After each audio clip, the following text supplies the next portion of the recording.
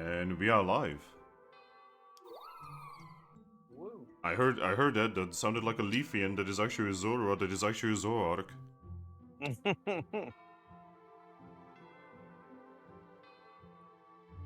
But yes. Hello everyone. Hello. So my wonderful players, yet again we are here without the Polish Anaconda. We'll probably show up late, like always. Yep. But yeah, my wonderful players, how are you all? I am full. What did you eat? I had Del Taco here earlier. Sorry, a what? It's it is a fast food taco chain for around here. Okay. It rivals Taco Bell. And what about you, Aries? I have had 2 slices of pizza. Ooh, what was on the pizza?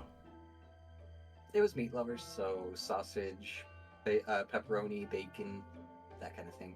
Also, I just realized the Pokédex is for PMD is it misspelled Zoroark.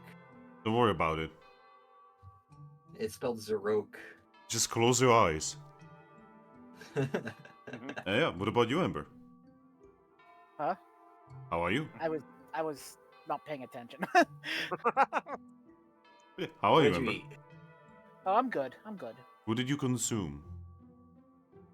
I went to get some iced tea. Ice. That's not food. It can be food. but I it's have a not bag food. of chips next to me. Oh, what chips? And don't say like the brand because that's actually illegal on Twitch now. But what flavor? Sweet onion. Oh. Wait, is it like creamy onion or? No, it's like it's hard to explain. But they're kettle cooked sweet onion chips. And oh yeah, by the way, so there was like some kind of lawsuit against one big streamer over him. So he was streaming like Call of Duty and he was making jokes about Doritos, and Doritos actually did a lawsuit against him because he's not partnered with them. He was just making a joke, by the way. Figures. So yes, Sound- if you make a brand joke, you know, let's say about Coca-Cola or whatever, right? They can just actually sue you.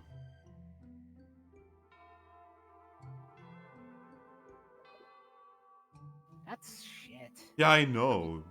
It's every day we lose a little bit of happiness as streamers. I think corporations have way too much power. Yes, which is why we should burn them all to the ground. It's time Yeah. for all of us to get guns and go to the Arasaki Tower and you know, do some chaos. Freaking corpos. Yeah. Oh, DJ knows. Now, DJ knows. it's We are because not now bombing a fucking tower. it's because nowadays, like, the governments just can't get enough money from the everyday people. So the only way they can keep operational nowadays is to get money from the rich, and the rich are the mega corporations. Yep. This is a good stream, yo. This is a good stream where we are trying to not think about real life by pretending to be Pokemon. I mean, technically, Yes. we're dealing with ideals of the human world in this world already because of some other Pokemon. Yeah. Thanks, Glaceon.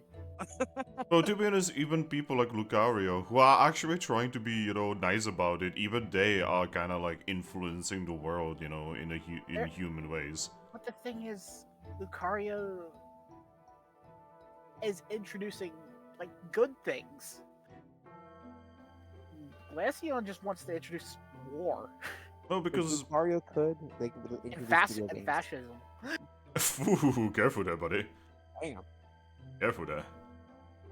pulled out the F word. Yeah. But yeah.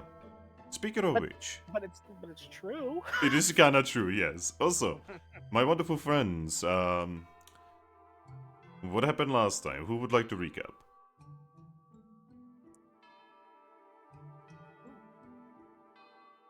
It was only a week ago.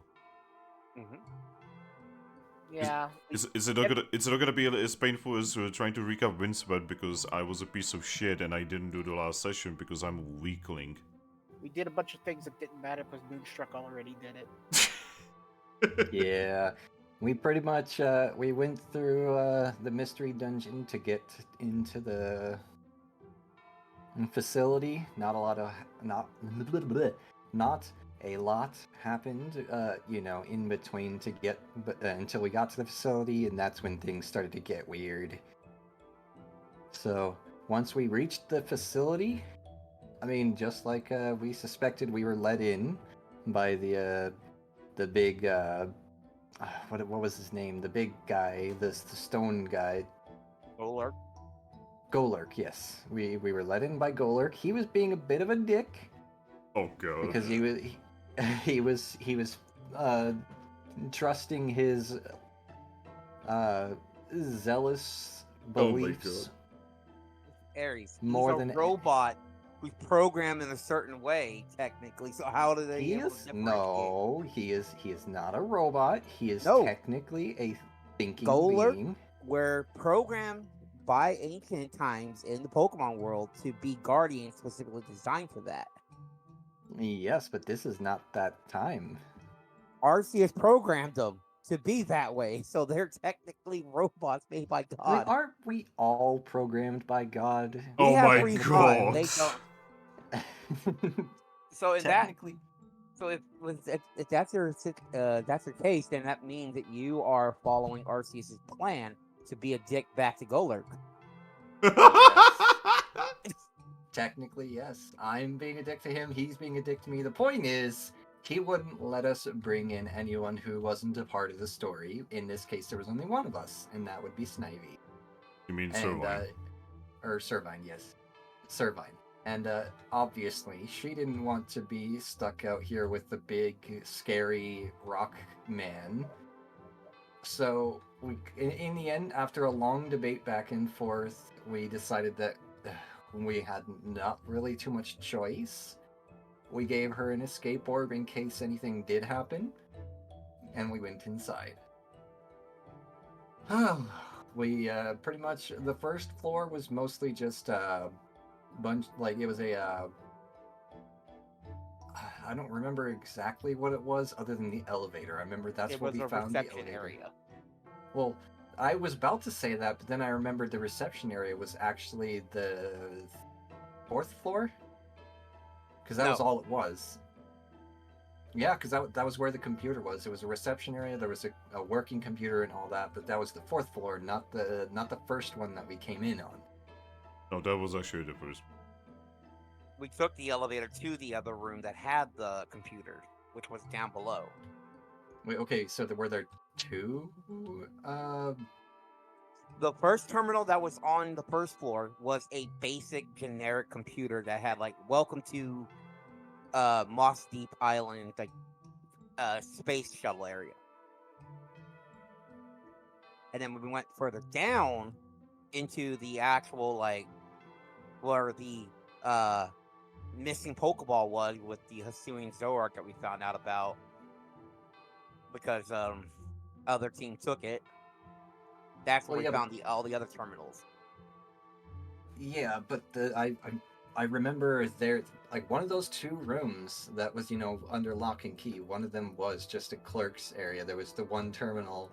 Yeah, and there were the message. That was down below. Yeah, that's what I'm saying. So there were two clerks areas then. Well, yes, because you see, floor 0 was basically, like the normal, like a tourist comes in and sees things, It was literally a tourist trap shop where you guys went, And Yeah, then did you guys went down into the Resident Evil secret facility? Yes. So, okay. Then in that case, yeah. So we started with the first clerk area, which was, just a part of the show facility. That's where, exactly what they were just talking about. It was for tourists and whatnot. There was, quite a bit going on there. And on the 10th floor, that's where, we were supposed to bring Cosmog to make them into Cosmoem. And we decided, you know what? There's a mysterious panel here. we're gonna unlock this first. So we unlock the panel in the elevator. There's two like additional buttons there. One for a basement fourth floor, and then a basement fifth floor. And we were like, okay, well, there's no power here, so we need to figure out how we're gonna do the power. Thrack, do you want to float down and see if you can spot anything down there? And he did. And then he pretty much just like went down, took a look at the doors, realized that there's power down there, came back up and was like, yeah, there's power down there. There's something going on. So we ended up trying to find the generator. We found the generator. It looked like it was broken beyond like repair, but surprisingly enough, after finding a what are they called? A Rotom. Rotom, yes. After finding a Rotom, we managed to talk him into powering the generator, and sure enough, the generator actually still worked somehow. Because, you know, electric Pokemon, and that's their whole, like, purpose in life is to power things. But No, not really. You would look at Bolt and be like, yeah, his purpose is to power things. Well, yeah, but with Rotoms, it's a little different. That's all they're ever used for. I mean, and they yes, with literally Rotom integrate with specifically. technology. Okay, with Rotom, Rotom- yes. Rotoms are ghost types, so they're made to possess the item that they're in. Yeah. Exactly. I mean, that in, is their special in case. actual Pokemon world right now, where the technology is right now, they've literally building electronic devices around the idea of Rotom, implanting themselves into them. It's actually kind of fascinating. Like the Rotom phone right away. Yeah, all appliances that literally have Rotoms in them. Mm-hmm. Yep. There must be a lot of Rotoms in the world. But anyway. Actually, yes. They apparently they breed like freaking rabbits. Figures. But yeah, so we got him to power the generator, took the elevator, and the first thing we did was do exactly what the little him and his friend. There were like two kids that came up to us and were like, "Hey, what you doing? Oh, you guys must be the fated humans." With four of us hiding, and I believe it was just DJ that couldn't hide. So like, weren't there supposed to be multiple fated humans? And he's like, yeah, nah, it's just me. Where's Cosmog? And then Lucky comes out of hiding, disguised as Cosmog. Oh, there he is. Okay. Well, I'm pretty sure there were supposed to be multiple fated humans, but whatever, you do you, boo. We're gonna go back upstairs because we have things to do up there, but make sure you go up to the 10th floor. And we did exactly the opposite and went down. It was a Golett and a Lairon. Golett and Aeron, yes.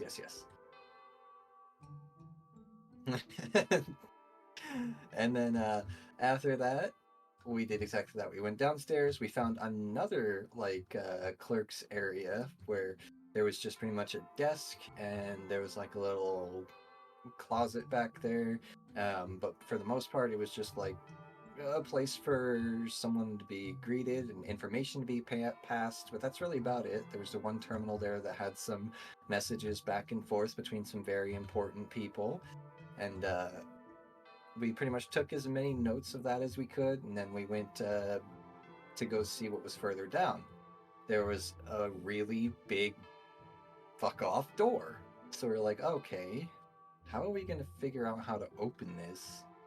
And we actually did end up finding out how it opens, but at the same time, we sent Thrack through first to see what's in there, and as it turns out, it's highly irradiated.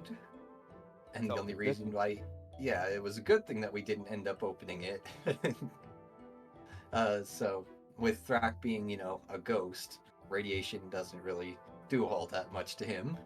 So he just comes back through, lets us know what he found in there. There was a pod that was supposedly holding some kind of Zoroark, a Hisuian Zoroark to be specific. We're not sure what that means, but something in the files in the computer in there told us about how they were supposed to be world-ending powerful. Yes, we all would have turned into ghost types if that door opened. But Yeah, so apparently this Hisuian Zoroark is like world-ending powerful, and that's why they had her in some kind of nuclear reactor that I guess she or he or whatever was powering. So we took note of that as well. We're wondering why they weren't there, and out of character, we know exactly why they're not there, but that's besides the point. This one moment, it was that deciding factor that has actually influenced more than one GM to never attempt this experiment ever again in our lives. Yes. Good. Because things that we were supposed to experience, the other people experienced. Yes, Which because made this entire side adventure pointless. yeah, it's because this whole Hishu and Zoroark stuff, right, was actually meant for Sunstruck. Yeah. Well, after that, we pretty much were like, okay, well, I guess since there's not really much down here but a bunch of information, let's just go up and do our thing then. So after that, we Aaron. started. Yes. You remember who the information was about down there? I don't remember his name off the top of my head. It was something very silly. And what about the team name? I have it in my notes. Hang on. Plasma. Right, yeah, Plasma. Team Plasma, Getsis, and He gets The it. oth- That's it. Yeah, the silly name. the other guy too that I forget, like who took over for Getsis, but nobody remembers him because like black, white, black to you.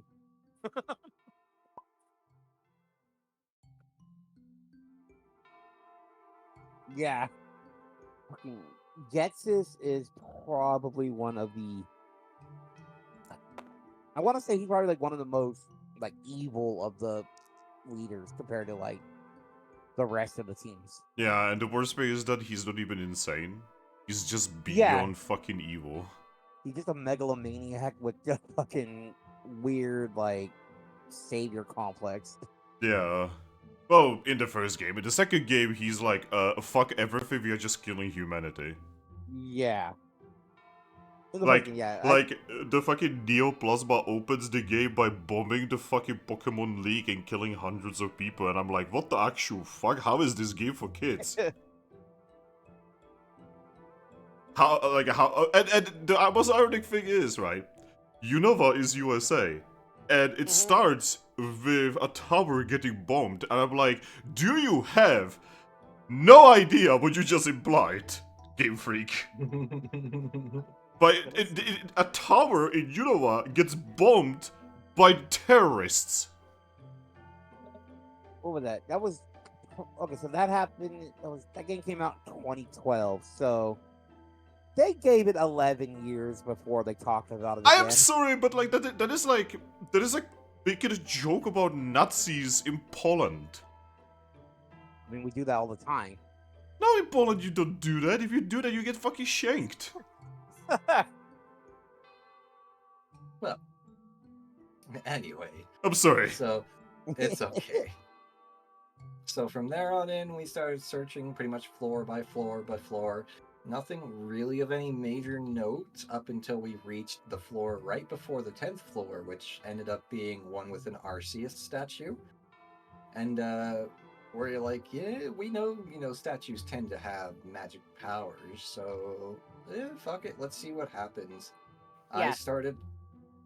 Thrack summoned Mega Rayquaza. It was a very bad idea.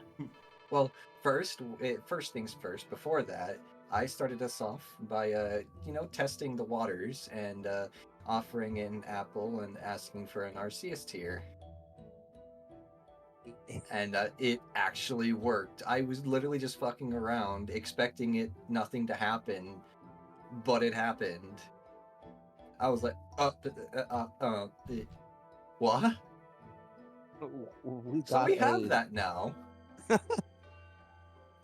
And so we were like, okay, well, now we know that it actually has power, and apparently it's some sort of like wish statues. So then Thrack was like, you know what? Let me just make like a joking wish about bringing Rayquaza here to help us and nuke this place. And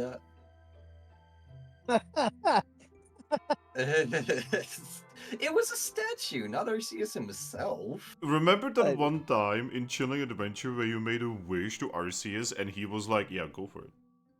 You made him body his own kid with a wish. And now that Aries actually knows more about Arceus, that actually kind of makes sense when you think about it, doesn't it? Well, I guess, yeah, but again, at the same time, my Sylveon had direct access. Like, he could literally wish directly to Arceus. Yeah, I'm just saying, you know? This was a fucking statue! Is this, you know, like, when you eventually get, like, wish or something, you wish to Arceus, right? And, you know, it's going to work. Are you yet again going to be, like, Pikachu confused face? No, Probably. if I have wish, then that's, you know, whatever. I get it. That has direct line connections to God. That's the whole point of the move. But the statue, though, having, like, literally being a living wish move in itself, that I was confused about. But anyway, so Thrack summons Rayquaza. Turns out in this world, Rayquaza is always mega because every time he dies, he gets more and more powerful, and apparently that means he's always mega. He starts freaking out, wondering, why the hell am I here? What's going on? Ah! Death Laser blows a hole through the entire complex. Just the And king of well- overreactions. Yes. So I we're would like to okay, see okay. you motherfuckers, you know, if you were, you know, etherically floating in space, right? If suddenly you guys would be etherically poked into a fucking mountain, I would like to see you guys not panic. Long story short, we panicked as well and immediately offered him another apple and said, oh, send him back, send him back, send him back. Return to sender. Yes, return to Return sender. to sender. And then, whew, we like wiped that little drop of sweat off our brows, let out that breath we were all holding, and then, whew, okay. And then someone had the bright idea of, you know, if this thing grants wishes, let's see what happens if we try to wish the curse off of Glaceon. I don't remember who suggested it. I was thinking of doing the wish I had planned for Jirachi, but I decided not to.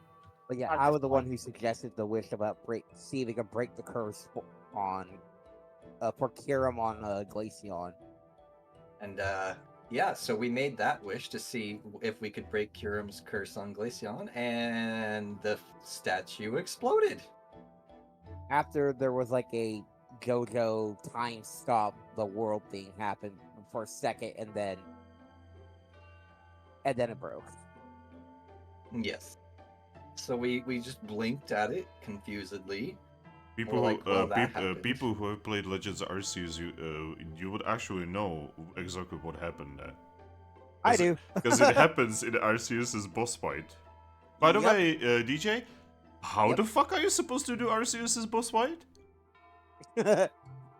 I'm kind of stuck on it right now, and I've been trying it for like several days now, and I just cannot beat him. He is probably the single most difficult boss fight in gaming history, honestly. Man, imagine the god of gods being the most difficult boss fight in a game. Well, not just in a game. I honestly have a hard time thinking of more difficult boss fight in any game, actually. But yeah, I mean, it for me, I threw every legendary I could find and fucking got lucky with some of the strong attacks. Mate, he one hits all of my Pokemon. Yeah, like I said, I got lucky. And he fucking changes with his fucking typing on like to whatever works against my Pokemon. Mhm. What am I supposed to do? He's literally cheating. God cheating? No. First, Mr. Blondie, you know, cheats by having more than 6 Pokemon, and now this guy. Yeah. Oh, by the way, guys, the final boss, I'm not talking about Arceus, the actual final boss of Arceus literally cheats by bringing more than 6 Pokemon into battle. Yep. And do you want to know what his reasoning is? He says that he's not a Pokemon trainer, he's a Pokemon handler, so that means he doesn't have to abide by the rules. What a cunt. And apparently he is like an ancestor of fucking Cynthia. I'll be right back. Bathroom. Yep. Yeah, see, that makes sense. So no wonder this guy is like the most difficult, like, normal human boss in the entire game, right? Because he is the fucking, like, ancestor of fucking Cynthia, who is probably the single most difficult boss fight in Pokemon history. Mm-hmm. He even gets a fucking piano solo. When I heard the piano solo, I was like, oh, wait a minute. It's fucking Cynthia. Oh, no. And then he opens with Spirit Tomb, and I was like, no, the PTSD. Okay, Aries. So he has more than 6 Pokemon, right? Okay, so he has 6 Pokemon, right? You need to beat them, right? Then he throws a Giratina at you. You need to beat Giratina. Then in the middle, he gets 6 different Pokemon, right, to fight you, right? And then Giratina comes in again in order to beat you again, right? And then you beat both of them up, Giratina fucks off and starts ending the world, and you need to go and beat Giratina for the final time. No heals in between, by the way. No healing. You cannot heal in between, Aries. Yeah, you gotta boy. The only time you can heal is in battle, and so you gotta make sure that you like spacing out the healing and revive at the right time. So it's like it's insane. Whoa. It's insane. It is like, how is this honestly not a difficult game? One of the most difficult Pokemon games I ever played in my life. Like, you're getting bodied by Pokemon out in the wild just for no fucking reason. Like, you yeah, walk like by them. Yeah, like you can get into fights in normal fighting, right? Where you can actually fight 10 versus 1. And they all fucking fight at the same time. No, you need to follow turns, but these motherfuckers just fucking fight, yo. Like, they fucking body you like it's fucking Pokemon X except on fucking crack. Hey, at least it's not the swarm of Paris that are just following you. I'm sorry, for complaining, guys. This is not relevant. It's just you kind of started my PTSD there. Anyway, continue. I'm so sorry. It's okay. So yeah, after the statue just exploded after the momentary time stop, in character, none of us have any clue why that just happened. But we're like, okay, well, I guess we're back to ground zero on how we're going to deal with Glaceon. Let's go upstairs. So we did. We went up. By the way, Artifox in chat says, I think Aries almost caused a paradox again by accident. Also, hi Fane, and I hope Aries doesn't break the world with a paradox because the idea of that kind of scares me. Wait, paradox? When did I create a paradox? Oh, Aries doesn't know, DJ. Back. Come back. Ah. Don't worry, continue. Yeah. You are not supposed to know. If you don't know, if you are not in the know, you are not in the know. What? So, see, Fox and DJ know. Well, anyway. So, we went upstairs after that, and there we met with a certain Aggron. It was actually the wife of Moonstruck Aggron, and obviously because he's off gallivanting around with a Garchomp and a Toucan and doing whatever they do, stealing our content. He wasn't there to do his job, so she was pretty much stepping in and doing the job all by herself. She pretty much just told us, hey, it's your destiny. I'm not going to stop you doing whatever you want to do. I'll give you all the information I have available. If this is what you want to do, this is how it goes. If you don't want to do it, it's not my job to stop you. It's my job just to make sure that only you guys are in here and only you guys can have access to this altar. And the altar was literally a beam of light. So there was a long debate about how we wanted to do this because we weren't sure if evolving Cosmog now, since he's actually rather powerful at this point for a Cosmog, high level, he's very experienced for a Cosmog. We weren't sure if he was just going to evolve straight into Solgaleo from Cosmog, and we didn't want that because if that happens, he gets sacrificed, and we were having this whole long debate about, we definitely shouldn't we just, go through with this just because we're being told to. There's something going on here, and I don't want to sacrifice our friend. And, a lot of back and forth about that and, what we should do. And I teleported away to see if I could get, an alternate option. Went to Salazzle's place to talk to her. She wasn't there. Turns out, she's actually on a mission to pretty much go where we're at right now to steal a certain technology that we found out was downstairs. That's actually one thing I just remembered I glossed over. We did find the duplication, as they think it is, machine, which is actually a teleportation machine. Apparently, a certain someone in another campaign tried to, destroy it. It wasn't destroyed. It was actually very easy to fix. There was literally replacement parts just downstairs in a warehouse. And we actually tuned it to do what it was supposed to do, as opposed to just, duplicating things. Yeah, you see, the device was suffering from Bethesda glitch. Yes. Whenever you'd put one thing in one end, instead of it teleporting to the other end, it would just, teleport to the other end a different object. Well, the same object, but yeah. And then we were like, okay, let me see what we can do. Let's tune the frequency, because it was always saying, in the errors, frequency too high. So we're like, okay, let's lower the frequency and see what happens. Sure enough, it actually, at least fixed the purpose of what it was supposed to do. Still gave us a lot of errors on the screen, and still didn't sound like it was a very happy machine, but it worked. Should have duplicated a bunch of Victini tears. My god.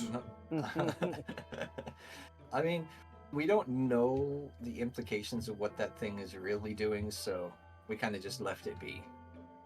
And after fixing it and making it to where it actually teleports like it's supposed to, we're like, okay, well, let's go do other things now. We can come back to this if we have need of it. Yeah. Anyway, so fast forward back to where I was talking about earlier. We're now in the chamber. I teleported out to Salazzle's to see if we could figure something out, because if we can evolve Cosmog without having to do it at the temple, all the better. So I was asking her. So I went to her place. She wasn't there. So I sent her a Wonder Mail. Surprisingly enough, it actually worked from her place. So we found out that the whole Wonder Mail embargo is just around Capim Town and surrounding areas. Sent her a Wonder Mail, asked her, hey, is there any chance that you may have a Arceus tier? And she was like, dude, are you fucking crazy? Those haven't existed for, well, as long as I have ever known. And like, it then just occurred to me just how insanely rare these things are, which is funny, because in a certain other campaign, we actually got 2. So long story short, I came back, mentioned that, this is pretty much our option. We can evolve Cosmog into Cosmoem here, and pray he doesn't fully evolve. We went over it with him. We pretty much told him, because Cosmog up to this point was like all happy about it. This was what he wanted to do. He didn't really understand the implications. He's always just never really given it much thought, I can assume. That's what it seemed like. It seemed like he didn't really understand the implications of what was going on. And, once I started asking him if, this was something that he wanted to do with his life, like, is there something that he's ever wanted to do otherwise? Like, hasn't he ever wanted to make friends, find someone to love, etc., etc.? And that actually gave him pause. And then he was a lot more unsure about just diving into this and, fulfilling his destiny. And after another, conversation back and forth about how we can possibly do this, we were determined to say, okay, it seems like our best option is to just have him go evolve and just pray that he doesn't turn straight into Solgaleo.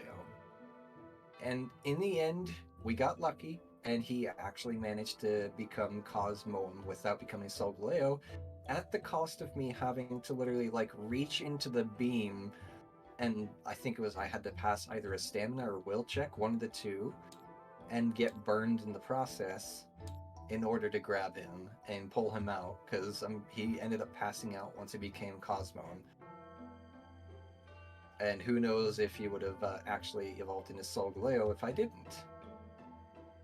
So, needless to say, we managed to pull him out, and now he is Cosmoem. We have an option to get him to Solgaleo without the use of the temple, and we're not sure if we want to use the temple. We have a lot of research to do, so we've decided that as soon as we can possibly manage it, we are going to the Red Library to look more into the whole history of this,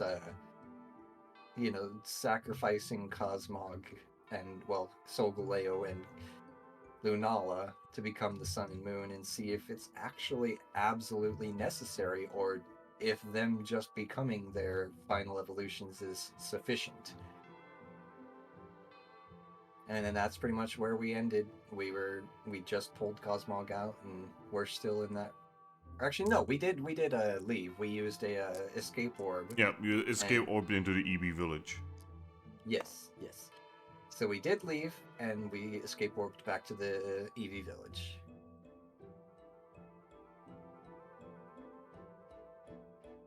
All right, And then that that's was where we ended. incredibly exhaustive recap. Yes. All of you get XP, by the way.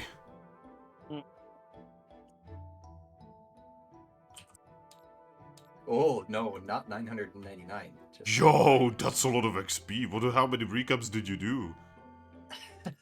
well, that would be 999 recaps.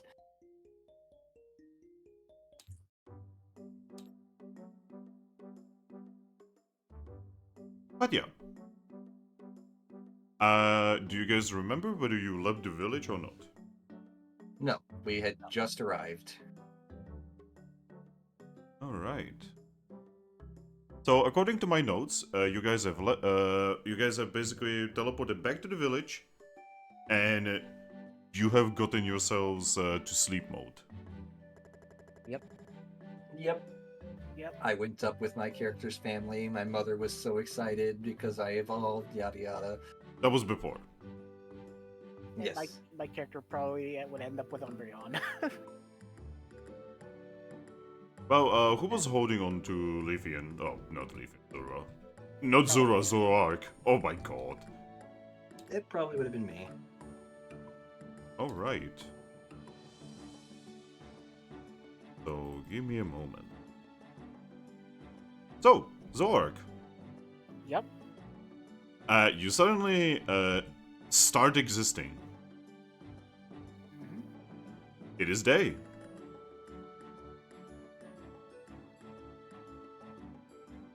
You find yourself inside a building, and next to you, you can see what appears to be a Vaporeon that is covered in Eevees.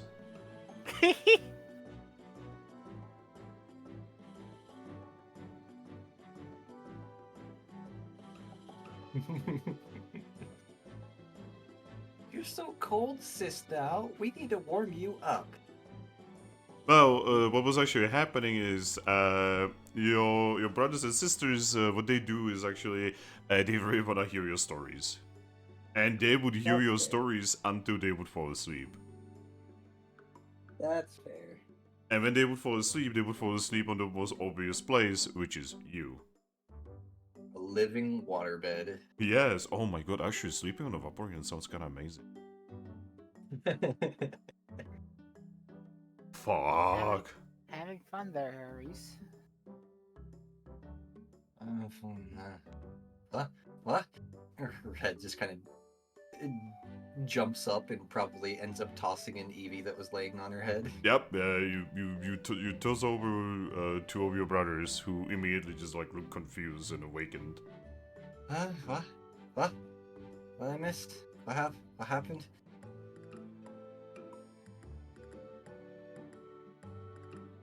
Her eyes kind of like focus on you. Oh, Ember, welcome back. Or Lucky, welcome back.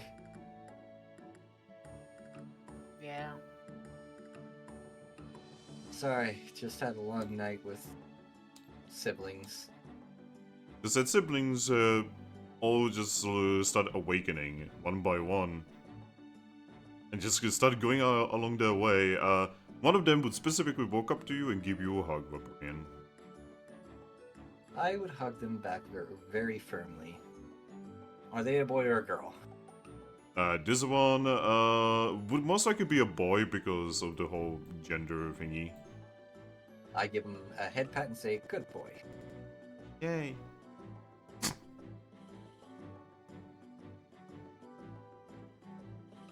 And then once I'm no longer blanketed with Eevees, I'm gonna sit up. Remember that I can't stretch. Look a little bit miffed for a moment. And then just smile and say, ah, did I miss something? No. Not that I know of. She'll just nod and say, good. If I remember, the last place before you became paper suddenly was the statue? No, I was in the room with the altar. Oh, I sort of became right. paper during the conversation. She's going to then, like, remember something? Oh, right. We ultimately came to the conclusion that we didn't really have a lot more options for evolving them aside from, you know, going and tearing Giratina a new one and making him evolve him. So, in the end, we just decided to let Cosmog go for it for the first evolution, and thankfully it panned out. We now have Cosmoem without, you know, the whole destiny being fulfilled and all that. Yeah, that sounds she's gonna- perfectly reasonable. Something really smells about the whole sacrifice thing. She nods. And then she's gonna, like, look into her bag, searching for Cosmoem. Cosmom is already there. You can see that he's currently in the process of levitating all of your stuff around himself in the bag. I guess Glacian was telling the truth, even though I hate to admit it. She's just gonna shrug and say, usually visionaries are, you know, intelligent enough to see all the angles and still choose wrong. But anyway, Cosmo, what you doing there, buddy? He looks at you, and in your head you're gonna hear a voice.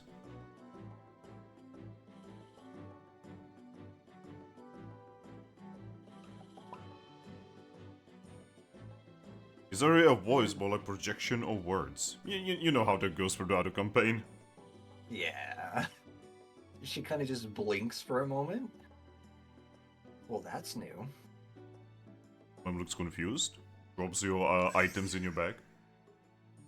Oh, I can hear you. Well, I can hear your thoughts or your projections, I suppose. Looks confused even more. He's just gonna nod and say, "Yes, I can hear your projections now. That's new." He floats out and looks at you. I'm going to give him a wide smile. That's actually amazing. I've honestly been wanting to talk to you for a long time. He's going to look at Lucky and is going to close his eyes. Lucky! Yeah? Nothing arrives. I blink. He looks confused. Then he looks Oh, at Aries. Oh, buddy, a little thing you should know. It's not you.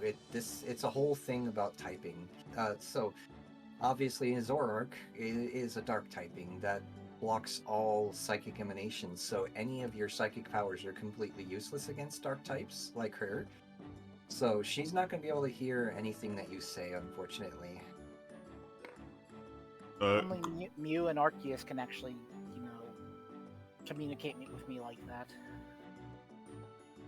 I mean, they're a bit of a special case. I'm sure Cosmoem is going to get to that power level at some point, but, I mean, she's going to pat him on the head and say, "You're still a growing boy."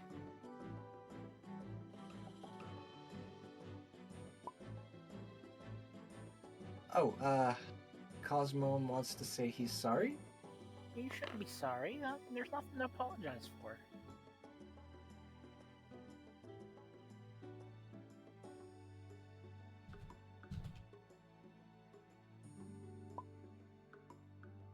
And she's just gonna shake her head and says, "Oh, come now, Cosmo. That's not it at all. You don't need to get stronger.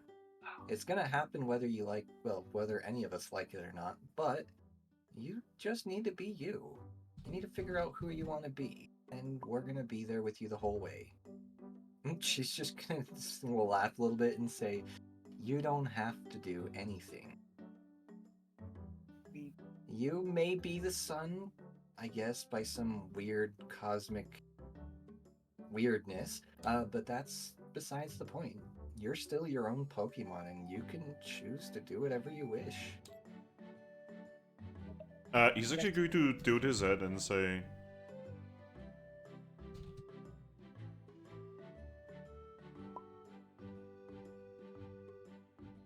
I'm guessing the next step is the red library areas. She's gonna nod and say, "Yeah, we definitely need to do a lot more research on this whole sacrificial thing. It really irks me." And then she's gonna look back at Cosmoem and just say, "So, let's just say grand purpose or no, I feel like there's more to it than what we're being led to believe. I don't think your whole point of existence is to just die and become our son. That's not fair to you. That's not fair to anyone that cares about you. You should be allowed to live your own life, and I will bend hell and earth if I need to let you live your own life."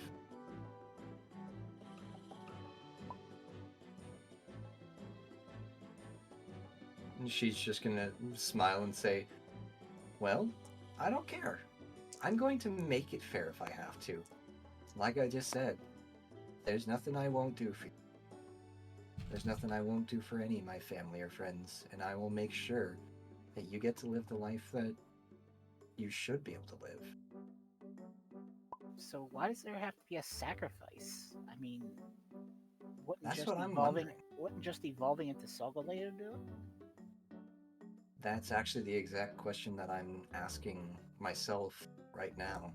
That's why I want to go to the Red Library to look into this. Cosmo is going to actually answer the question. She's just gonna furrow her brows and say, I still feel like there's something more to it. And to your previous question, yes. If it comes down to it, I will happily go directly, like, I will stand up to your father myself.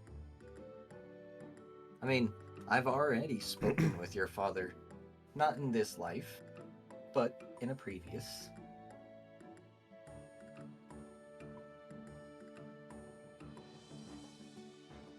He seems a lot more agreeable than you would expect. It's honestly a little bit perturbing that he seems to have all these arbitrary rules and meaning for existence of everything, and yet he still willingly goes out of his way to answer all these wishes that would technically go against his own word. Something about that seems weird.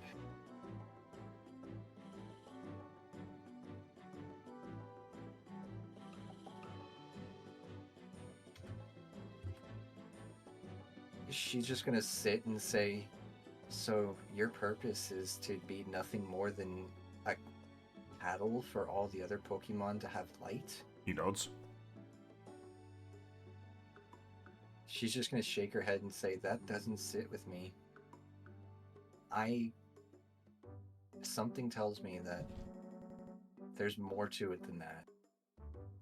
Yeah, if there's any answers to be found, it's at the Red Library. She's just gonna, like, nod and say, "It may have always been like that in the past, but let me just put it to you this way. Humans, like me in particular, and DJ is a human, right? Vincent. Yeah, Vincent. Okay, yes, right. So, like me, and I'm pretty sure like DJ, though he's a different kind of human, we're essentially seeds of chaos, seeds of change, whatever you want to call us. And why would the god Arceus, who's above all, allow us into the world knowing that we're going to change the cycle if he didn't intend for that sort of thing to happen? Well, I'm not human, but I'm here by mistake, so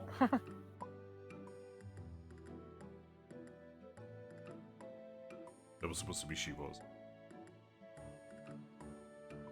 She's actually going to smile at that. Aha. That actually tells me a bit more. So, you had a trainer. You know, it's Meaning at one point, when you had that trainer, they chose not to sacrifice you and chose to be your friend instead. it's good to do this Zed and say,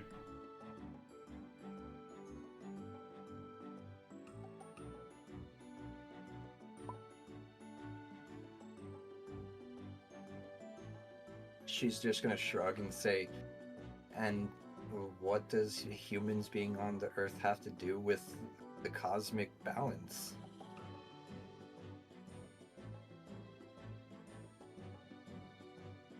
Suddenly, because humans don't exist, it's absolutely required for you to sacrifice your life for the sun? That doesn't make any sense.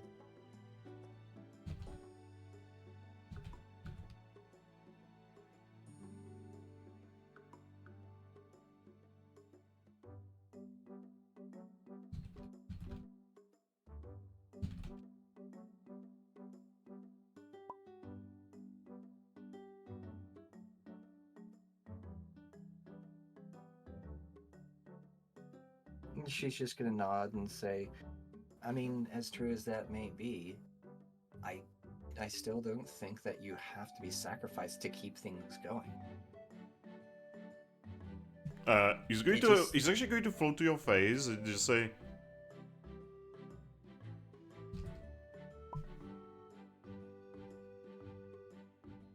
She nods. Yes, we go to the Red Library. We do as much research on this as we can possibly do to find out if this is all even necessary.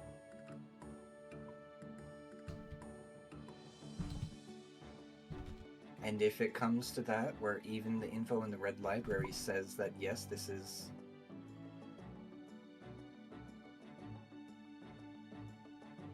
And she's just gonna smile and say, I'm pretty sure even Arceus himself doesn't have all the answers. he actually visibly gasps. She's just going to smile again and just say, no being, living or dead, is infallible. There are many that will will tell you they are, but I don't believe in an infallible being.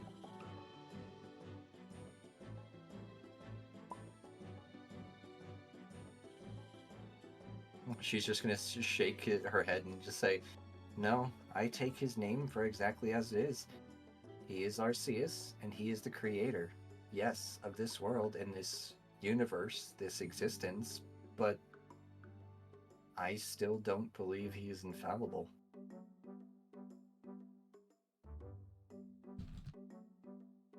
No one is perfect.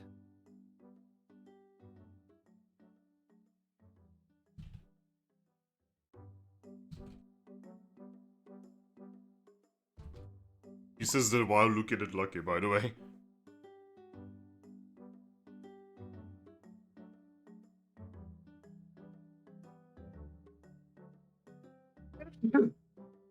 And she's just gonna kind of just laugh a little bit and just say, I mean, perhaps, but again, that's the whole point of our existence as humans, is we tend to have a bit more of a broad outlook upon things.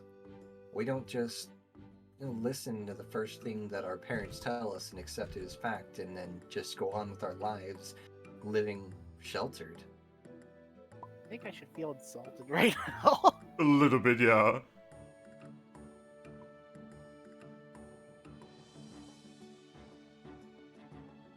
she's just gonna nod and say, I mean, you're not entirely wrong, but the beauty of chaos is it can be both good and evil. Chaos is unaligned. You can be chaotic and choose to make the world a better place, and you can be chaotic like Glaceon and choose to make the world a worse place. He visibly sighs, looks down, and you hear. He's just gonna laugh a little bit and just say, your sister sounds like a very intelligent lady.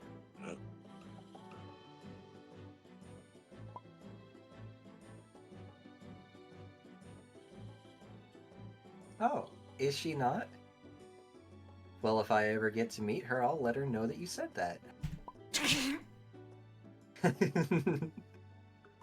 She's just gonna smile.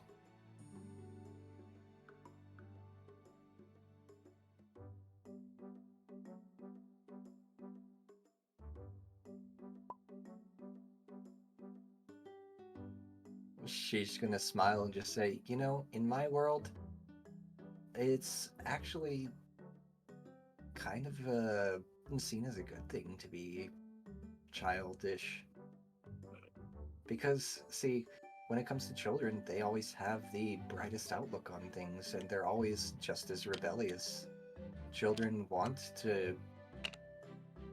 Well, they want good things. Children would always pull on my ears. I didn't like that. Well, yes, that's... There's always complications. Kids are gonna be kids. You see Cosmo start floating towards the window while saying this. I'm just gonna, like, walk over in front of him and just say, hold on, hold on. I just want to protect you. I want you to be able to live your own life, make your own choices.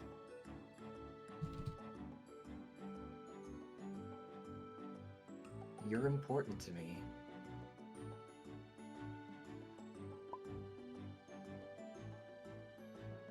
Well, she's just gonna smile and just say, well, if I'm a fool, then I'm a fool, but I'm going to be the one to protect you no matter what. Sassy.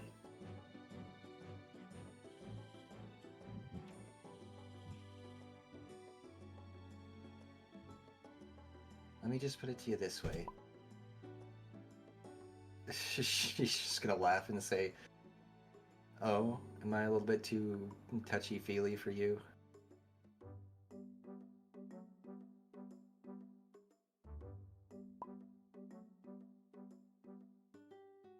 She's just gonna tilt her head and just say, well, then that means that you should get all the hugs because you're the cutest creature around. She's just gonna smile wider and say, the cutest god around. I'm sorry.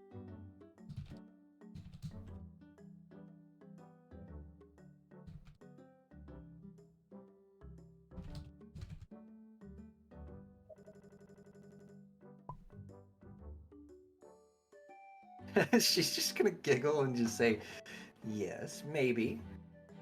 But you're the cutest little sun personified. And she's just gonna walk up and hug him. You can see him visibly try to struggle. I always thought the cutest god was Celebi. He actually looks at you, and Vaporeon is going to hear.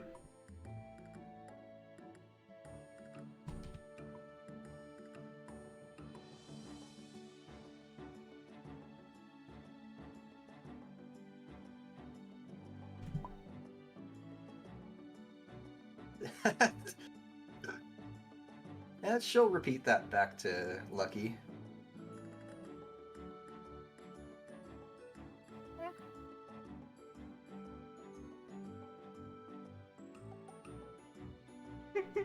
Sweet.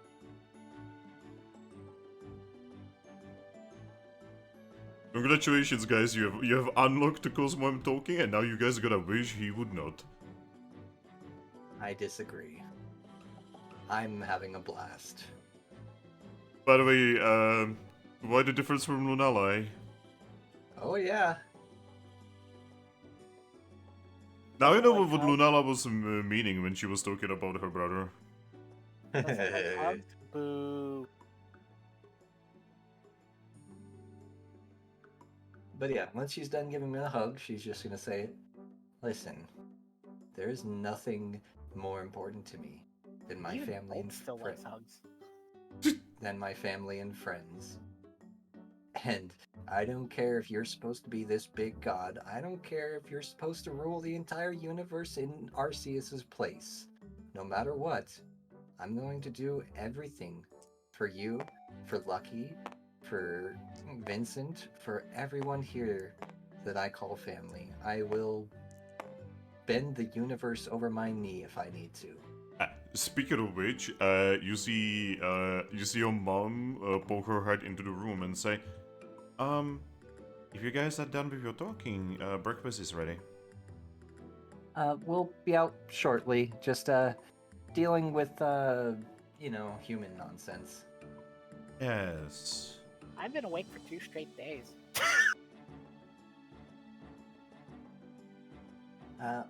We'll be in a moment.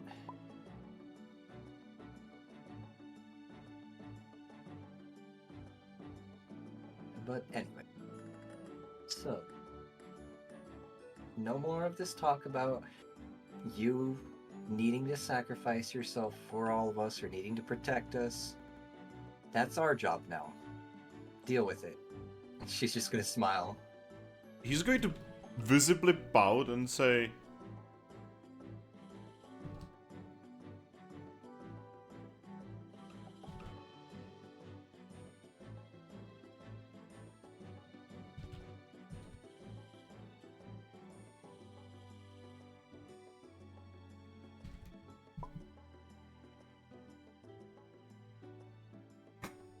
She's just going to giggle. She's gonna boop him in the face and just say, because, he's a little bit too small for me to, boop him on the nose.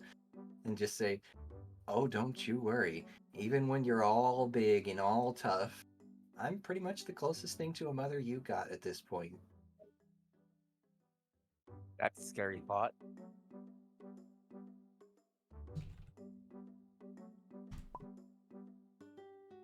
She's just gonna smile and say, did he ever spend time with you?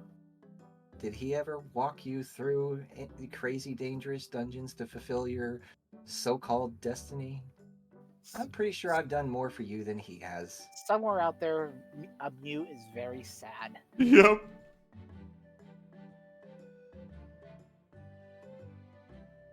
Cosmo is just going to visibly pout and just start, floating above you. She's just gonna smile, and she's going to give him a quick rub on the head and just say, "Don't worry, you're still a good boy. Even if you are a little bit confused." I go to get breakfast. What? She's just, Yep, go. she's just gonna smile and say, "I mean, you seem pretty confused to me." In your head, you're just gonna get, the emotion of, someone hissing. She's just gonna smile at him and say, "Listen, one thing you're gonna learn with me is I care a lot about my friends and my family. And as of now, you're family. So you're just gonna have to deal with me loving you, because no matter what happens, even if you run off in the middle of the night to go try to do your own thing and scare the daylights out of me, I'm going to never stop loving you." Oh, so we have another Bolt now.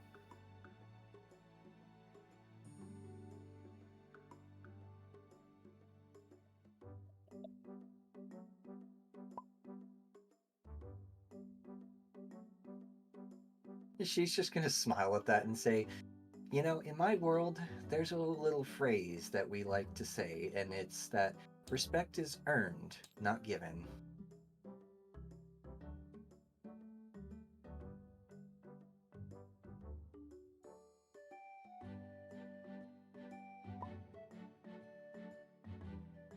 She's actually going to smile at that and say, "See, now you're learning." Now he looks confused. Now he's like, huh? You're getting it. So, she's gonna think for a moment and just say, "It's not for me to tell you how to earn your respect, but I like your inquisitive nature. Keep that thought. It's something... Long story short, it's something you're supposed to figure out. If I were to tell you, then I would rob you of a chance to learn."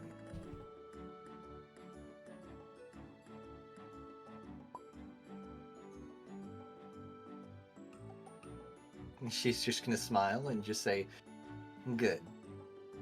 I'm sure you will. Just remember that the bigger the sun is, the more we all get scorched, so that's probably not the best idea." I am pretty sure there's a certain expedition society on the water continent right now that is probably like, oh god, not again! We should just got done with it and now they're doing it again! Not the sun! But yes. Okay. Okay. Yeah? You make your way into the kitchen, and you can see that there's a lot of EVs there. Oh no! Huh?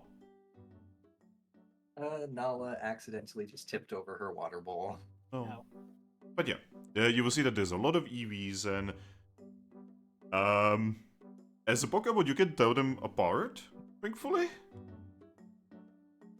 You can see that there's a lot of brothers, only 2 sisters. Yeah, I would know how to tell EVs apart, considering I used to be one. Yeah, you can easily tell that it's actually according to the tail. Yep. But yeah, you can see that the adults are here as well. Umbreon is not here, by the way. Of course he's not. Yeah, the mother would just have you seated, and she will give you a nice bowl of greens and berries. Yay!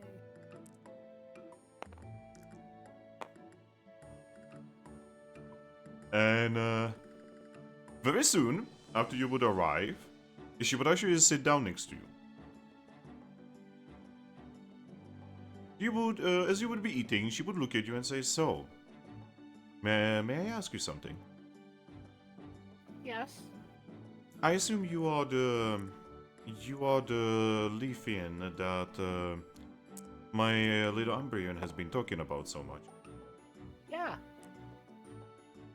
So,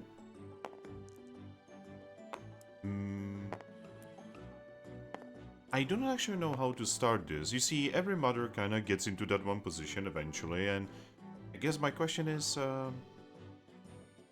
are you just friends, or is there something more among you?"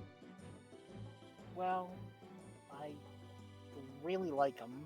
He really likes me. Oh, wonderful. Well, I stammer and I kind of blush. she's just going to smile and say, I was always hoping that any of my little ones would find someone who actually cares about them, and the idea of Umbreon being the Leafian is actually wonderful.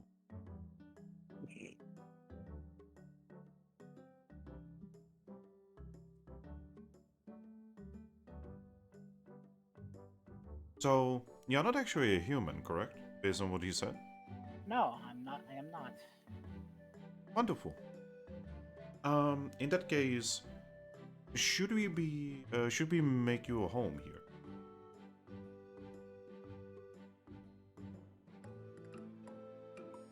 I mean, it's something to think about for the future. Well, yes, but I assume that very, very soon you are probably gonna be moving in, correct? I guess when all of the stuff I'm doing with the guild is said and done, that's the plan. Alright. Well, in that case, she actually slides off her little, like, soft pillow. And she actually vanishes around the corner.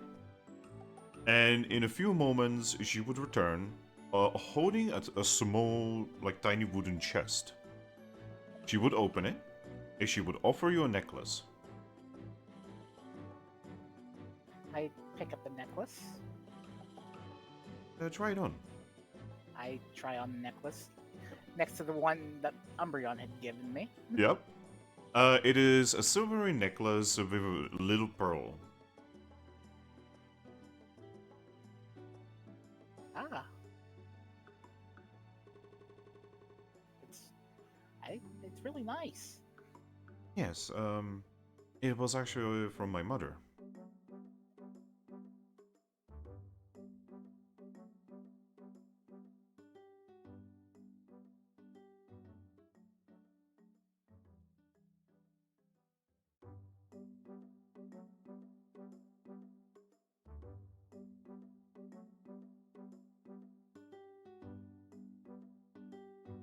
Lucky, frozen in place. Yeah, I'm kind of frozen and just like touched. See, my mother has given it to me when I found myself a mate. And I was always hoping to give it to whoever would actually find one of my little ones. I'll be completely honest, I never expected Umbreon to find anyone. He is not exactly the most social of my little ones. Well, I kind of found him. You know, I actually kinda assumed that would be how it would go. Well, I'm really happy that he has managed to find someone, some kind of soulmate. And as tradition goes, I'm now giving this to you as my blessing. Oh. Just like it was from my mother, and her mother upon my mother, and her mother upon that mother. Here you go. Please, Thank you. please take care of my little Umbreon. I will. I know he can be a little bit of a powerful.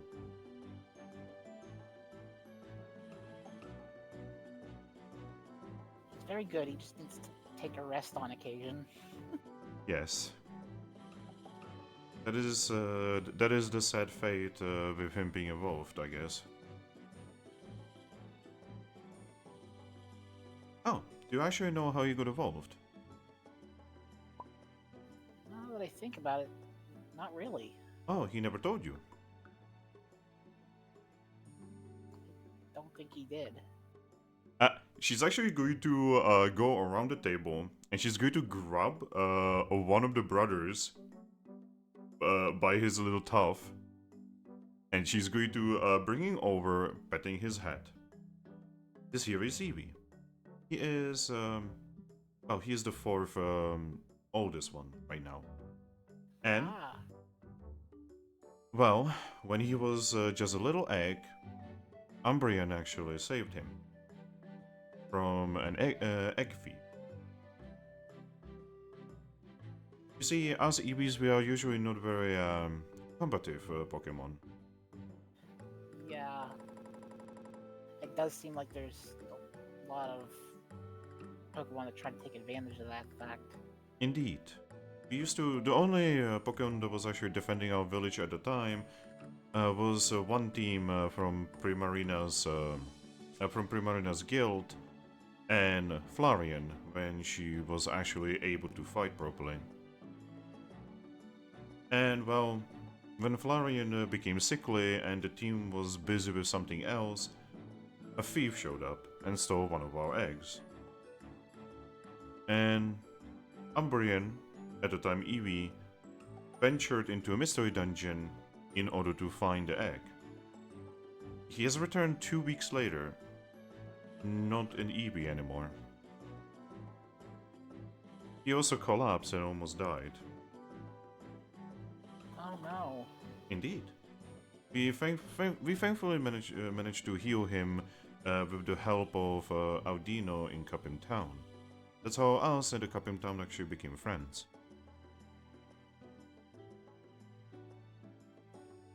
But yes, ever since Umbreon has been, well, Umbreon. You don't actually know how Umbreon evolved in a mystery dungeon. Because that is not how things are supposed to go. And he never told us the story. He usually doesn't want to talk about it very much. Maybe one day he'll open up, tell me the story himself. She's going to smile and say, maybe you should probably ask him.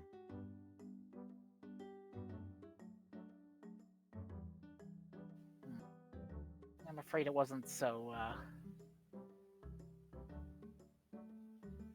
complicated for me. I've evolved near a mossy stone, in a town called Turffield. Oh, never heard of that town. It doesn't exist anymore, but it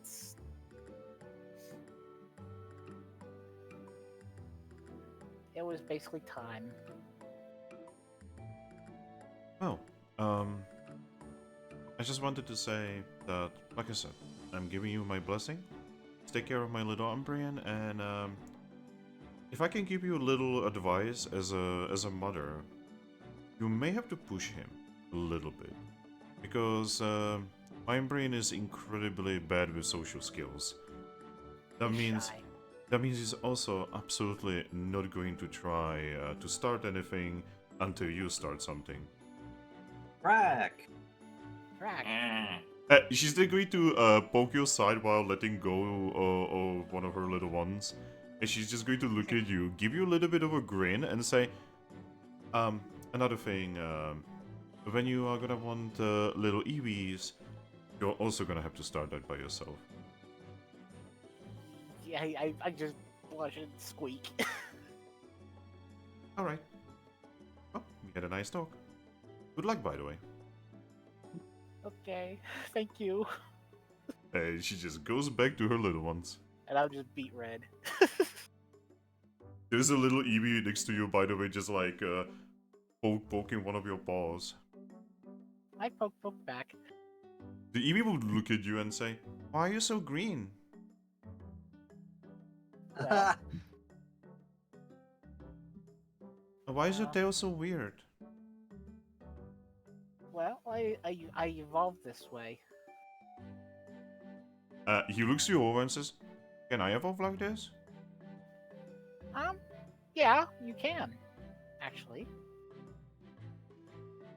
Mommy says that. He just looks down. But we need to get stronger in order to evolve. Yes. But she never lets us go anywhere. And depending on condition, you can evolve to a couple different things.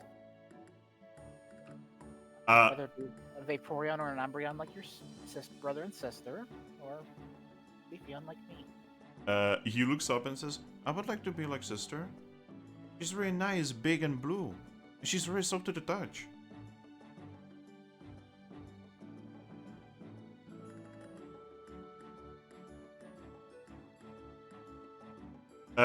He then looks at you and says, "I don't really want to be like Umbreon, though. Oh, why not? Umbreon is... Because very Umbreon nice. is never home." He's just trying to protect everyone. Yeah, but he doesn't even smile at me. He then looks down. I don't think I've seen him smile ever since he evolved. Huh.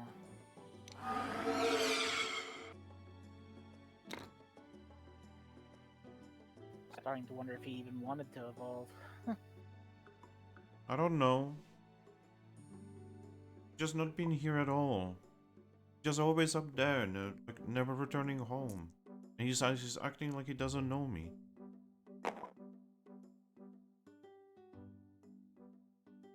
Aw. He does. He just doesn't know how to express himself. He's very shy. He then looks up. "Could you be my sister?" Eventually, that will be the case. Yay! He jumps into you. "Sister!" And you know exactly what's going to happen now, right? Right. The many Eevees. The swarm of Eevees. Yep. The mother just gets up. No, please, don't jump on her. No. She's trying to get them away from you, but it's too late. You have been Eevee swarmed.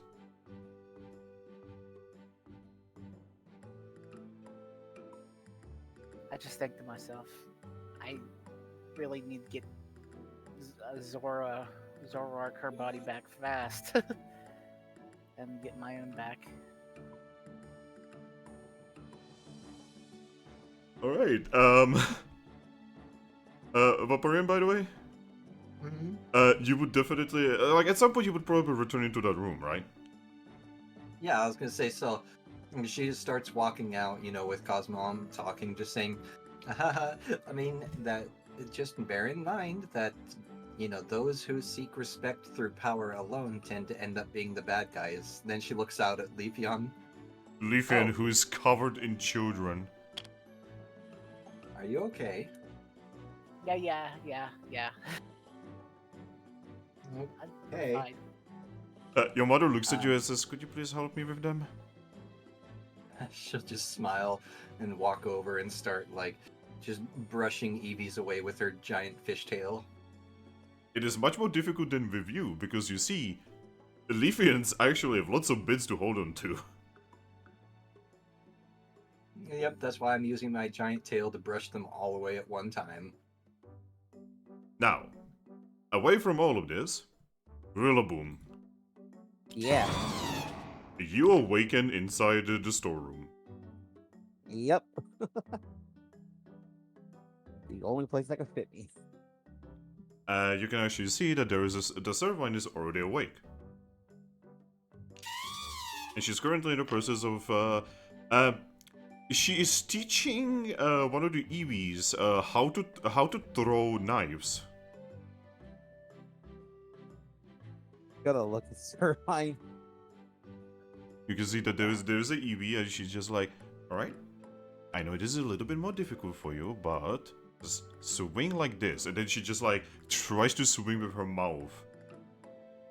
They are throwing at a hastily make a bark that kinda, weirdly enough, looks a little bit like a chikorita.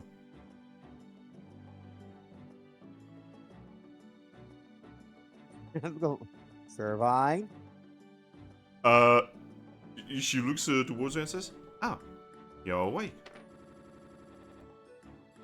I'm gonna point to the Chikorita-esque target. Oh, don't worry, that was just the first thing I thought of. Anyway, Right. Anyway, little one, you go home and teach your brothers and sisters how to defend themselves.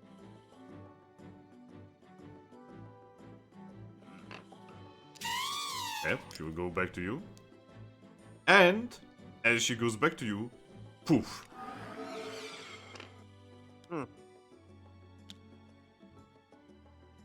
The reason why I'm putting Thrack here and not to you guys is because Thrack is about as big as that entire main room. Okay. I mean, to be fair, I can just go through walls. Well, you need to actually will for that to happen, otherwise you are physical. Oof. So if you would appear, it would probably be chaos. Also, can you imagine the sheer amount of Eevees that would want to ride on your head?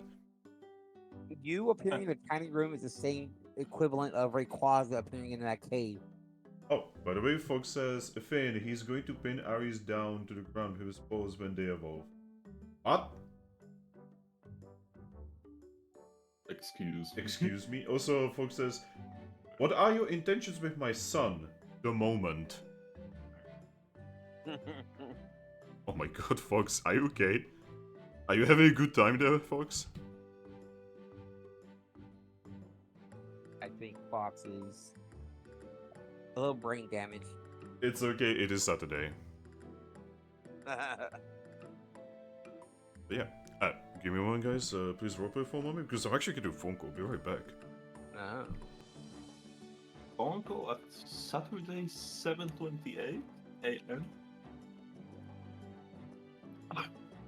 That happens. Um, Anyways, this is... Ah, Thrack, you're welcome back to the land of the living, I guess. Just look at Did they actually show up yet? Hmm? Did they actually show up? What showed up? Show up. Give me on the brain damage. I woke up. Oh. Man, I fucking love Arizona.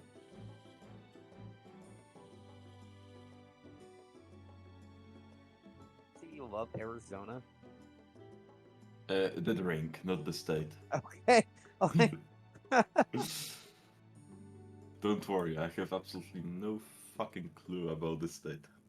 Except it's extremely fucking hot every now and then. Yes. Uh-huh. Just like most of California, too. Yeah, and I personally hate hot weather, so I guess too. I hate Arizona as well. I used to live in Arizona, so You'd hate it here, too, because it gets, like, on average, during the summer, about 40 C here. Yeah, see, I'm practically dying when it's like 28 C. And us, when it gets that high, we're just like, all right, wear as much covering as you can and just go out. Yeah. Arizona and parts of California are just about the hottest places like Yep. in the world. I mean, there's literally the reason why Death Valley is a thing in California. Where the hottest record, the hottest heat on the planet has been from there, where it was like, I think 55 C. Mojave, Mo problems.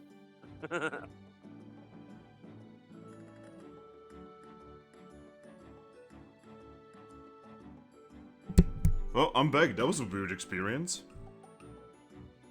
Okay, Caller? so, fun fact, that was actually my neighbor. Oh. And, so he basically just returned from his job, right? Uh-huh. And when he returned, he found out that his wife left the keys because she basically needed to go, you know, and she basically left the keys inside the door. So he went over here and he rang on my door, but because I have her headset on, I couldn't hear it. So he calls me on my phone, asking if I could go across the balcony and pull the key out. So I do, and he just goes inside, and yeah. Oh, your neighbor. Ah. The Chronicles continue. The Chronicles continue. Man, what's gonna be next? I don't know. Also, I'm sorry that it took me so long. I was also replacing the water for the doggo. No, you're okay. Go. But yeah, let us continue. Sorry. Alright, so yeah. Rilaboom and Dragapult in a storeroom.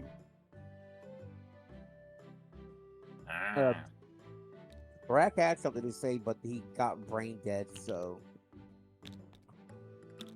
Yeah, it happened again. What happened? I lost my train of thought basically immediately after I started speaking. Well, you have it back? No. That train has been derailed and has been replaced with another train. But, yeah. Oh, okay. Arctic Fox says, I was talking about Sir Galileo pinning Ares to the ground until they respected, then let them let go, and what Umbrian's mom was thinking about lucky intentions with Umbrian in those comments. Yeah, okay. Okay, that makes more sense. But yeah. Right. So someone just looks at you, looks at Dragapult, and say, oh, hey there. Hello. Came back to the living world. Indeed. I mean, is he ever truly living, considering he's a ghost? I'm gonna walk up to him, kind of pat his head, like, I mean, he's pretty physical here. No, I mean living, you know, like, aren't ghost types supposed to be dead? I mean, is Giratina dead? I don't know, is he? How Is would I know? Giratina a ghost type? Yeah, he's ghost type. The fact that you guys are so casually talking about Giratina says a lot about you, by the way. Well, Oh Well- shit, yeah, Giratina is also Dragon Ghost. Wow.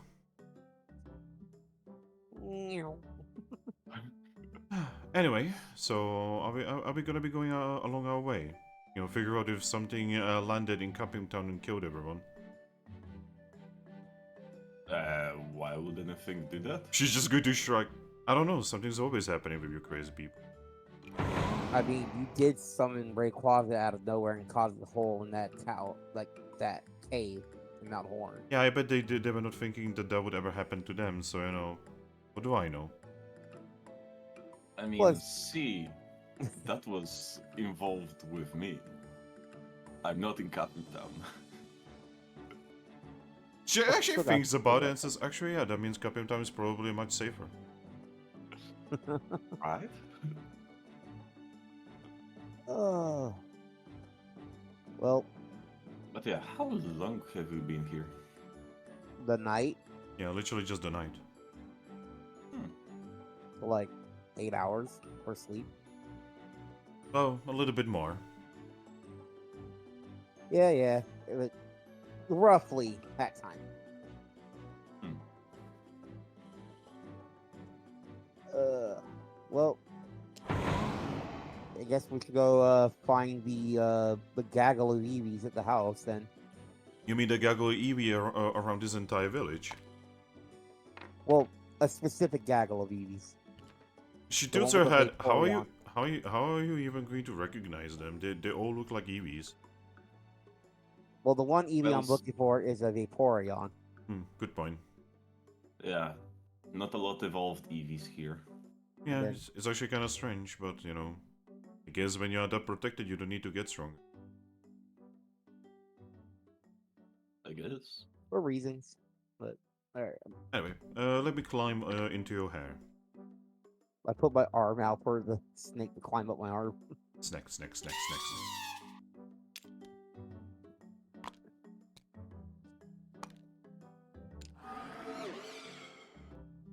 Yeah, you guys leave the storeroom and Rilaboom, roll me for weather. Oh boy. D6, right? Over here it is D6, yes. Okay, 3. 3 is... It is incredibly sunny. Whew, normal day. Very sunny. Warm and sunny. California weather. Like it. Alright. Dragapult, you're gonna see Zoroark poke her head out of his hair and just like sunbathe her head.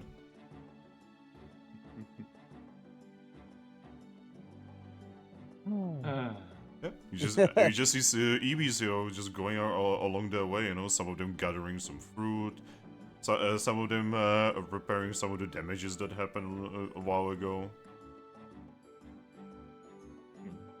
You know, some of them talking, the little ones playing, you know, just running around.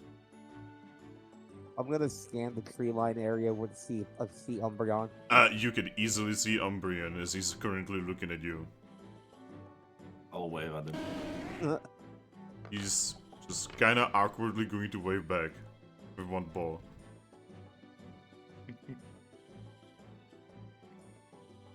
I'm gonna kind of motion for him to come closer. Need to not is going to hop down. You to look at both of you, or 3 of you, I guess, and he's going to say, "Need something?" Just see if I'm curious. Did you happen to see a giant laser beam shoot out from the mountain last night? He's actually going to nod and say, "I was actually wondering what was about that." Okay. Rayquaza. He tilts his head. Waza? Yes, Rayquaza was inside that mountain. Why would Rayquaza be inside anything? What? I just kind of pointed to him. Arceus. Dummy summoned him to the thing. Yeah, I'm pretty scared to do this at what's an Arceus. Oh yeah. Over here you call him him. Oh. Wait, what? You know. By the will of him, he showed up. Yeah. He's just going to shake his head, says, I'm not even going to ask. Trust me, I'm even more confused about it than you are. Arctic Fox says Eevees are now more dangerous because they now have knives. Oh no, Servine! You have given knives to children. They Anyways, just need to learn Siki Sifen. Oh my god. we're not creating diamond dogs here, okay? Bobby, they're kind of like dogs, you know. But we're not. We're not. Alright, Frank, it's time to create a child army. Boss, you killed a child. That's why we pay you the big bucks. Okay. Boss, I'm gonna- whatever you do, do not kill the children. Shoots the child. Boss, what the fuck did I just tell you? Oops.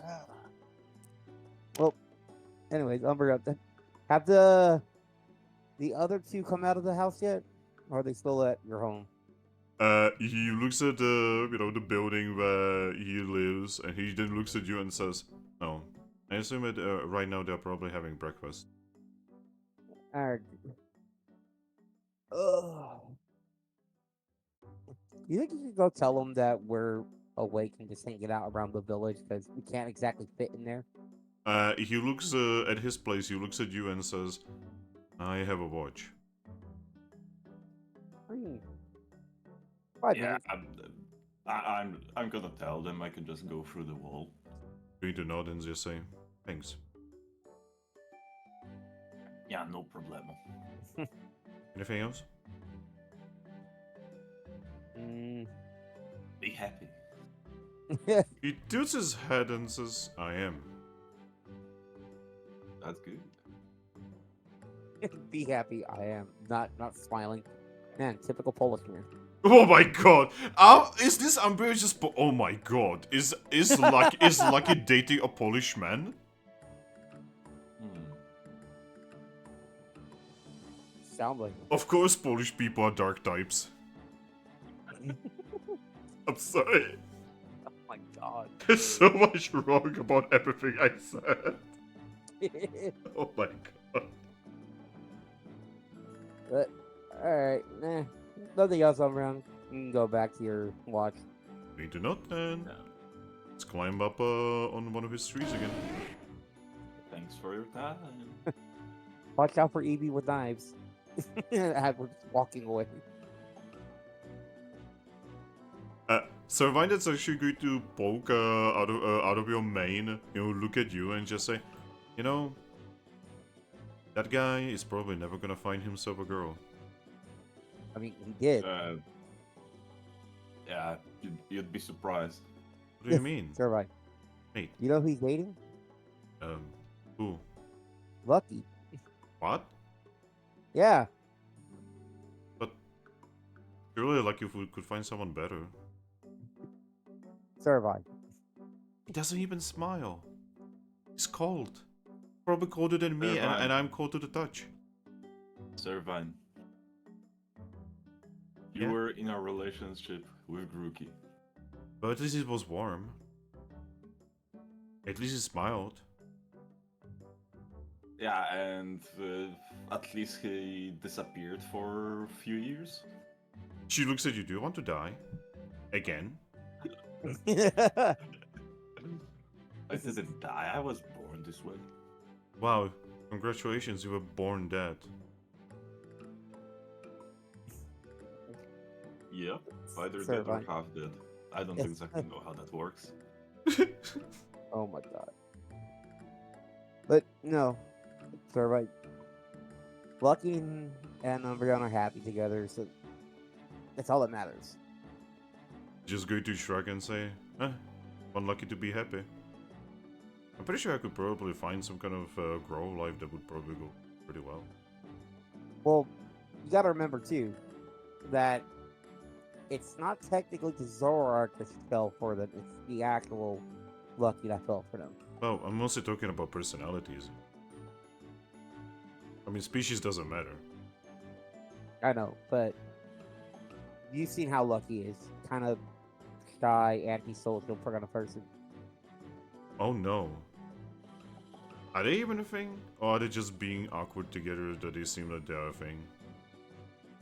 No, they're a thing. I think both. They are a thing and they are kinda just awkward with everyone else. She's going to roll her eyes and say, oh no, they have definitely been looking for each other. Like they were soulmates or something. I don't believe in that. There's no such thing as soulmates. Right. looks at Super Mystery Dungeon where my character is literally like, oh yeah, Fennekin, you are my soulmate. I wanna be with you forever. Exactly. Would Destiny Bond be considered making someone your soulmate? No, but there is an item, pretty rare, called Destiny Knot that some Pokemon sometimes use in order to force others to be with them. Ooh, See, looking that's at a really shitty move. I'm glancing at Starvine a little bit when she says that. Yeah, for instance, I actually know a Pokemon on the Air continent that actually makes marriage ribbons out of Destiny Knots. She's just going to give you a grin, and that way, neither of the two partners will ever leave. Oh, Because they would die. I mean, it's kind of sad when you have to force someone else and yourself to be in love. She just shrugs and says, yeah, I mean, some Pokemon have that problem, Isn't it at that point better to just be alone? Yeah, she again shrugs and says, again, no idea. But apparently there is a market for it. And Well, hey, if you want to learn more about the stuff, we can go when we go to the Red Library. You can learn more there. For instance, I remember when I was traveling with my survey team, I remember that there was a case of a couple that were together because the female in the relationship basically forced the guy into a relationship with a destiny note. And what kind of Pokemon were they? She thinks about it for a moment and says, I know they were ghost types, but I don't remember who they were. those type of all things. Yeah. Ghost types apparently have a very big problem with like staying in relationships. Something about living for a ridiculously long time. I mean, yeah, I can guess that apparently I'm over 50 years old. I mean, who knows? Well, anyways, hey, Drag, you gonna go poke your head in there? Kind of give him a spook? Yes. Right. So, Lucky and Aries. Yeah. Yes. While you guys are, having a nice meal and, Aries, your Vaporeon's mom is making a Leafeon turn into a fire-type Leafeon. Suddenly, a massive Dragapult head pokes through the wall. With Just two really small Dratini heads. Wait, you mean Wait, no, Dreepy. Dreepies? Dreepies. Yeah. Just as I'm talking to Cosmo, I'm just like, you don't want to end up becoming the bad guy, do Thrack? Everyone stops. They just want to see dead body. Everyone stops and they are just looking at you.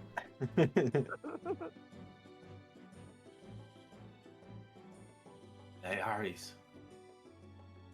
Yes. We will be waiting outside of the village with Vincent, alright? She's just gonna like facepalm and just say, you could have told me that without interrupting my family's breakfast. mean, I We would were be already interrupting planning it on- either way. Not necessarily, because we would have gone looking for you as soon as we finished eating here. I mean, how was I supposed to know that you are eating? Out of character, you were literally told by Umbreon Yep. that they're eating. Ah, fuck. Yeah, you were literally told that they're probably currently having breakfast. That's probably. It's not certain. You know, the fact But that he still. said probably says a lot about how much he doesn't join breakfast anymore. I mean, I personally almost never eat breakfast, so I feel the guy. Wow, is that bitch just Polish? I It mean, seems like is it. is his usual breakfast either coffee or energy drink plus cigarette? Neither of those. Whatever Hello. the a Pokemon equivalent of that is. So Well, coffee does actually exist. But, and cigarettes technically do as well, though only on the sand continent and, like, in, like, darker parts of grass. I guess technically you could get cigarettes. Because they do exist. So, like, I'm pretty sure I've showed a couple people here, you know, that in the manga, they do literally have some cigarettes and, like, alcohol. We need to get cigarettes for Vincent. No, Monkey with no. cigarettes. Monkey with cigarettes. a monkey with cigarettes. Can you imagine if that would actually, like, show up, right? And, like... Can you imagine they would, like, in 10 years, they would be, like, little Eevees who were, like, smoking cigarettes.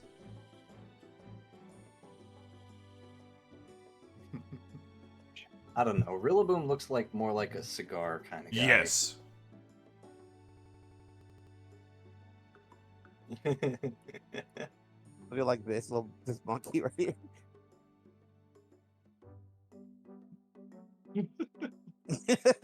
But yeah. Rillaboom with a big fat blood. I mean, you just have to wrap up Servine and Smoker. Oh no. No. Rillaboom with everything he's done, gonna start up a tobacco industry. Oh my fucking god.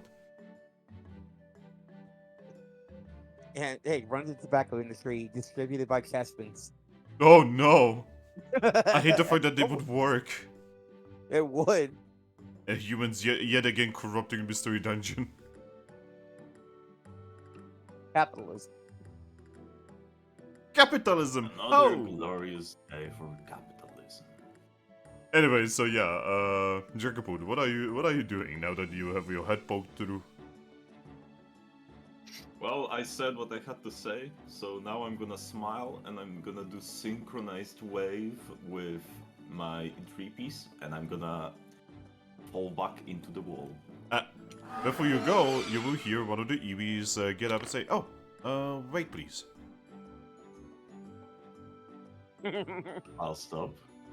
You see, you know, one of the larger Eevees go to the counter that she has there, prepare a bowl, and then offer you a very small sized bowl of greens and orange berries.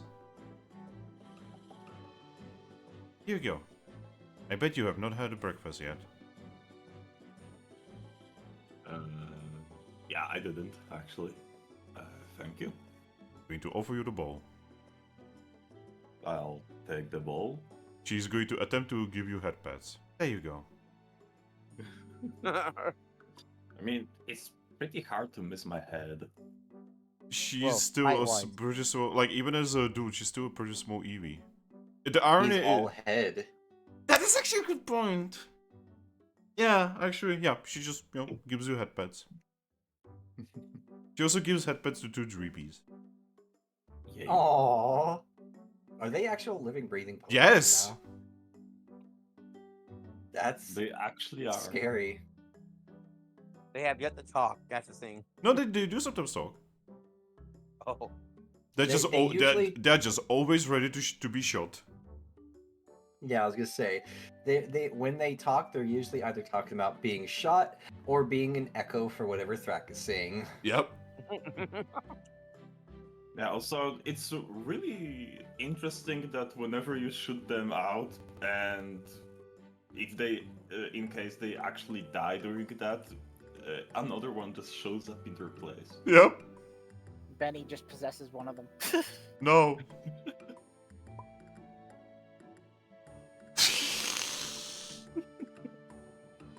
No, we can hear him now. No. Yeah, I guess I'll enjoy the breakfast with the Eevees. Yep. While 95% of my body is on the other side of the tree. So Rilaboom, at the very bottom, you can see most of Dragapult still be like there. Huh. Just hovering with his face inside of their home. I bet Eevees are like looking at him like, what the hell is going on here? My character is gonna smile, look at one of the little ones, and just like whisper in little Evie's ear and say, "Hey, you want to try something really fun?" Yeah. She's just gonna smile. She's gonna pick up the little Eevee, and then she's going to, using her very long tail, she's going to like set the little Eevee at the top of his head. And considering how his head is slanted downward, they would slide like a little slide, like a little living God. personal slide. Just let them slide down his head. Oh my god, you have created a Dragapult slide for the kids. Yes.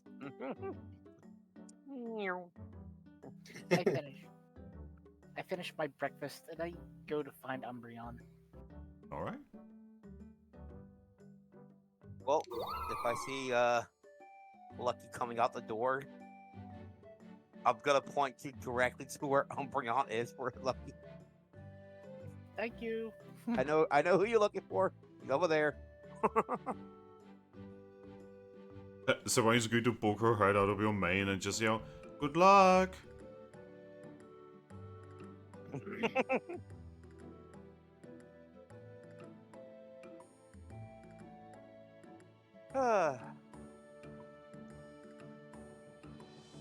You know, Lucky's definitely grown over time being here. She's actually going to look at you and say, "You do realize that's what Pokemon do, right?" Yeah, But I bet you Lucky is not a kid. But- I guess look at it as like, so you're saying that since you're not a kid, you can't grow anymore? No, what I mean is, Lucky was already an adult. I know Lucky was already adult, but Lucky had always been very, well, not as talkative as they are now. Shrugs and says, I mean, Lucky is a Pokemon. Needed to get used to being in a different world, you know? Yeah, just actually being able to talk to a Pokemon directly instead of being their trainer. Well, kind of weird at times. But yeah, Lucky. You wish to go to Umbreon? Yes. Right. Make your way towards Umbreon. You can actually see that he's a little bit distracted. He's actually looking over a map. He has like a little bit of charcoal in his mouth. Pat, pat, pat, pat, pat. When you pat him, his fur like gets up for a moment, but then he looks at you. He just actually smiles. Hey there. Good morning. Good morning. So, what are your plans for today? I don't know yet. He actually notices the necklace. You're wearing it, right? Yes. He just tilts his I'm head. wearing both necklaces. He tilts his head and says, "Why are you wearing Mom's necklace?" She gave it to me. He tilts his head further and just says, "Why? I thought she got it from her mom." Because apparently I'm with you now. He nods. That's how she says it's always been. That whatever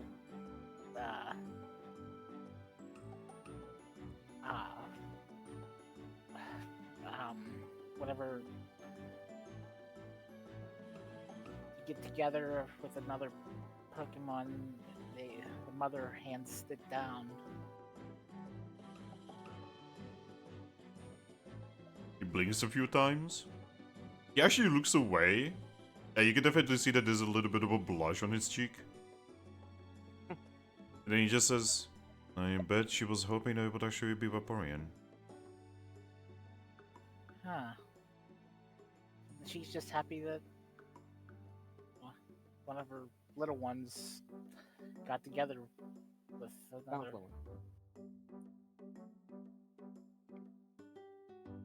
He actually looks down, moving away the map. He's just going to say, you know, never expected that I would find anyone. Was completely okay with just being me.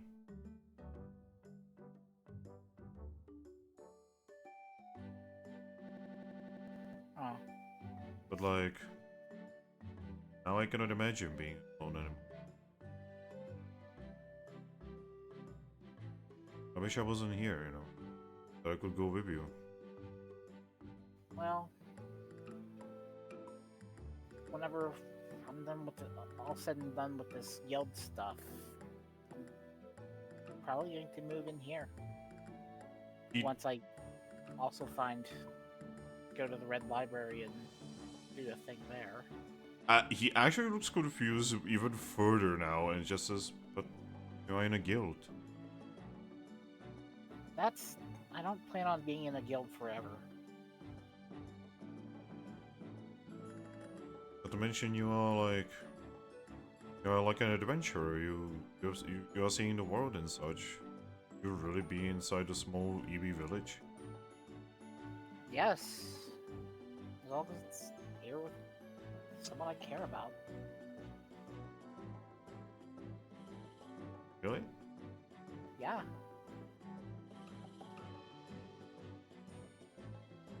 You see him pull himself closer towards you and just like look down. He's obviously doing his job still, but he definitely is much closer to you than he was before. You even feel one of his paws on one of your paws.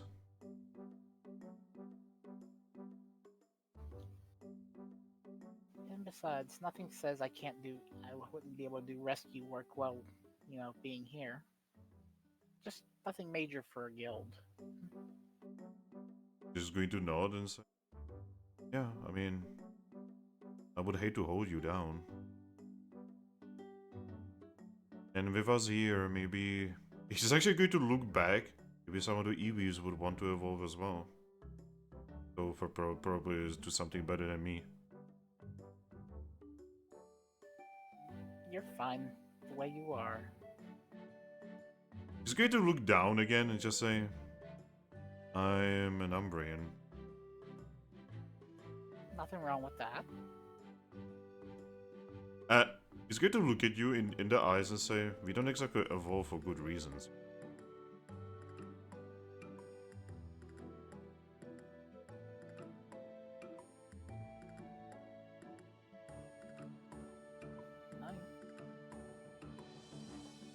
Yeah, my character knows the conditions behind Umbreon, and it's nighttime, really.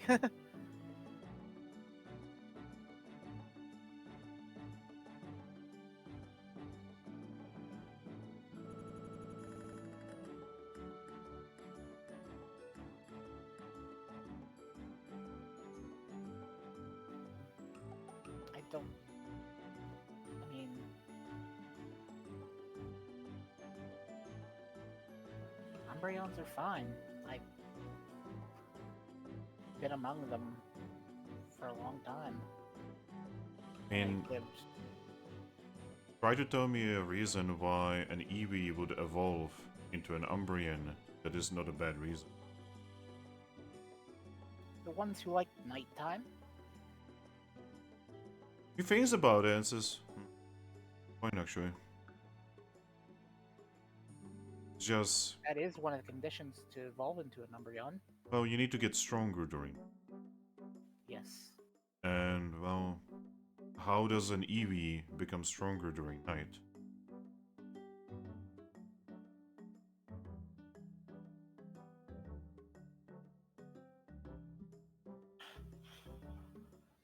Same way they get stronger during the day. It's just great to sign, just shake his hand and say, I hug them. just going to he's actually not gonna be doing his watch at all as he buries his face into your fur. Oh. Fur. Also, fun fact, did you guys know that Leafians have much more fur than Umbrians? Or more like, longer fur, I should say. Oh yeah.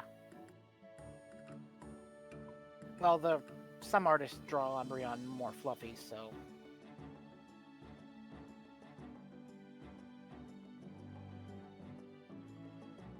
Gonna be like that?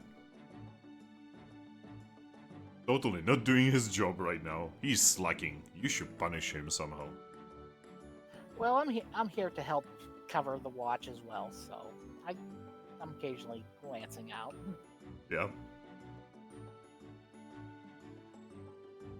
And about 2 minutes into this, you would realize he fell asleep. He's been overworking himself more. He actually looks really innocent like this. You could do terrifying things to him right now. But I'm not that kind of Pokemon. You could write things on his face. No, that's me. I mean, he does have that charcoal. Then again, you would not be able to tell. But I take over for watch while holding him. All right. But yeah, Vaporeon and Dragapult. Yes. Yes. The breakfast would eventually be done, and with your parents' blessings, you would be released once more after an obnoxious amount of hugs. Aries. I would be down for each and every one of them. Dragapult, Yes. you would also get quite a few hugs. Aww. Just imagine tiny Eevees who are like hugging your little arms, your neck, and your face, and the little dreams. I also have tiny arms. Yeah, exactly. Tiny Eevees for tiny arms. I would love someone just drawing this, like this would be so like sugar, like a diabetes-inducing image. Just everyone, like half the room hugging, and the other half of the room is like 5 EVs trying to scramble up his head to slide down. Yep. Oh my god, I know exactly what this would be like. Have you guys ever seen the Disney, like, cartoon version of the 101 Dalmatians? Mhm. Oh yeah. It would be kind of like that. Like that scene where, like, they're all, like running down the streets and everything. Sliding down barrels and everything.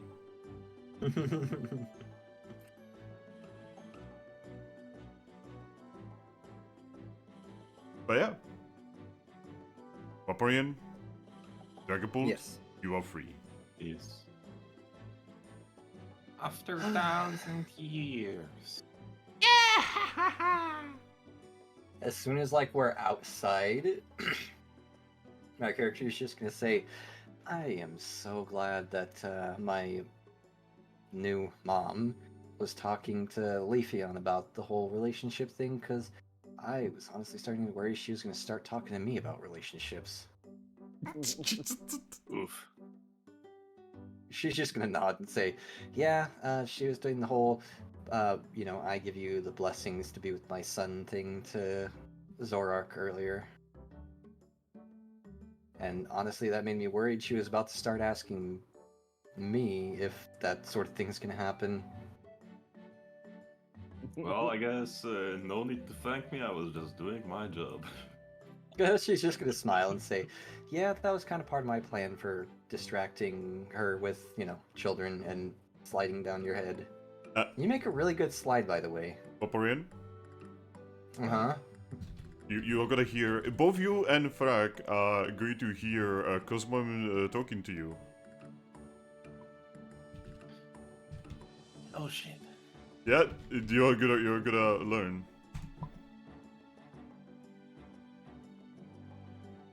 She's just gonna roll her eyes and say, "Not in this body, I'm not." And you know, you're one to talk.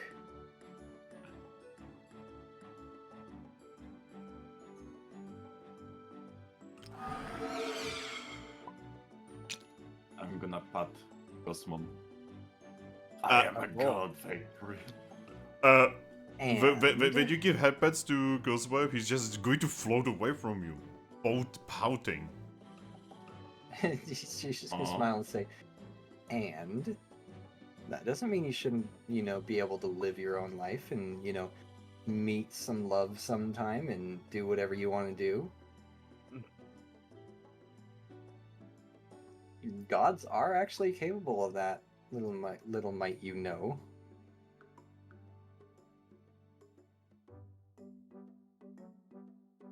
I bet Latios and Latios would love headpats. Oh yes, they fucking love those. Especially Latias is constantly asking my real, well, I guess Lucario now, to give her headpats. By the way, fun fact, she's doing that because it makes her brother jealous. She's just gonna smile and say, "Oh, clearly you never tried hard enough in your past lives." She's just gonna smile.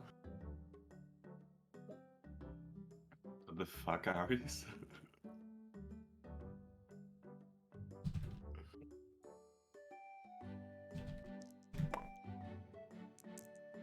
Exactly my point. She's gonna, before he can dodge away, speedily lift a paw to boop him again. She's just going to just do the hissing noise again. Oh god. Eric's gonna have to explain who Zeus is to Cosmo. Artifox says, so Finn, did you know Umbreon can learn Psychic with a TM? Yes, actually. Yes, Thrack. He's a teenager now. She's actually gonna kind of just shrug and say, "Yeah, I mean, in all technicality, he now has the knowledge of his past lives, so he's a lot more than just a teenager. He might have the body of that." He's acting like a teenager. I mean, you're not wrong, yes. But I'm pretty sure that's just the hormones talking. I mean, isn't that exactly the problem with teenagers? Yeah, even the most intelligent teenagers do dumb things because of hormones. I mean, we can say that about people in general. Fair enough. She's just gonna, wiggle a paw at him and just say, "Oh, don't you mind." Hormones are chemical compounds affecting your brain and way of thinking. Here we go. She's just gonna smile and say, "No, you're my son," and pull him closer. She's just gonna do hissing. Rilaboom, you can see this exchange as they're going down. Well, I see them coming down. I'm gonna go walk over to them. You Yep. could also see something adorable over in Umbreon's tower. Yeah, Rilaboom would just see this adorable whatever is going on over here. I mean, seeing how I'm how tall am I? My meters? You are very tall. 2.1 meters. I'm pretty sure I can see everything around the village.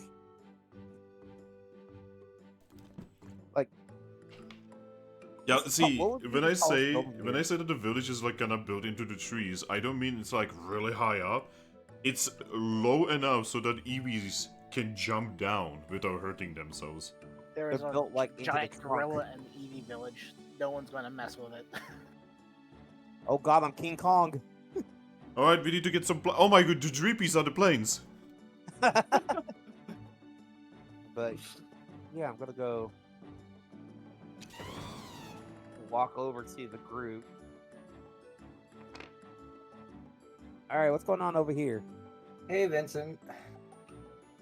Oh, our favorite little amazing boy here has just learned a new ability. And she's just gonna nudge him, looking at Rilaboom.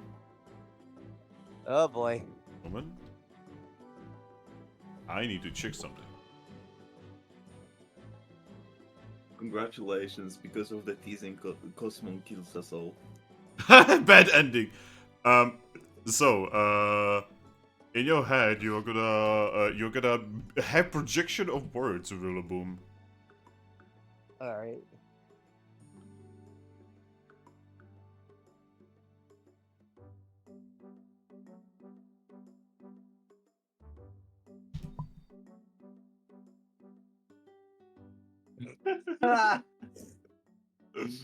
Okay, if they say that, I'm just gonna hold my arms out like in a Y, but like looking at them.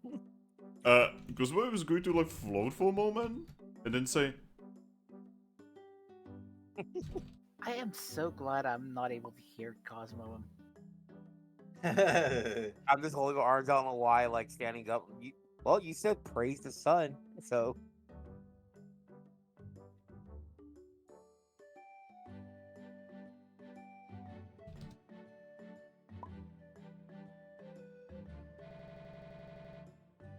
I mean, he is naked.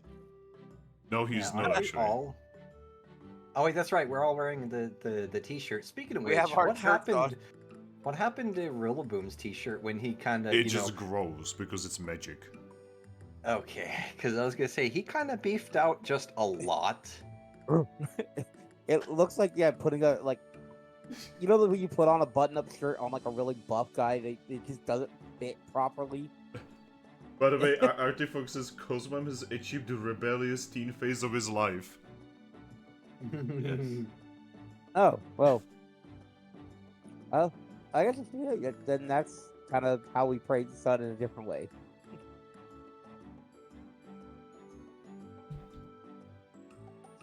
Somehow. Yeah, Also- Cosmo. Also, how would your character know about that reference, by the way? Don't worry about it. Don't worry about it. Dark There are skeleton some- Pokemon. There are video games in the world. We don't know what games are there. Actually, in the new anime, we do see some video games, and we know that in Pokemon World they have something like Call of Duty. So Yeah. if there's a Call of Except- Duty equivalent. Except instead of guns, they have like squirt guns. Oh god, it's Power World. Wait, never mind. Power World actually has guns. It's just Overwatch.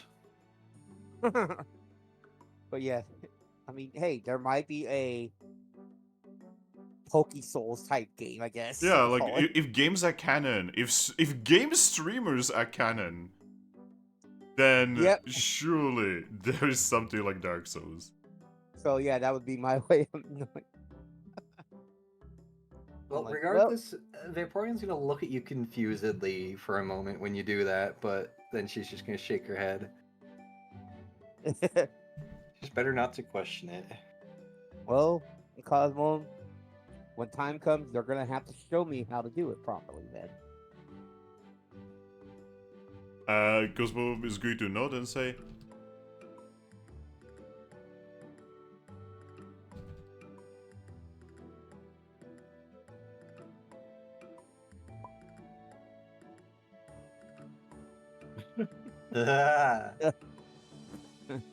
I will supply you with your own theme song then too.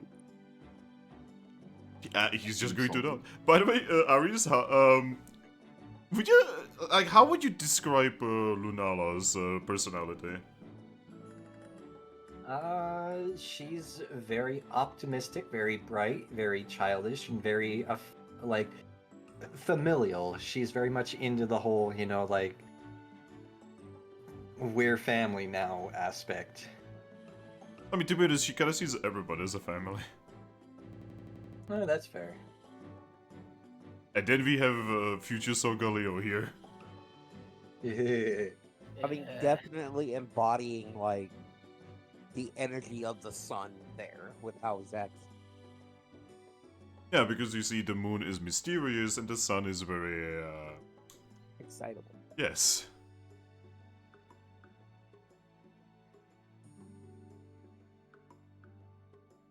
I just realized, can't Cosmom eat? Now that is a question Oh. Aries knows how to answer. Yes. So, in a way, he can't eat physical things now, but he can eat energy. And I already got the idea that the best fit for him would probably be like some firestones or sunstones. Yeah, firestones, sandstones. You know, they basically consume radiation right now in a way. Exactly. Let's go put Cosmom in that radiated Reactor. tower. Oh my Yeah, the god. reactor. Yo. Wow. Consume the power of this reactor. Infinite power. Oh god. Too much power. Ah. Explodes. The I have world part of the power of explodes. the sun. Destiny failed. Oh god. We have become death. We have the power of the sun within our hands. Oh god, it's literally like that movie. Looks at the camera. I have become Alpha and Omega, destroyer of worlds. Mm-hmm. And I mean, Nah, more like that scene from Spider-Man 2. Oh. it's a canon event. You can't change it. Power of the sun in the palm of my hand. Man, Spider-Man 2 is such a, like... It's such an underappreciated movie. Mm-hmm. I wouldn't call it appreciated because... sorry, underappreciated, because a lot of people agree that it's probably the best Spider-Man movie. Don't we people get say that the- about the first one because of Goblin? I've actually met more people saying that about the second one. See, I actually prefer the second one. Actually, same. Shit. Here we fucking go. Talking about ancient movies, because don't look up how old those movies are. It's going to make you hate life. Yeah. It already hurts me because I know what you call how old they are actually. Ugh. Oh god. Spider-Man 2 is exactly 20 years old. Oh god, no! I told you not to do it! I was in a fucking theater for that, but I was still a teenager. God. Spider-Man 1 is 22 years old. Oh my Man. god. And to think And that movie was introduced me to Ash as the ring announcer. and Spider-Man 3, yours truly, is 17 years old. Spider-Man dancing gift. Every time What the- I'm reminded of Spider-Man 3, I'm like, wow, that actually did happen, didn't it? Yeah, Yeah, and it did. guess what? Even Sam Raimi has said, I know, it was a piece of shit. I know. No, see, the movie wasn't actually bad. It's just they put too many plots into one movie. They honestly should have just done one of the... Like, they should have just done a Sandman movie. That's it. No, but what, I mean, what was- that was the plan. Oh, that was a plan! It was Sony who who told him he needs to put Venom there. Oh my Yeah. fucking god. It was literally, I had actually heard an interview. It was, you know who questioned him about that? Was Matt Mercer. Matt Mercer asked him, man, what the hell happened? And he Always was like, fucking Matt Mercer. even Sam was like, I know the studio made me do it. I know it got away from us. I'm sorry. And so even Yeah. Sam knows that it was bad because of the studio forced Venom into it. Yeah, like, you could do, you know, the new Goblin and Sandman. You could do both, but 3 is too fucking much. Venom deserved its entire new movie. Like, hell, even without Venom, it would be completely okay because just the fact, the whole like symbiote stuff, right, could have been its own movie. Just like Peter fighting with the symbiote on a mental level. Yeah. Because in the But- comics, that was such an incredibly important part of the comics. Yeah.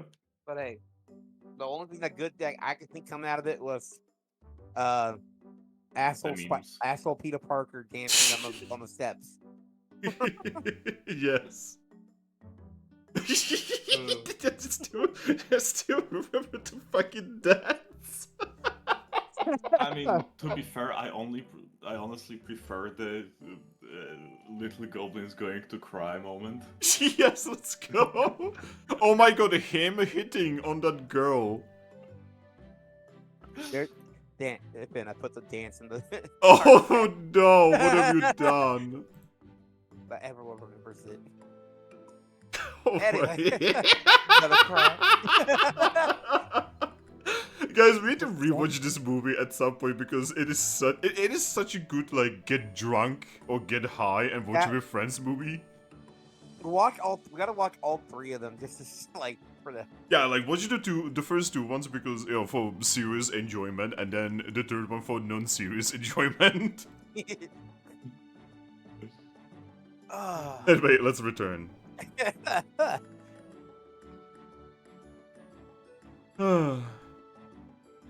Alright. So yeah, what do you guys want to do? You now know that you have a little edgelord over here. Well, he's not even edgelord. He's just a little pompous. He's cranky. Quirky. Cranky, Cranky Kong? I'm gonna. Always goes back to Donkey Kong with this. Well, you do have the big monkey. Yeah, here, exactly. so Because I'm looking at the monkey and I'm like, okay, Cranky Kong. Yeah. All right, so I gotta go talk to Espeon to make me a tie now. Oh my fucking god. But yeah, I'm gonna. So, I saw Lucky go to Umbreon, and well, I think Umbreon was asleep on her. Like, Actually, you would not be able to tell because you would only see them from behind. well, I just kind of saw him slumped over, leaning to the left onto Lucky. If anything, it kind of looks like Umbreon is in the process of constantly snorting Leafian. So, yeah, it looks like Umbreon's kind of sniffing Leafeon, so I'm not sure what's going on there. Leafeon, the original weed cat. I mean, yeah. Fun fact: in the anime, it is said that Leafians have a very earthly smell.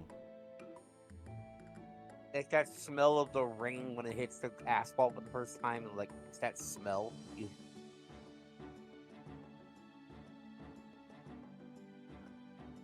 I really like the smell of freshly cut grass. Please do not cut Leafian. You know, if I get a haircut, that's probably what it smells like. Actually, yes, probably. So, do we grab Leafeon or Lucky here, or do we just head back to Capim Town and leave Leafeon there for now? Well, I mean, we should definitely at least, let her know what we're doing and give her the option to stay or come along. I mean, you can send her a Wonder Mill, right? Or have we checked here? She's just gonna smile and just say, "It's usually a bit more polite if you do so personally." All of you are gonna hear this. Anyway, All right. she's just gonna smile and just say, "I mean, Rilaboom, Vincent, you're tall enough that you could easily just walk over and ask without having to climb the tower. That's true. Do you want to just go ahead and let her know and see what she wants to do?" Yeah, sure, I'll do that. Just okay. Maybe double check see if we can send messages here or not. She's just gonna shrug and then pull out her Wonder Mail and attempt to send a message to Thrack. I'm right in front of you, Yes, it's just a test. we Whatever know you will two- write, it will work. It goes through to him. Yep. I mean, Frank is right here. Huh, so the block isn't here then. Nope. It's a right flip. Gotta fix it. It's okay. She's just trying her simple flips tricks. Wow, that's Yeah. a Super Mario 64 reference. What the fuck? But yeah, okay. So we know the 2 areas that the messages won't work, but this one works. But good to know. Now this monkey comes over, Monkey. pokes his head over the leg. All right. Leafian. I should say Zoroark. Yeah. Massive monkey behind you. You have a feeling that there is a massive fucking monkey behind you.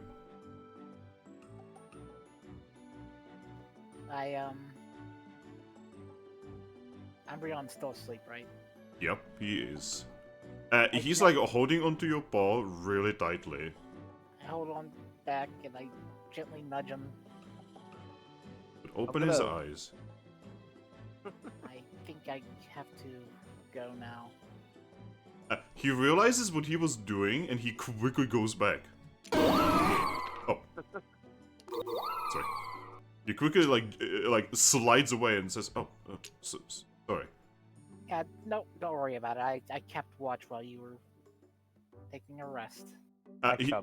He actually moves his paws to his face just to like, you know, wake himself up properly, and he just says, "That's not why I was apologizing." It's okay. I get it. I'm just gonna wait to Umbreon just because, like, I'm high level with him. We're just going to turn and just say, "Oh, hi there." Hey there. Okay, I'll be. So, I'll, give me one. As Lucky is going towards you, Rilaboom, by the way, you almost Yep. see Umbreon looking sad and longingly. I'm looking. Don't worry, we'll bring her back soon. When he notices that you notice, he goes back to his normal, usual cold face and nods. I'm gonna poke her. It's like, see? So I just shrugs and says, I guess Lucky over there is into the mysterious kind.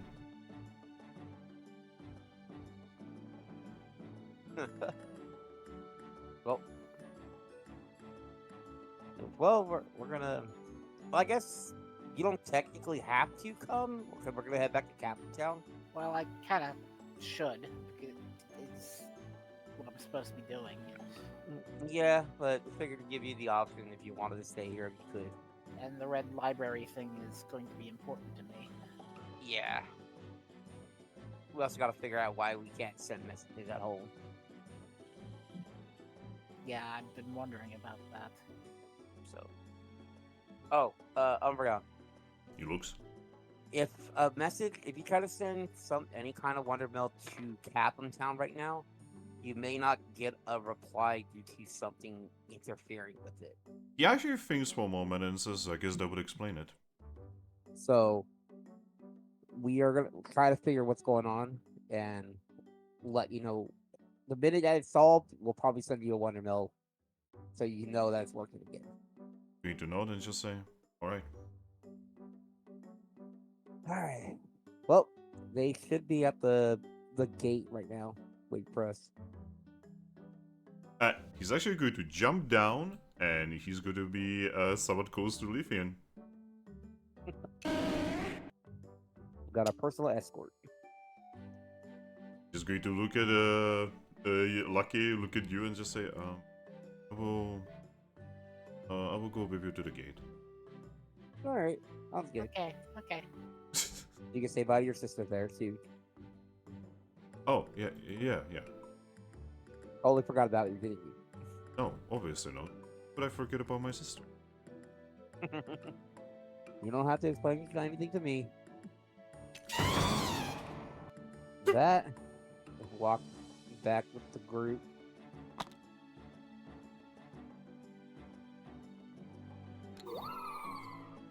Monkey and Snake. Snake and monkey. Monkey. Monkey and Snake returned with 2 cats. So, Leafian is more of a cat, right? Yeah. Cat fox thing. Yeah, it's like a cat fox hybrid thing. Because, like, Umbreon is obviously a cat. Cat fox thing as well. Yeah. Okay, There's Espion cat, is like- obviously a cat. Yes. Yeah. Guess Espion. This is a cat with fox energy. Cat's with Umbreon. Cat with fox energy. And Vaporeon is just a fish. Fish fox. Fish. But Jolteon is obviously a dog. Yeah. And Jolteon and Flareon, I think, are dogs. See, I would actually say the Flareon has much more fox energy. Yeah, Well- Flareon is very, very, very, very fluffy. Well, when I see that, I see Flareon. I think Flareon's a Pomeranian. Oh, actually, maybe you are. Yeah, you are onto something, actually. That's how I see Flareon. Because my mom has a Pomeranian, and he was a big old fluff ball like that. I consider them all fox, rat, rabbit, fox, rabbit, cat, dog things. My god. This is the Alright. conversation that the Mystery Dungeon players have. Yeah, now that we're back, I've got a way to Vaporeon and Dragapult. Like, okay, everyone's here. Because even Espeon has like Fennec Fox like ears. Yeah. Yep. With the Siamese cat look. Oh my god. Umbreon looks so derpy. Look at him! His eye looks like it's twitching a little bit on the. Like, I know the shading on it is the reason why, but it looks like he has like half his eyes closed, like it's doing like that crazy twitch. I mean, that's the dark typing in him. Yeah. I'm sorry. But yeah.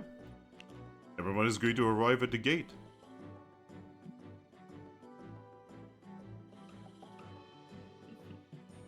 Let's go. Yep, we start heading back for Capim Town. Before you start going, Umbreon is actually going to walk up to you, Vaporeon. Oh, He's going to give you a hug and then say, I'm really sorry. she's gonna hug back, but tilt her head confusedly. Sorry for? He tilts his head and says, Mom has not given you the heirloom. She's just gonna shrug and say, that doesn't bother me. He looks down Honestly- and says, I'm pretty sure the Vaporeon inside you would probably be a little bit sad about it. She kind of just like looks at herself, then looks back at him with a smile and just says, well, actually, honestly, from the conversations I've had with her, it seems like that's honestly the last thing on her mind. Eh? She nods and then just says, she doesn't seem too interested in getting into any sort of physical relationship unless it's with an undersea god. Yeah, so you would know that Vaporeon, the moment she gets her body back, she wants to just travel the oceans and, you know, just see everything that is there to see. She's gonna nod and just say, yeah, she pretty much just wants to be an explorer, really. Not like, you know, guild explorer, like an actual explorer. Just wandering the world, specifically the oceans, I suppose. Are you just going to nod and say, just like most Vaporeons, I guess? She's just gonna kind of nod. Yeah, When unbound by land, I guess it's much easier to explore and travel. I wonder what flying type Eevees are like. Imagine having wings. He's going to look down and say, ever since I was a little Eevee, I was hoping that I would become a flying type Eevee. Wouldn't a flying Eevee just be a shaman? No! She's just gonna smile and say, well, I mean, if it'll make you feel better, I will happily look into making that sort of thing happen. He looks at you and just says, I'm an Umbreon. She just smiles. That doesn't mean you can't fly. Literally can. God. He's going to look down again and say, was always jealous of Shaman. You can just fly. She's just gonna smile and say, let's just say, where I come from, there's a certain thing called technology. You know I know what technology means, right? Yes, but it's very different. Let's just say I know a few things about aerodynamics, and you probably have no idea what that means, but it essentially means I know ways of making you fly without being a flying type. Please don't throw me. Yeah, don't She's throw just him. gonna roll her eyes and say, "Yeah, because I'm gonna throw you like that. I'm that mean." Wow. Fox says a Leafian is like a Siamese cat. I'm glad to see you think so highly of me. He tilts his head and says, I mean, you are much stronger than I am now. I would never throw you. I don't think she could throw you. And physically, actually, you're probably stronger than me. Now, I probably have more power than you, but strength-wise, you're probably stronger than me. Then throw me. No, don't throw him. Again, I wouldn't do that in the first place.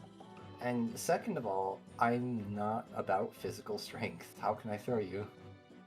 Well, you have to pick me up and throw me. With your paws.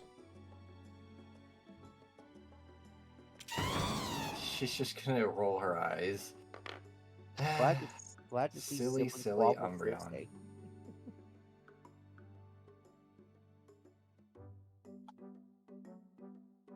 Well, She's just gonna walk up, pat him on the head, and just say, "You're still a good boy."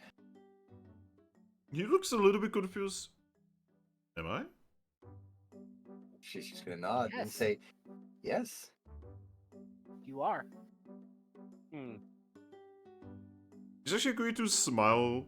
You all actually see him smile as he blushes a little bit, and you can actually tell that he actually likes being called a good boy. we'll look it up first. Like, man, Umbreon, you got 2 female evolutions calling you good boy. He's going to look at you and say, well, one of them is my mate. She's just gonna smile and say, Leafeon, or, well, Lucky, I think you really should probably stay here and spend some time with him.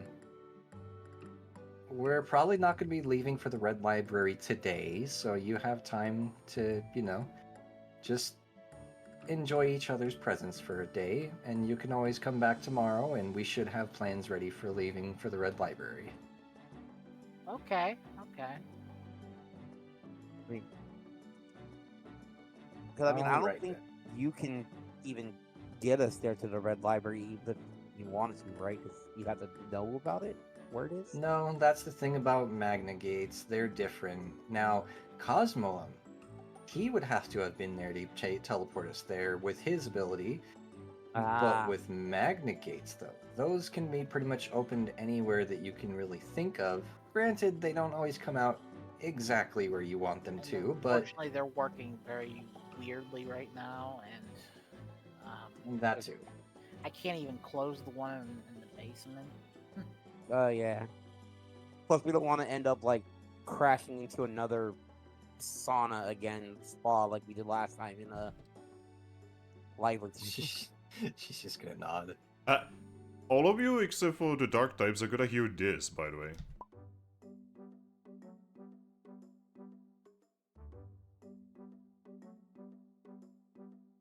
Elaborate.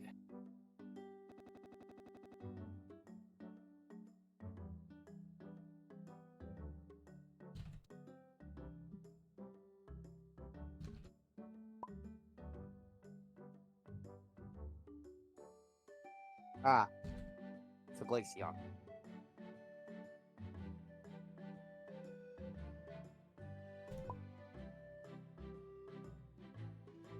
By using Glaceon. Hear him then. I think it goes deeper than just Kyurem. Well, that's the immediate problem we know. She's just gonna smile and say, if I know what I think he means, I think he means a certain something that's taken a particular yes. Well, hey, let's hope that wish I made is actually came true for Glaceon. I don't know about that, Chief. I mean, hey, we don't know. I don't know about that one, Chief. Damn your meta knowledge. I mean, it's not even, meta knowledge. She's just going off of the fact that the fucking thing exploded. Yeah, but we don't know if the wish got granted right and then it exploded, or did it explode because the wish didn't get granted, so...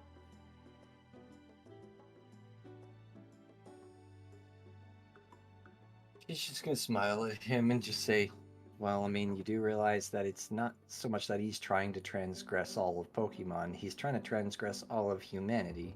He wants to get rid of us, not you.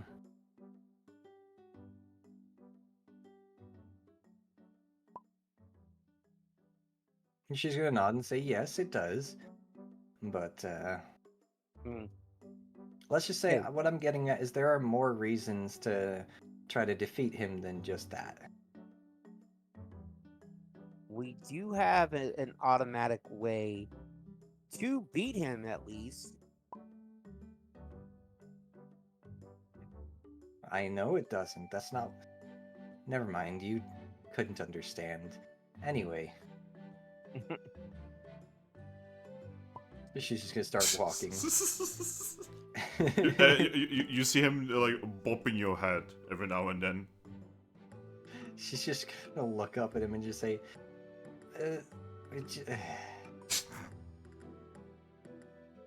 why? Trust me, you couldn't understand what I'm getting at. I mean, then explain it to him. It's difficult to explain. I mean, if it's difficult to explain, then how can he understand without you explaining?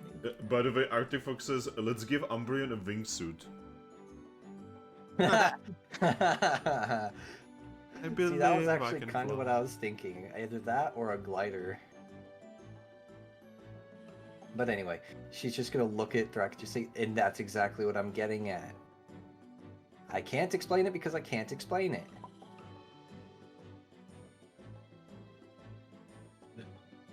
Holy shit.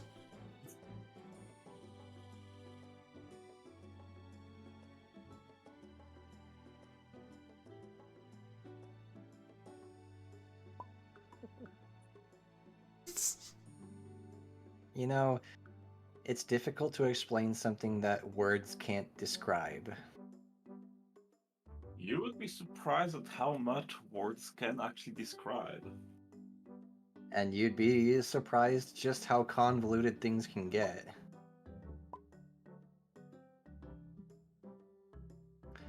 Right? He is acting a little bit like a daylight. Explain? By the way, this whole time he's like trying to bop your head again. You know, if Cosmo was doing that, I think it would hurt a lot. Well, he's But not. then again- He's specifically not trying to be heavy right now. Yeah, that's true. Cause granted, like, yeah, it weighs like 2 tons, but He has full control over his mass. He can weigh nothing, literally nothing, or as much as like an entire planet, if I remember correctly. he weighs as much as a neuron stars, which is Yeah. that. So, in other words, if he wanted to, he could just choose to end the world right now. Yes. Literally probably fall through the entire, like, crash his way through the entire planet's core. It just... Well, no, because if it wouldn't even be that. Like, if he just chose to weigh whatever his insane maximum is, like a neutron star, he would just fall to the Earth and it would just shatter. Yep. Yeah. Man, forget about shattering continents. We're shattering the entire planet. Holy shit. Yeah.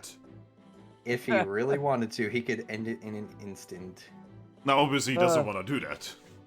Exactly. No, he doesn't even want to hurt you. He's bopping you mostly just to prove a point. Yes. Well, She's just gonna, like, wiggle a paw at him like a bothersome fly. Just like, hey, cut that out. man, like a true mother swatting their child.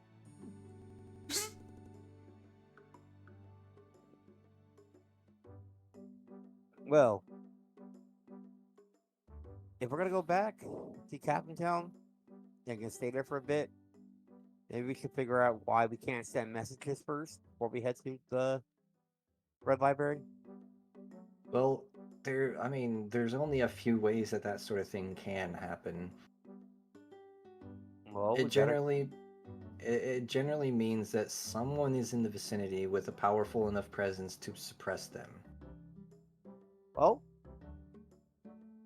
we got a point to Dragapult, a super speedy dragon over here who can probably scan every inch of the area, probably within like an hour.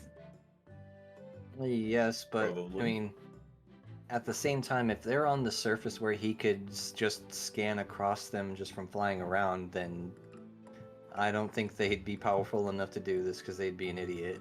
Well, that's just one way. We have them do that.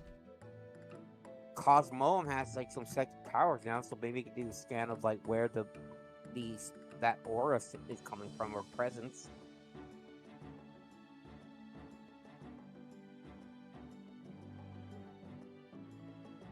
You remember what Yeah, I right there. said earlier, Cosmoem, that, not everything is about power? The strongest Pokemon, I think Reshiram would have words for that. Yeah, Resher would probably be like, about that. Speaking of, we probably should go let Reshiram out for a little bit. Talk That with was actually the plan. him. Maybe you should introduce her to Capim. Yeah. Not yet. Not yet. I don't, yeah, it's not a good idea for that yet. She's still an unknown factor in the back of our pocket right now. If we just go throwing her around, everyone's gonna know. I mean, heck, we already had to show our hand to Glaceon, and now she knows that we have her. We also have that Entei now. Yes, that one's an unknown thing. And we still don't know how it's going to turn out if I let him out of the Pokeball.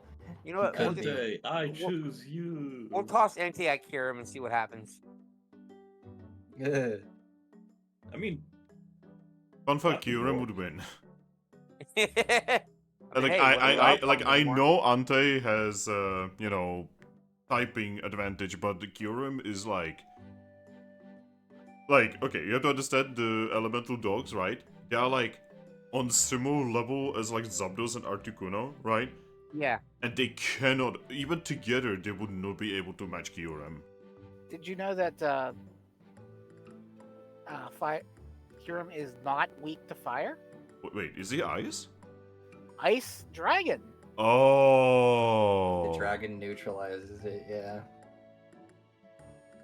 That would explain why I was having problem with Reshiram against Kyurem. Because I was using the I mean- Solar Flare move against Kyurem.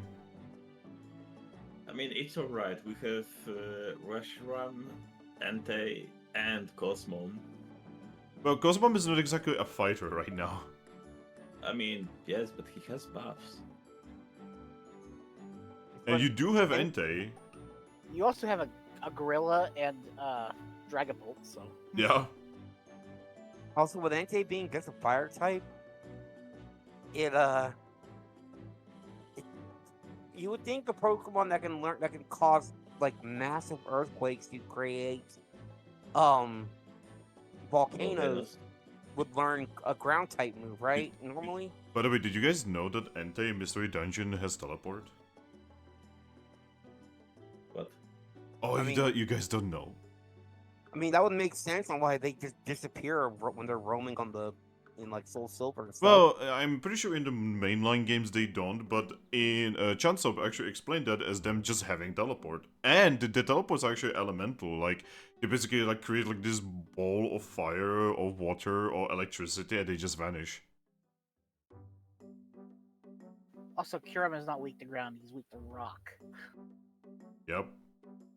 But I was saying, like, because the way Entei is to create volcanoes, you would think there'd be some type of ground move there. I'm pretty sure can Entei learn anything ground? As a Earthquake. TM, yes, Earthquake, yeah. Oh god. but nothing natural. Yeah, see, when I was fighting Entei in Super, I don't know what he was doing, but he was doing this fire move, where he would just, like, blop it at me, and it would just do, like, this AoE damage around me against literally everyone in my team, and he was bopping us for, like, 300 damage. Bless you. Bless you, by the way. Sorry.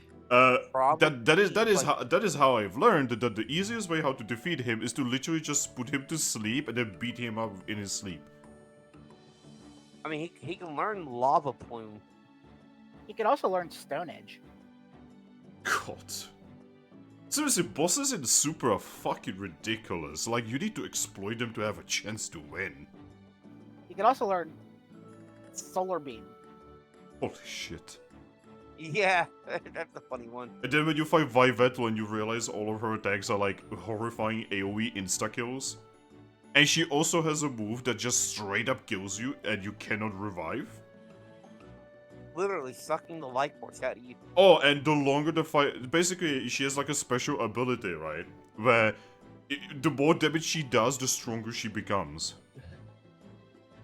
God. Like, seriously, what the fuck? And that's not even the hardest boss in the game. You know, when the God of Destruction and Death is not the hardest boss in the game, you are playing a hard game. Anyway. Well, Be right back. Bathroom. okay. But yeah. Well.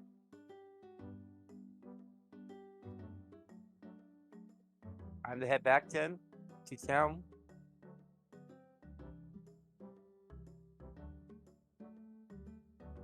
Right, Aries? Yep.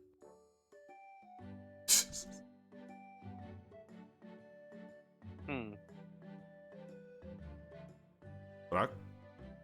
Yes, Why you no say no sound? No, nothing. because I thought it was agreed that we are moving there. Alright. Actually, since Ember is not here, I'm actually gonna use this. I'm gonna go on the toilet myself. Be right back. Potty break, everyone. Okay.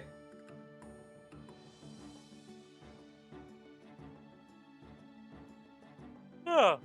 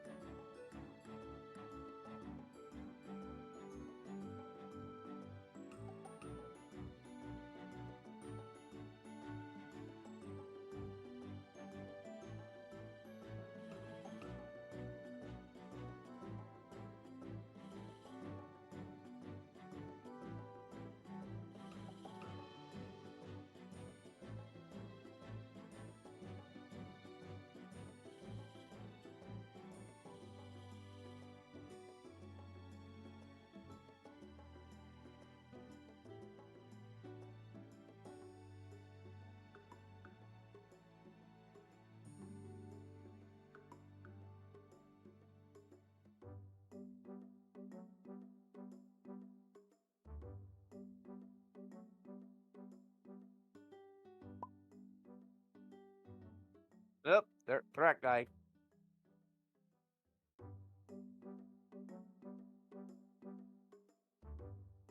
Hmm.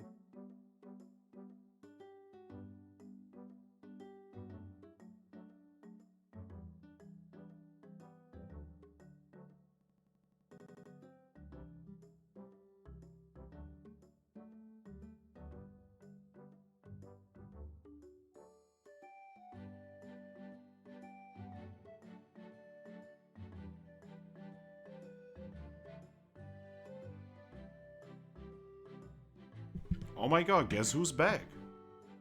You're back and Thrack died. What do you mean he died? He disconnected. God damn it. Thrack's internet again.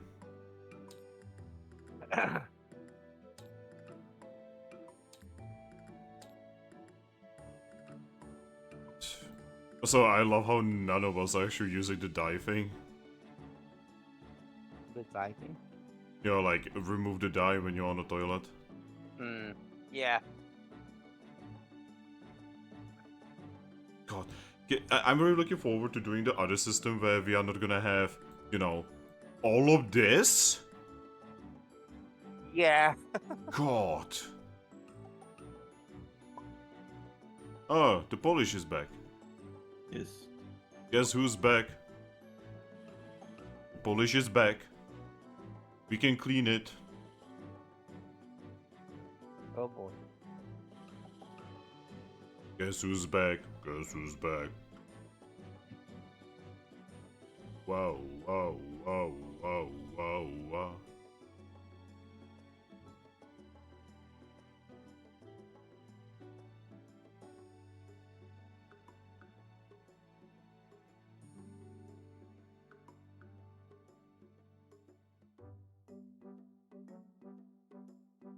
Just waiting for the others now to come back from the bathroom.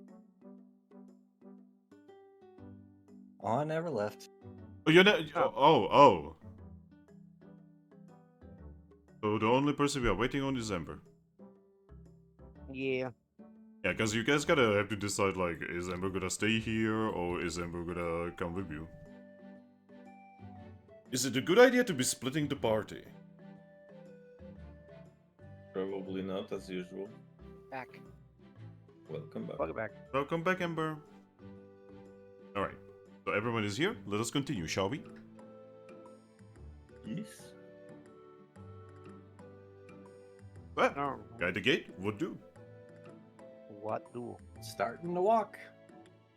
Okay. What about Leafian? Staying with Umbreon. Well, when it becomes decided that you are gonna be staying with Umbreon is actually going to happily throw his paws around you. Oh, Give you a hug. I hug back.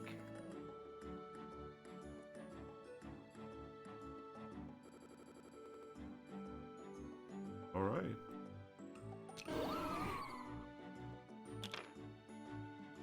So, the rest of your team. You guys are gonna be going back to Capim, correct?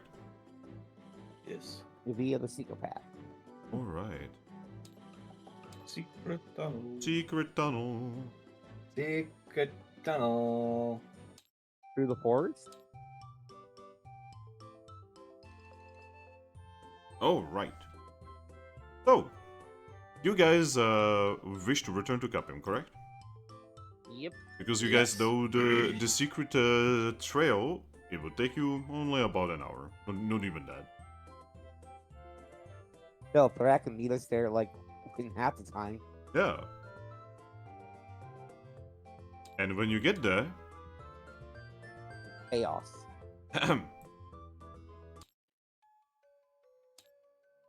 I knew it. everything is weirdly quiet. Even though it is literally the day.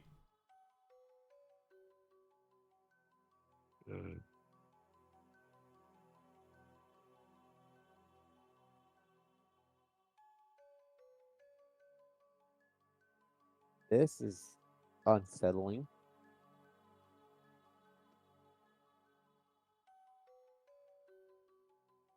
She's just gonna kind of sigh a little bit and just say, "Never a dull moment." So what would you guys like to do? Thrack, you should probably get an aerial view and see what you can see is going on. Aye. Let's go, kids. Goes up. You see that the entirety of Capim is empty.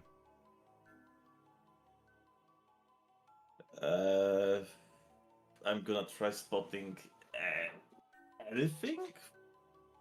You can see that there is a frozen ship on a nearby beach. Frozen ship. You can also see that the beach is entirely frozen. So Finn, what's my 5 instinct telling me? Not much actually. So whatever was here is fucking gone. Yes. Well, I'm gonna go back to the team. Guys, we have a fucking problem. Yeah, well, that much was already obvious. Outside of the fact that there's absolutely absolutely fucking no one there. No one living, no one dead. The beach is frozen. And there's a frozen ship.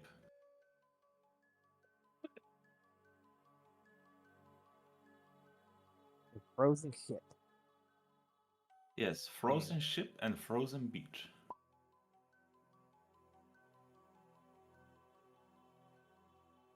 She's gonna look confusedly at that. Frozen ship.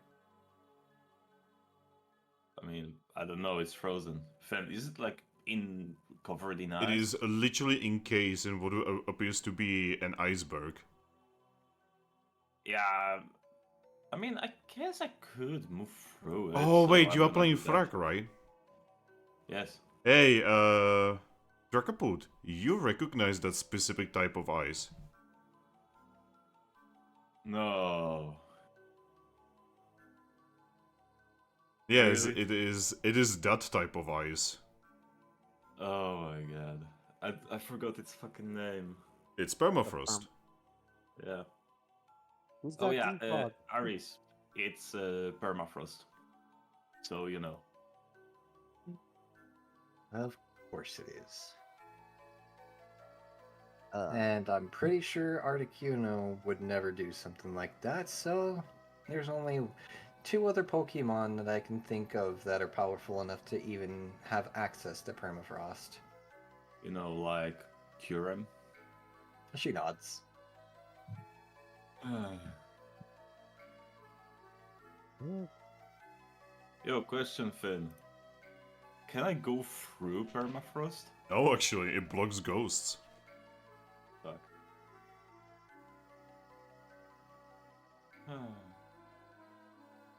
She's just gonna kind of sigh and just hop on your head and say, "Come on, let's go."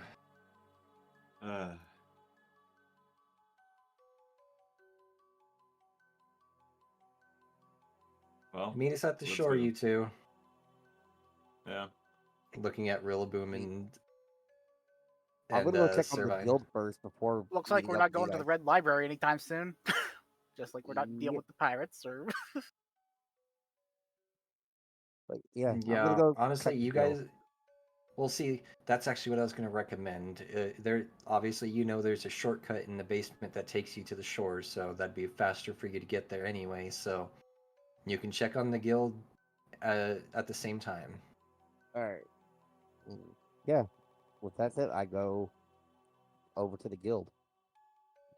Hey, Alright. Cosmom, is there anyone you're actively blocking? Cosmo would look at you, and in your head, you're gonna hear,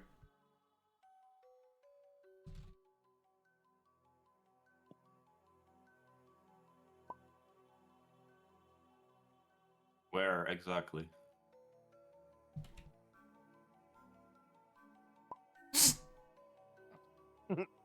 Is it a presence that? Is it a familiar presence, one you felt before? She just. Is it Curem? That's not who I was thinking, but.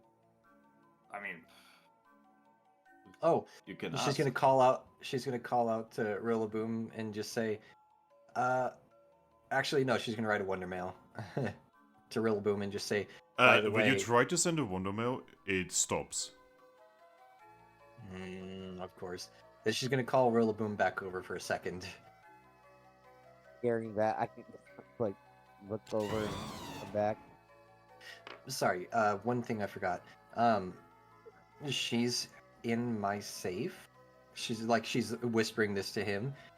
She's in my safe. You might want to grab her while you're in there. Here, All right. and she's gonna whisper the safe code to you. All right. I'll go do that then. I mean, we could just all of us go to the guild just in case anyone's waiting there for us. She's gonna sigh and just say, Like splitting is nice, but not in a situation like this. "You're not entirely wrong. They could be I'm gonna waiting start there." going after All right. Vincent. Forget it. Then we're all going. Let's go.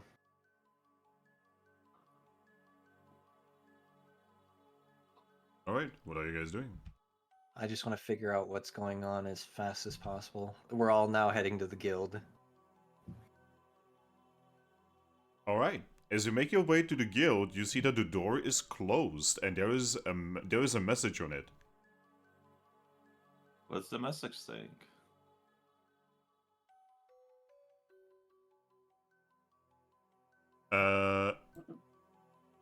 Says yes.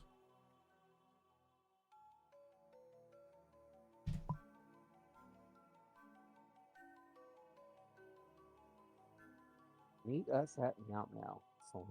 Is it actually in Salandit's like paw writing? Because I would Yes. recognize it very well at this point. Yes. Okay. Right, let's grab what you wanted to grab and let's go. Well, you'd She's have gonna to nod. you'd have to get in there, I think. I mean, we can open the door, no? Yeah, I have a key just like Salandit does. All right, I forget you do have the key since you are the guild master. We don't. Yes. So yeah, I'm guessing he was smart enough to lock it. It is locked. Okay, then yes, I will pull out my master key and unlock it and step inside. You can't because there's a key inside. I'm gonna poke my head through the door. And as you poke your head through the door, you actually see Salandit inside.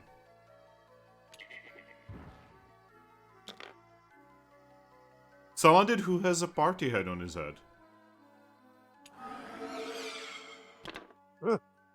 Salandit looks at you, sighs, and says, "Ow, go back.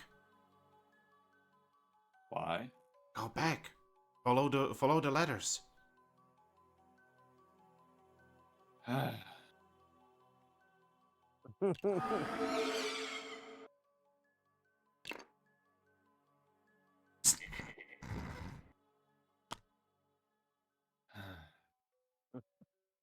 What's that look for? Salandit sitting there in a party hat. He told me to get out and follow the letters.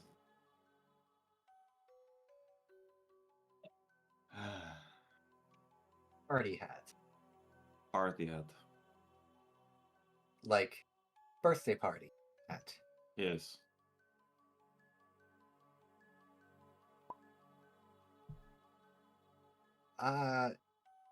You know what a cone is, right? It's a cheap cone made out of paper that's decorated in bright colors and usually with a string attached to it to hold it to your head, usually used in celebration. He looks really confused. You wear the silly hat in celebration, usually of someone's birth.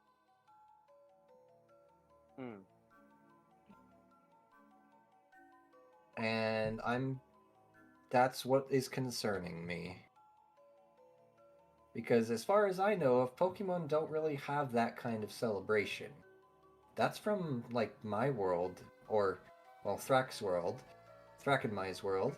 I think maybe Vincent's world, she says, looking at Rilaboom, like, with that inquisitive look. Did you guys have birthday parties like that? Yeah. She's gonna nod and just say, and his world. But I've never seen anything like that in any of these worlds, even in my past life. You know, Rice, I've got a quick idea before we go to Meow Meow. Tell me the combination. I'm gonna go under the floor to get the thing. Well, it shouldn't. Do you even need the code? Can't you just, like, phase through the safe itself? Can I fit? Yeah, I mean, you're a ghost. You guys just never tried. Yeah, that's true. Alright, I'm gonna do that. I'm gonna go under the ground and I'm gonna go to Varys's room. To the safe. Okay, so you go to Aris's room, right? Yes. God. Oh my fucking god. Give me a moment. Oh I'm my gonna poke my head out from behind Primarina's painting. You see that in Iris's room there is a Toxicroak waiting in a corner. Oh, He has his arms crossed, waiting. Then he sees you. It just says, "The guild mistress coming at some point."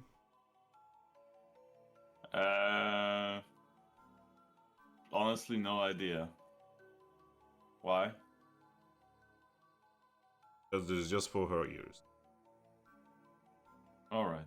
I'm gonna phase myself through the safe. I'm gonna grab the Pokeball to my backpack. And I'm just gonna go under the floor again.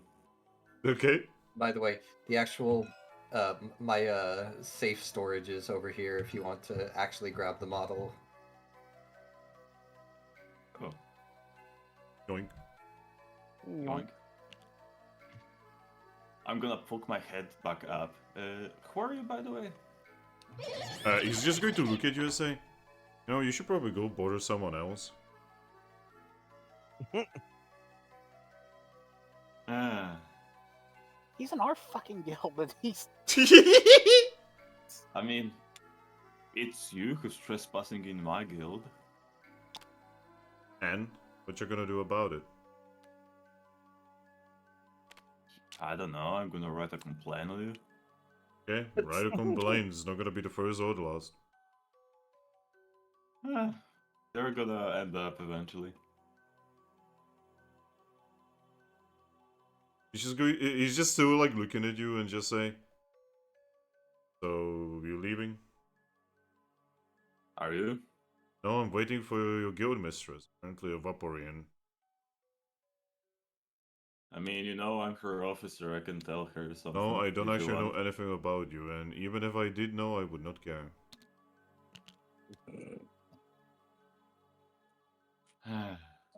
Are you from Continent of Sand?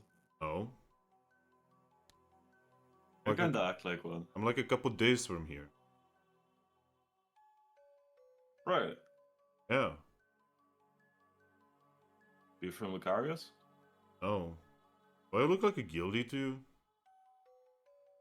Does he have any clothes, Finn? He does have clothes. He even has a cloak. Mercenary? He notes. Oh.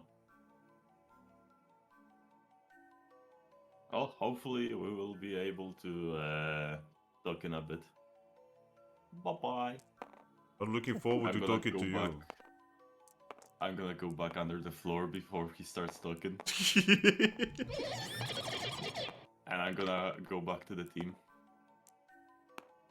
Welcome Well, back. Aris, there's a Toxicroak waiting inside your room for you. She stares at you blankly for a long moment, and then just shakes her head and just says, "I'm done stressing about everything. It seems like this world is intentionally throwing thing after thing after thing at me to intentionally stress me out. So you know what? I'm just gonna not question this, and we're just gonna go see what the hell's going on in Meow Meows." Yeah. Apparently that guy's a mercenary. She's just gonna nod. Yeah, I would have assumed. Yeah, so All let's right. go to Meow Meows. I grabbed the thing. Perhaps we should sneak in the back, because there's something fishy about all this, and don't even. Hey, maybe I could go back and I could grab the frozen heart, eh?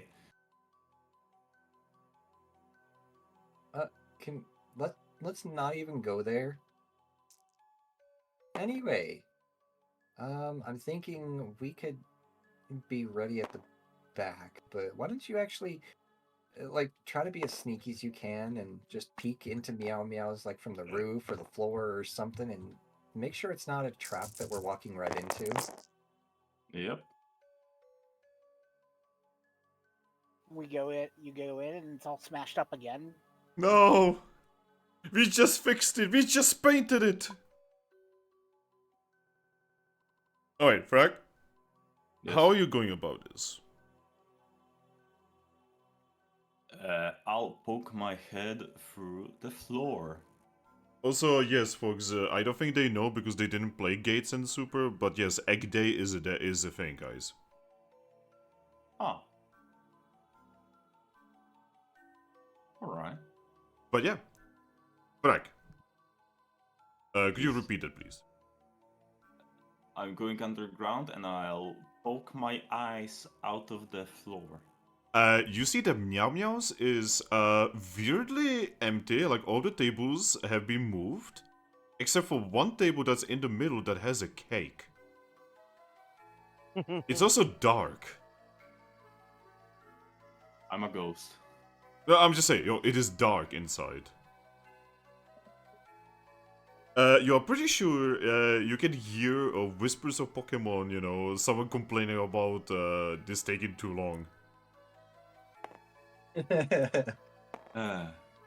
Alright, I'm gonna go back to the team. Congratulations for Alright, ruining the whole thing, by the way, guys. Man, Well, let's go. Hey, I'm not telling them anything. got- Okay, guys, got- it's safe. You got them paranoid. well, I think the only one who's paranoid here is Vaporeon. Vaporeon Paranoia. Vaporeon is playing Paranoia while we are playing Mystery Dungeon. hey, in all fairness, there's been a lot of times where we've come back to town and some weird shit's going down, and But it's it like all- life altering. But in all fairness, you did say you're gonna stop caring about what's happening. You just kind of just take it as you go. Well, So why not just let this be one of those things where we take it as we go? because she's still not willing to walk directly into what is, Well, I am. very obvious. What is very obviously a trap. Well, But yeah, now as Thrax says it's okay. I trust him, so she's going to be going as well. She's not like, you know, I'm just saying, even if you had said suggest to go to the back, Rilaboom was gonna go to the front regardless. Yeah, let's go for the front. I'm maintaining my stealth.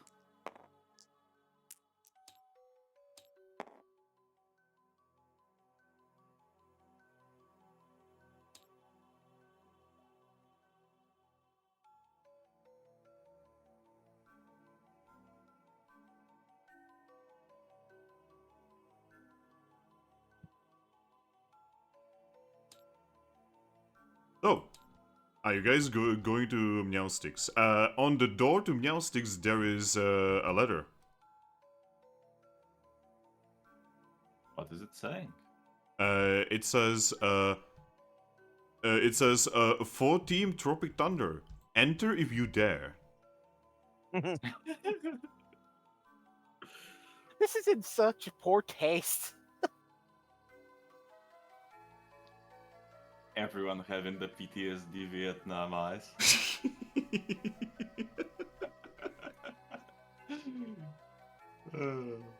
Monkey she just open looks door. at she just looks back at Thrack. Yeah, it's safe. Let's go. You see, we're staring at each other. Just like opening the door already. Meow. Alright, you guys enter a dark room that has only one table in the middle that has what appears to be a cake on it. Oh, And suddenly, the candles on it light up. neat. Ooh. Well, you walk up to the cake. The cake isn't a lie. Would do. She's just kind of just like approaching, just still really confused about all this. Closer to the cake. Closer to the cake. Yep. You all approach the cake. See if I use the correct music.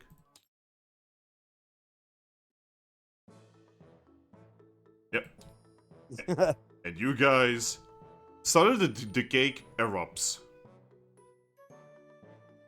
Oh shit. Was it a giant-sized cake? Yes. Oh.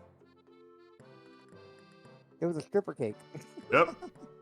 And from in the middle, you guys can see a Pokemon that just erupted from it.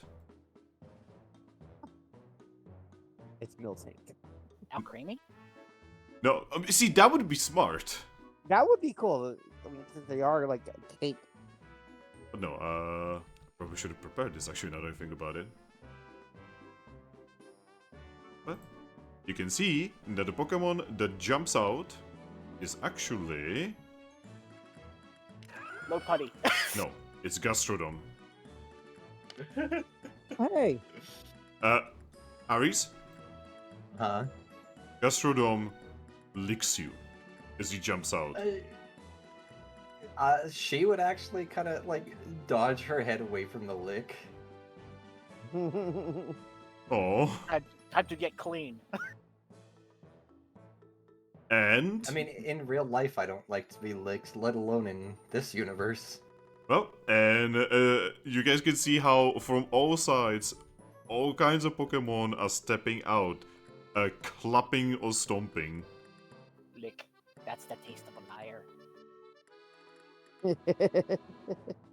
I don't know why, but when you said that, Finn, I'm really getting the congratulations, Shinji. Oh my fucking god, stop! She kind of just starts taking a few steps back, looking at all this in bewilderment. What? You can see that Meowstic just takes her position at the counter and she starts pulling out like all kinds of pastries and such. Vaporeon's gonna lean her head back towards Thrack and just say, "Is this cake made out of a clown car or something?" No, they're not stepping out, they're stepping outside of like, you know, there's like a staircase or a back room. The only person. Oh, who can The jump only the one who cake jumped out was Gastrodon, who is currently, you know, just like in front of you. Oh, okay. Very slowly moving towards you, trying to give you a kiss. was. And she's just constantly backing up, staying just out of his, like, range. What's the occasion? Glamia actually is going to step forward, and she's actually going to tilt her head and says, "You guys don't know? No. About what? I mean, you probably should know better than us." I'm you gonna guys look had- at Aries. She's just gonna look just as confused and just say, "You guys had Everyone? us worried someone attacked the town." Yes. Someone did attack our town. And then Wait, someone really powerful has defeated them. So, we assumed that it was you. We've been in Mount Horn for the last couple days. Oh, then you should probably know that Glacian has been defeated. I look at Aries when they say that. She blinks a few times and then just It- says, "What?" Yes, Does my wish work? yes. Arshan? Yeah, on it. I saw Glacian getting defeated together with Dredigan and everyone else on her crew. When? Where? How? Yesterday, Who defeated? Glacian got defeated. Like I was saying, who? who did it? Well, I didn't actually see who did it because they vanished soon after. What did they I look mean- like? Yeah. He just shrugs. Like I said, I don't know. I arrived just as she was tailed between her legs, running away. Huh. Fuck. Look at the rest of the group. Everybody's like, nobody saw anything either. Esper is just going to look at you and just say, "No, I was kind of in the town." Huh. So how did the town get attacked but nobody noticed? Well, it's because you see, as you probably noticed the big iceberg. Yeah, I mean, we noticed that. Apparently, that was part of the battle. The battle was apparently incredibly short. Who? What the hell? Didn't you guys see that's permafrost that you know from? Yes. But yeah, Glamia is just going to step forward and give Vaporeon a hug and say, "Congratulations."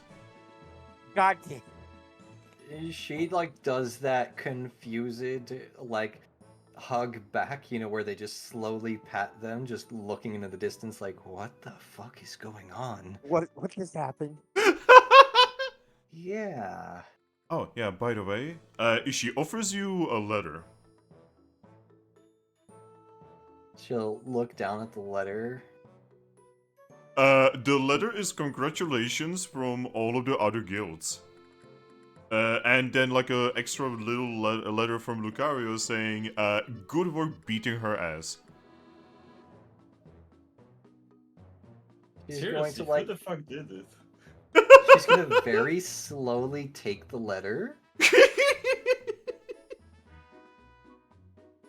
It was the Moonstruck group, wasn't it?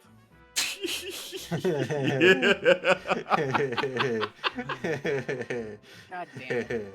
Another fucking time, I guess.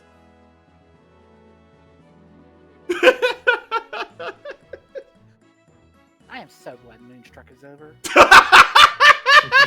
You guys fucked with too many things in our line. But yeah, Glabio is smiling. She actually looks legitimately happy. Even Espion looks happy. Huh. So how is feeling right now?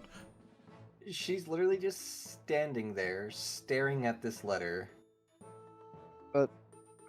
Glamio is Who's going to it look at from? you and say, all of your teams are actually back and they're all planning a little surprise party over at your place, by the way.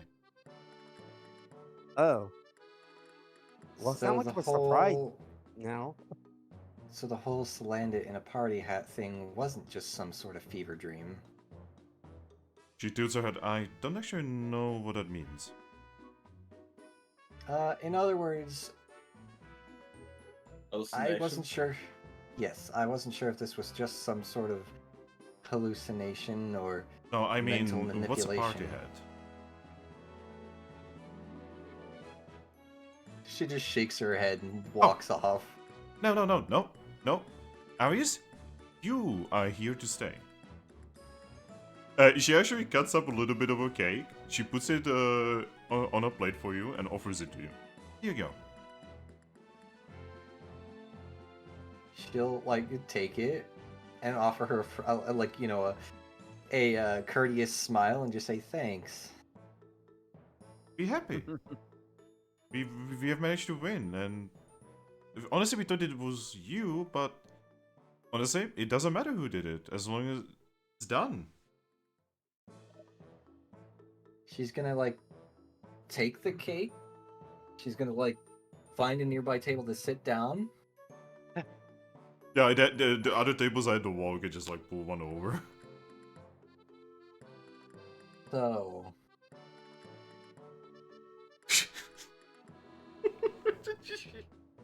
are we sure that it's over? I mean, obviously. Someone may have beaten her up, but that doesn't necessarily mean she's gonna put an end to her plans. I mean, what can she do right now? Her attack failed. Completely. She just like shakes her head and just says, "She's got more of a plan than just attacking us." She's going to lift her paw, just put it on your face and just say, Aries, it's time for you to learn how to relax. You won. It's over.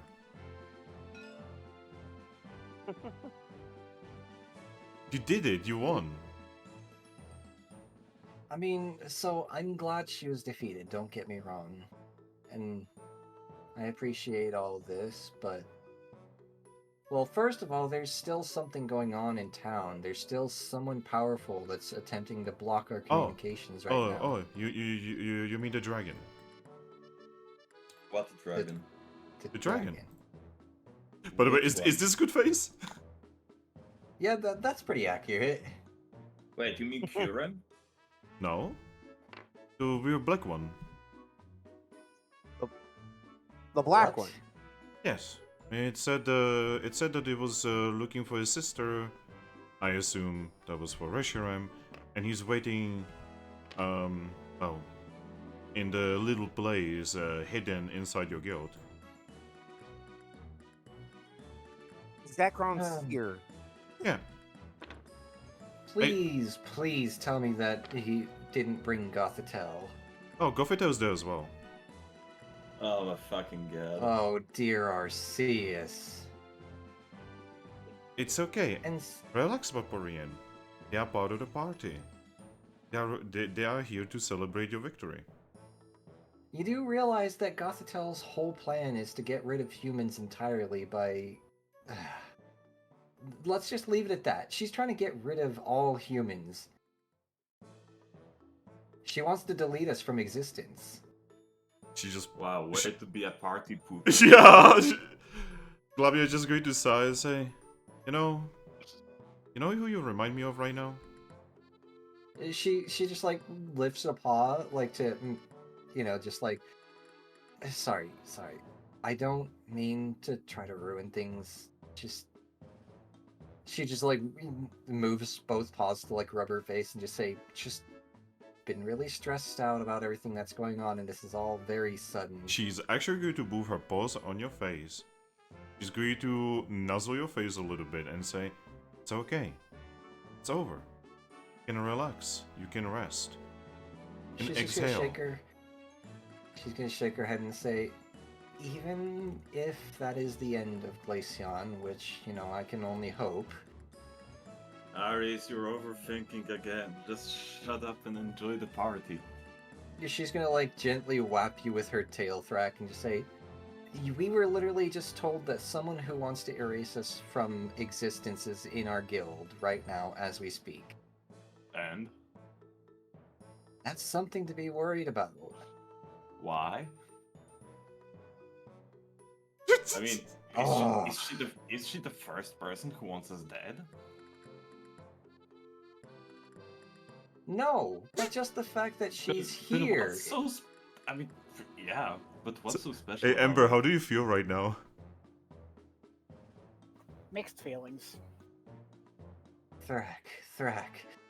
Oh my god, Thrack. She wants us gone. There were other people who wanted us gone. My Now character they would have are gone. very choice words for Gothitelle. For now, That's- let's enjoy the party. Not overthink, not, break the mood even more. So, shush, now, eat the fucking cake. Eat the fucking cake! She actually looks upset at you for saying that. Yeah, Glamyao is just going to smile and say, Hey, if nothing else, everyone thinks that it was you who actually defeated Glaceon.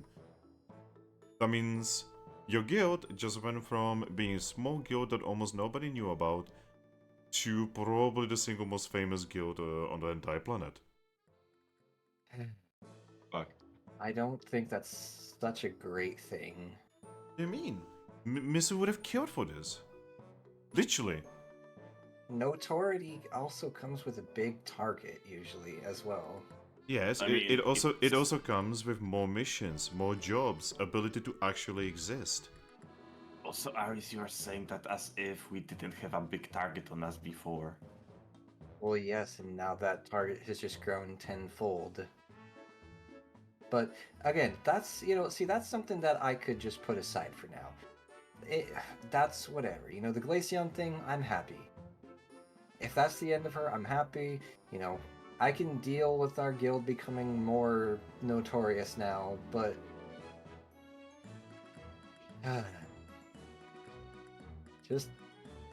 we need to deal with Gothitelle. Well, for instance, she's currently at your guild. Probably preparing the party for you. Yeah, the party of our Thanos snapping. She tilts her, what's Thanos? What Pokemon is that? Don't even worry about it. It's a human thing. See, Thanos is a character from a story. Well, Story? few stories, depending on which one you choose. It's either really good or really bad. I'm sure Entei wants some cake. That's a can of worms there, Ember. Oh, I mean, I'm sure he might, but we don't even know, like, if this Entei is even gonna be the same as, like, you know, if we were to meet the Entei on the real Entei, you know, from this world.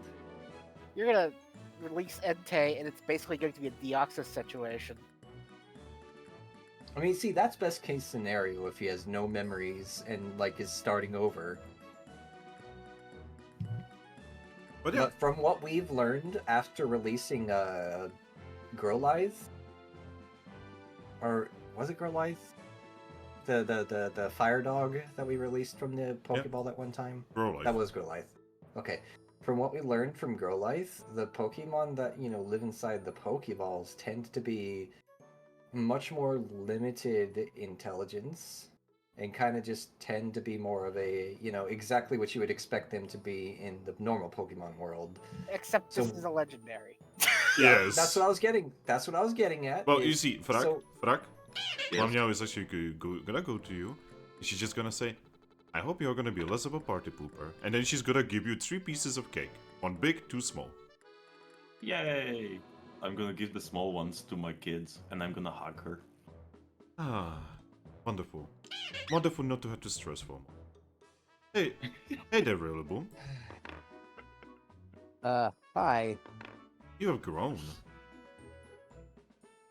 Yeah. And she offers you a cake. And she offers a rhino cake. I'm so glad I'm made out of water now. I can't have headaches anymore. Thank goodness. There we go. Well, Aries, it is entirely up to you whether you enjoy yourself or not. But the entire town, we have been waiting for you. We even had Arshel watch out for you so that we could set everything up. She's just gonna nod and say, don't get me wrong, I'm sorry. I don't mean to seem unappreciative. I appreciate everything you guys are doing. I'm just worried about all of you. Harry just all hates of my Tropico a family. lot, just to let you know. That's it. Well, that is up to you and her to resolve. If she wanted to do damage to you and your guild, she would have already done it. I mean, she literally has a legendary Pokemon with her. Yeah, I'm aware. And I'm still worried about her. You see, she is similar in terms of, like, knowledge and power as Salazzle. Yes. And would you not allow Salazzle to be here and have a cake with you? Well, see, imagine if Salazzle hated humans with the very fiber of her being and was trying to delete them from existence. I understand. But And right had now, a legendary by her side to do so. And was dedicating all of her time and resources to doing so rather than becoming a businesswoman. Aries, I your cannot believe, party senses I are cannot working believe, again. I cannot believe I'm about to do this. She's actually agreed to go and give you a hug. Vaporeon's gonna let out a slow breath and just say, again, I'm sorry, I can't help, just hearing about her, I can't help but be afraid for my new family. And then she's going to give you a kiss. Hey, what are you doing? You to move back and say, just to restart you. This is such whiplash. She gets a bapping. No. Don't Oh. do that. Well, it usually works with Meowstick over there. Yes, she's just going to sigh. Some things never change. Uh-huh. Well, anyway. She's gonna, like, take a deep breath, let it out slowly, and just say, Count down from 10. Relax. Take a deep breath. It's gonna be okay. It's a bit more complex than that, but...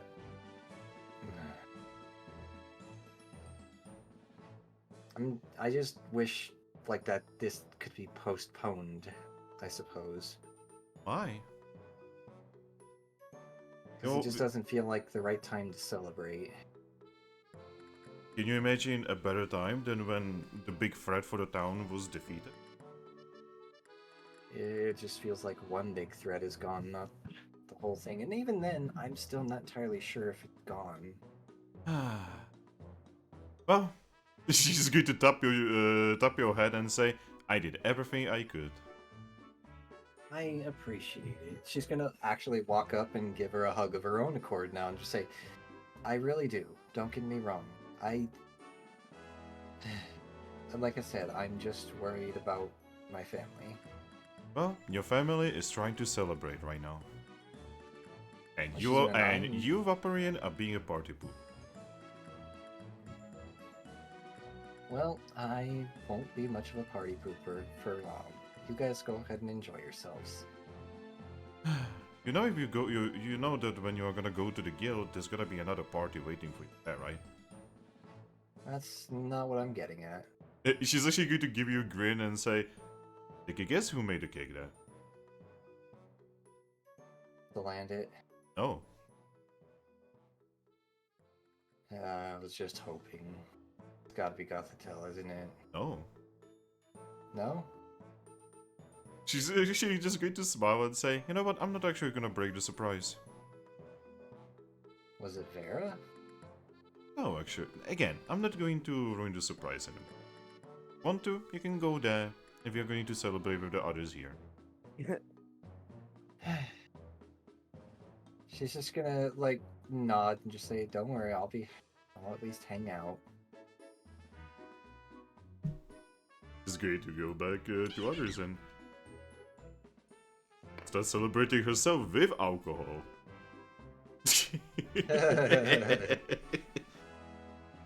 Oh no, I just realized I can't get drunk anymore. I mean, if your body is 90% alcohol, you probably are just drunk. You But are the drunkenness alcohol. comes... Well, drunkenness comes from the existence of a brain. Don't worry, you're not a changeling. You have a brain though. You're kind of like a slime. that- You're kind of like a slime girl. Yeah, I was gonna say, not a typical brain though, not one that's probably affected I don't by think alcohol. the same- anyone has ever thought about how Vaporeon can get drunk. By the way. Yeah, I was mean, gonna there's say. gotta be something for you to actually feel emotions and shit. Yeah. Well, yes, that's what I'm getting at. Is I know I do have, something akin to a brain, but we don't know how magical it is. You're like Sue from like Monster Musume. You can get drunk. I don't think he's actually gonna understand that. You have to understand like only. Actually, everyone but Aries watches anime here. I watch anime. Okay, do you know what Monster Musume is? No, Exactly. And that's one of the most And then, infamous well, animes out there. I do Monster watch Musume anime. is sometimes borderline hentai. But yeah, Anyway. so I do watch anime. I'm just not like an avid, constant, like watcher. But anyway, yes, she's going to like just put on, that fake smile and just go sit at a random table, like probably in like the back of the room.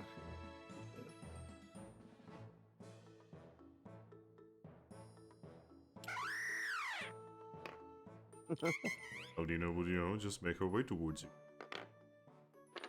It's like a little saunter. She would sit down. Hi, Oh. Aldino. So how are you feeling? She just smiles. Uh-huh, that bad, eh? And she'll just like shrug a shoulder and just say, "Par for the course." I understand that you are worried, She nods. Hard not to be worried when, one of the first times I ever truly feel like I have an actual family, I learned that the one who wants to remove it is literally about 2 yards away. Well, I mean, I have not spoken to her, but she didn't kill us. No, she's a lot more subtle than that. And she definitely had the power to do it.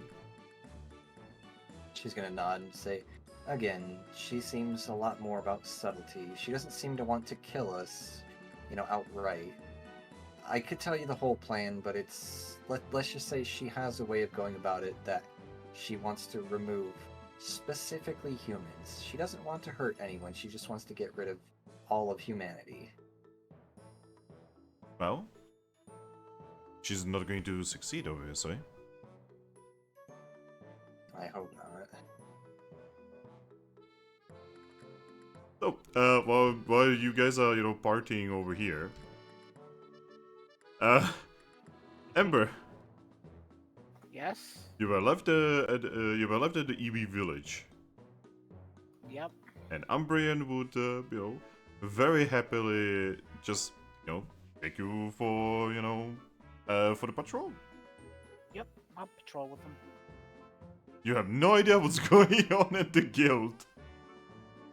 Fortunately, because I think my character would rush to confront Gothitelle. Believe me, pro- that's what my character pro- wants to do right now. And probably use her Victini tier to kill Gothitelle. But you don't get to decide how to win. You just win. And I think killing Gothitelle is Lucky's way of winning. Well. So, Lucky.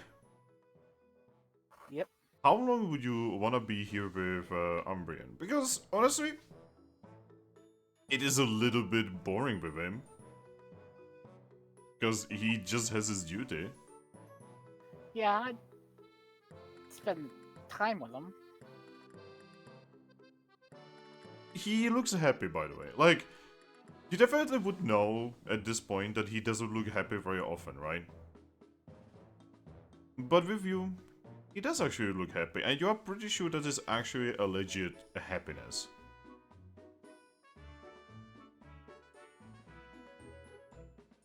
Every now and then he would tell you about, some areas or some Pokemon that he, saw.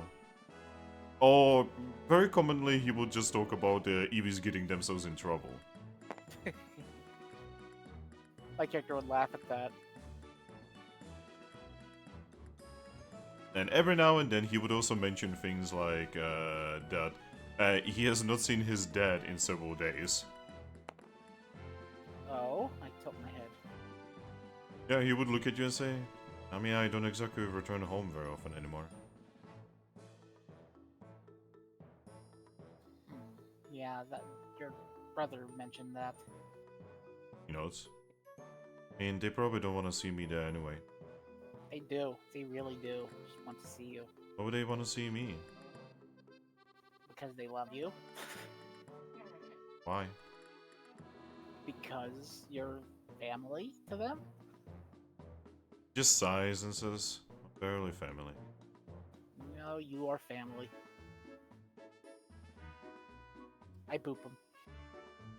He's just agreed to just touch his snoot.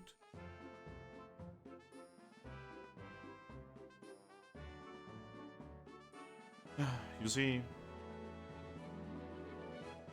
just feels like I would be bad influence on the little one. Oh, you're not a bad influence. Actually, could I change the music? This is definitely not the music for this fucking scene. Give me a moment.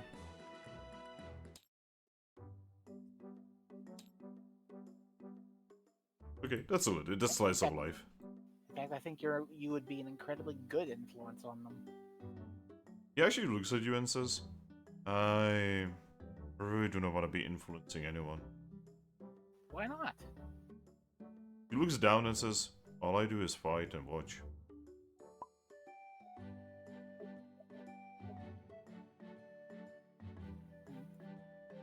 You protect the village. Yeah, but I would prefer my brothers and sisters to be like, have nicer, simpler lives, you know?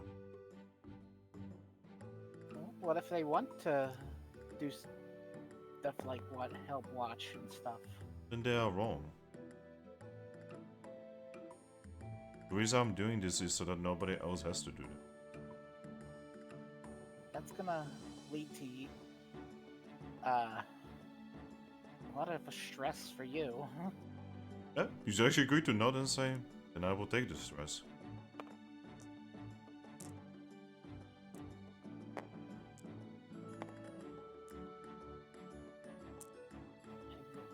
No one wants to see you all stressed. He's actually going to look at you again and say, I've been like this for a long time, I'm used to it. Yeah, I can tell. I do lose some sleep, but that's okay. I usually just nap when day. Oh.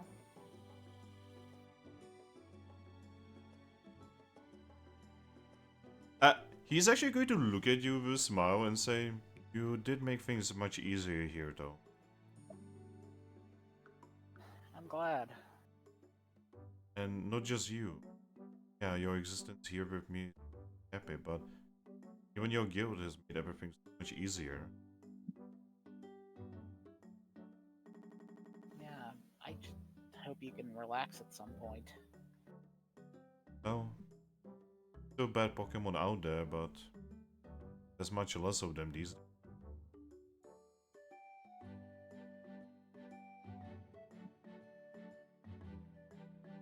Well, I'm really thankful to you and thankful to your friends. The previous guild that was in Capim, they were kind of like that as well, you know. They were helping us, they were making this entire area safer. Yeah, I'm starting to think that my initial judgments of them were wrong, despite, you know, some of their reputation.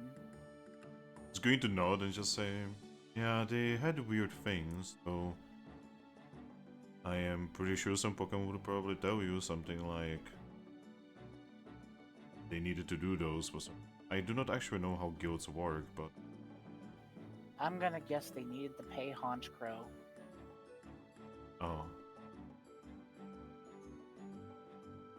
And that's why they resorted to doing that.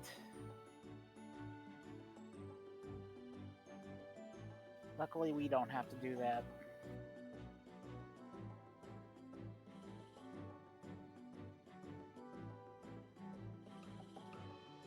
yep, he's just going to smile and say, that's why I know that you guys are not going to fail. But the two previous guilds have failed, you will not. I see it in your eyes, you know. Whether you like it or not, you are part of them. I don't want to call you a townie.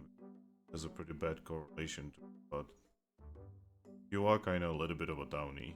He says with a smile. I smiled back.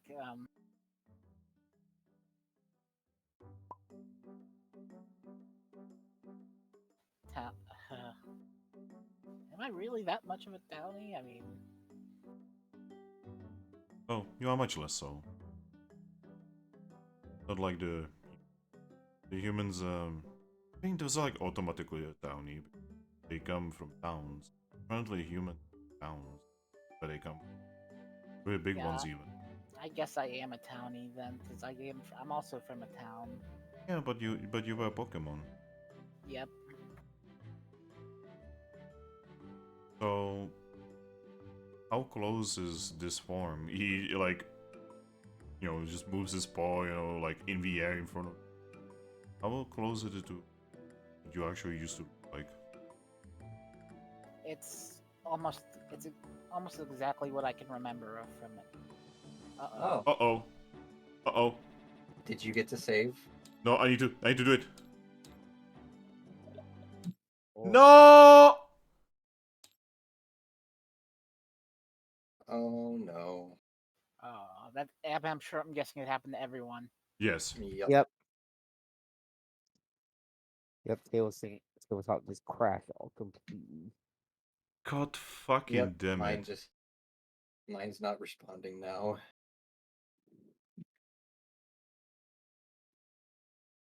It has nothing to do with my connection, by the way. I am literally still streaming at the same bitrate and everything. Yep, it's just It's spaghetti toast. tabletop. Maybe even Steam. Who knows? It can be honestly either or.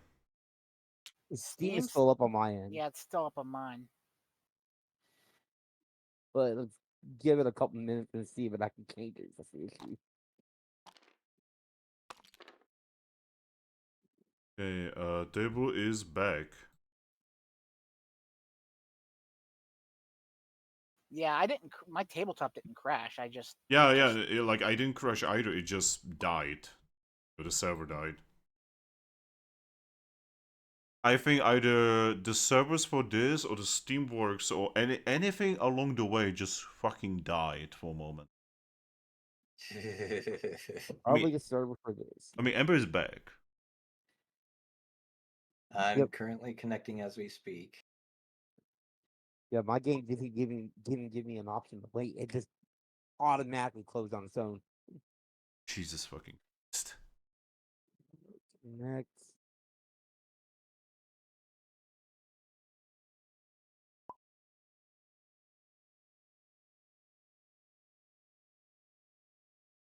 This constantly is saying that peer-to-peer session has failed with everyone. And yet you guys are here.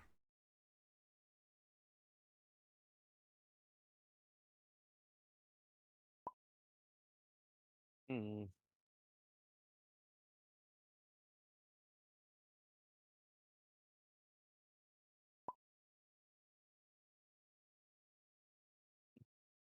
Yeah, this is the Or problem actually, of this being online. You know, if we were at the table, this would be easy. yeah.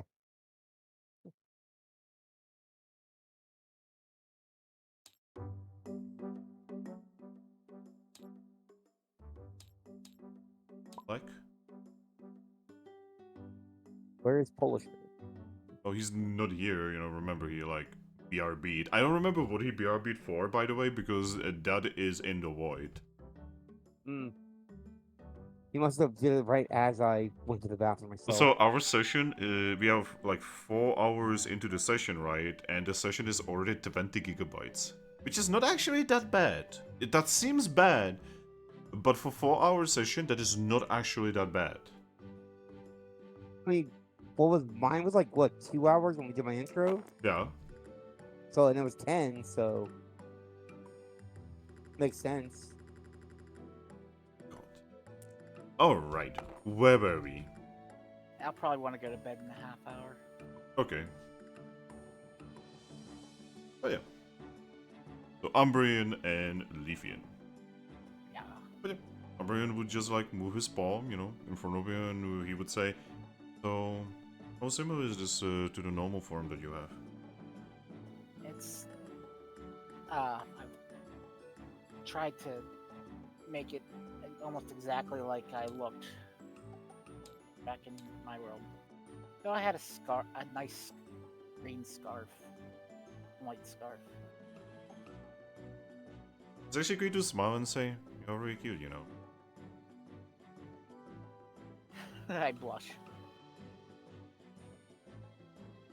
I usually only saw EVs, and I remember seeing that SPN from Capim. And can I be completely honest? Yeah. How much more cute than her. Kinda remind me of this. He just points at the forest. Forest is important to me. Always has been. It gives us life. It gives us food. It gives us water. It gives us where we sleep. It protects us when it's cold. I've always felt an affinity to nature, even though I've lived among dark-type Pokemon all my life. You looks at you confusedly. The town I came from was filled with dark-type Pokemon, and because it was the humans there had a lot of dark-type partners. Wait, do humans not hate dark type Pokemon? No, they're just another type of Pokemon. Oh. You You've been here long enough to probably know that that type Pokemon like me kind of have a stigma. Yeah. Given the current form I'm technically in, is Dark type itself. He's actually going to smile and say, I much prefer you like this. I do too, but eventually I really do want to get this poor Zoroark her body back and get my own back.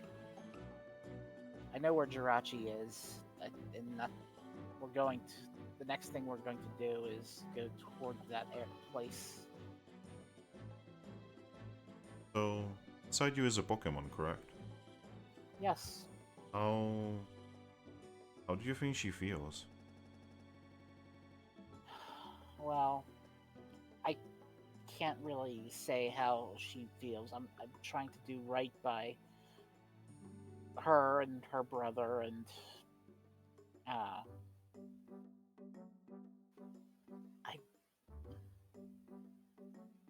the only thing I know about her is what Mew told me that she was thinking. It'd be difficult. It's Yeah, like, I wouldn't like another Pokemon in my body. yeah, I was just thinking that. Especially because he was a Zoroark, right? Yeah, Oh, Zoroark. yeah. If I could have asked her, I would have, but the situation became so that it was really unavoidable to evolve. Do you think she can hear me?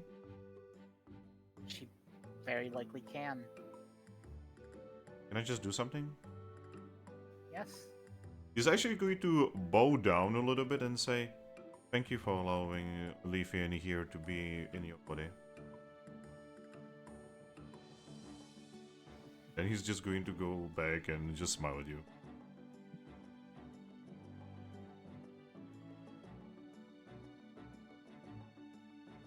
But yeah, it's an important goal of mine to get back my own body and let her have hers again, so she can be with her brother and stuff.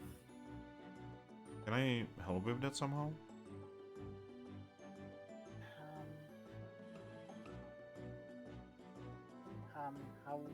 How would you help? I don't know. Because this is not fair to you or her. Yeah.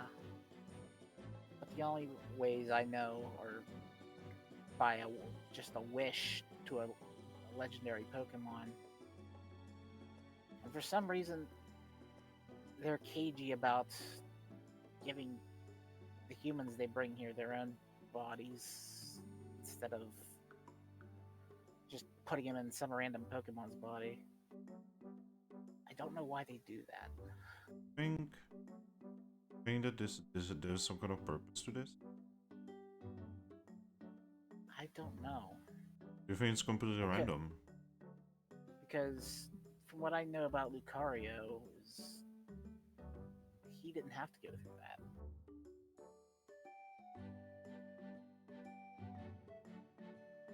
Are you just going to sigh a little bit and say, you will resolve it. That's strong and smart. My plan is to ask Jirachi, the Pokemon who grants wishes. And if Jirachi can't do it, then I will have to find some other way. He's actually going to lift his paw and say, you know, I do remember a tale from a traveling Pokemon.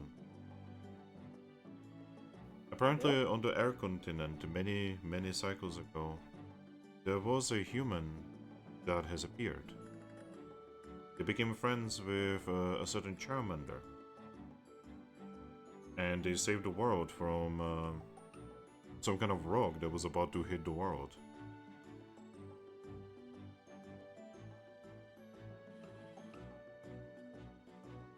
And well, that Pokemon was allowed to stay with his partner. Yeah. They were, Such was- they were even given their own body. Oh.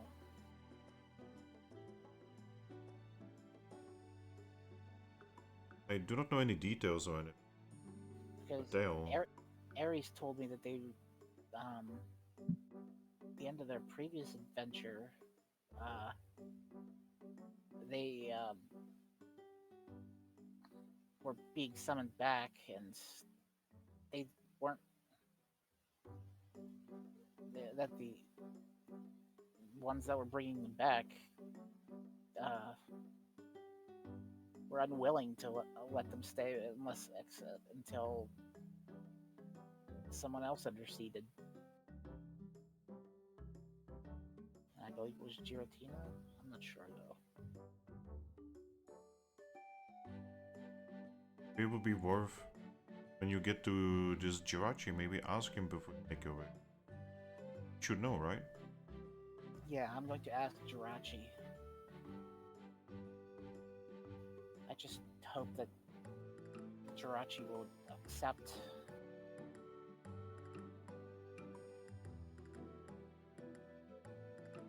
Lucky? Yeah? You're gonna talk to Jirachi. Could tell him that I will be willing to do anything. I also would be willing to do anything for it. He actually smiles, and you can see that he's like actually like boosting something inside himself to do something. He takes a deep breath. He gets closer to you. And then he loses air and cannot do it anymore. I give him a hug. He's just going to take a deep breath afterwards, and he's just going to give you a hug and say, and he's just going to say, sorry. It's okay.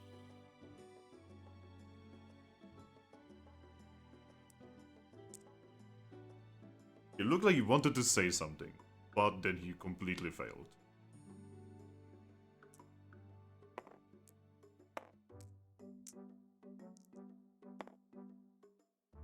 How long would you be with him along the village? Well, considering that Ares told me to stay the entire day. Oh, he would absolutely not be against you being there the whole day and night.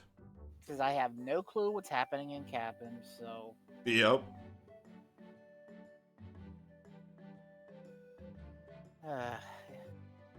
There's no way for them to wonder mail me about the situation. Yep. Well, if things get too dire, they'll roll call trap me. Yep. It could also just run back because it's only an hour away. We're gonna move from this ridiculous cuteness over to this nonsense here. Paranoia. Yes, paranoia. Hey, over here you are playing Mystery Dungeon, right? Over here they are playing fucking paranoia. Yeah, like everything, the whole celebration thing is just like so Out of the blue. like not just out of the blue, but it's like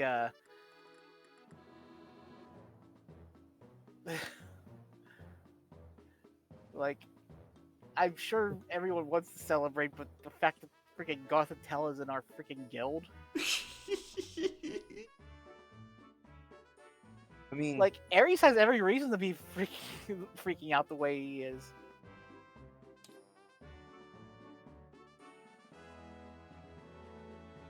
Alright, so Ares, Yes. what would you like to do? You're at a party, Audino is here. Well, she's trying to let everyone have their moment because it seems like everyone wants this. So she's just like putting on a fake smile and just sitting there. Just sitting in the back, watching and letting everyone do their thing. Trying not to stress out. What about you, DJ? Trying to talk to Espeon a little bit. Could easily get her attention. Yep, which is what he'll kind of wave to them. She would look at you. Hey, Espeon. Hey there. Oh, I may have a weird request for you. I mean, is it gonna be any weirder than when I was told to make party hats? Whatever that is. You're the one who made them. Yes. Do you know how to make a tie? What's a tie? Okay. Think of it as like a scarf, but instead of going around your neck to like wrap around completely, I kind of point that it hangs down from the base of my neck down to like the middle of my chest. I mean, I guess I couldn't do something like that, yes. It's like that, but then at the end of it, it's like pointed. He nods and says, like I said, I could do something like that. Doesn't seem that difficult. Yeah, it shouldn't be that too difficult. Why do you need something so specific? Just I just felt like just adding something to my current uniform for fun. I can definitely do that for you. I mean, I'm kind of trying to get different mentality right now. You know, too many bad things Yeah. on my mind. Understandable. There's a lot going on here. Yes. When I was told by Arshin that Glaceon got defeated, I was actually kind of happy for the first time in a long time. Yeah. I was definitely a little bit worried, as you can probably imagine. I mean, kind of looking at everybody, I think everyone was worried about that too. Yes. But that's one problem to solve now. But yeah, I can definitely make that for you. I can probably actually have it done by tonight. Alright, no rush really. Just Oh, you don't want it to be magical, eh? no. The only thing I asked for is if it to be just a red color. That's it. Right? Yeah. Actually, thinks about it. I do have some red paint still. I mean, kind of looks at it like his greenish body. I feel like red stands out more with me. I mean, it would go really well with your face. But yeah, I figured a red tie would be good to have. Yeah, hey, it gives you something. I guess a new kind of accessory, I guess, to make. He's going to nod and say, I do use your relics by working. Yeah.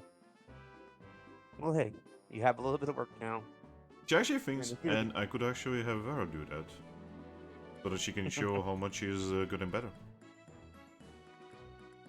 That sounds good to me. Speaking of which, you should probably not be making your guys at the guild wait too long. Yeah. Just kind of look at Vaporeon. She actually looks at Vaporeon and says there's a lot of things going through her head right now. I bet. She's going to look at you and say, you don't even want to know half of it. It's funny how different it is for being a human from my world compared to theirs.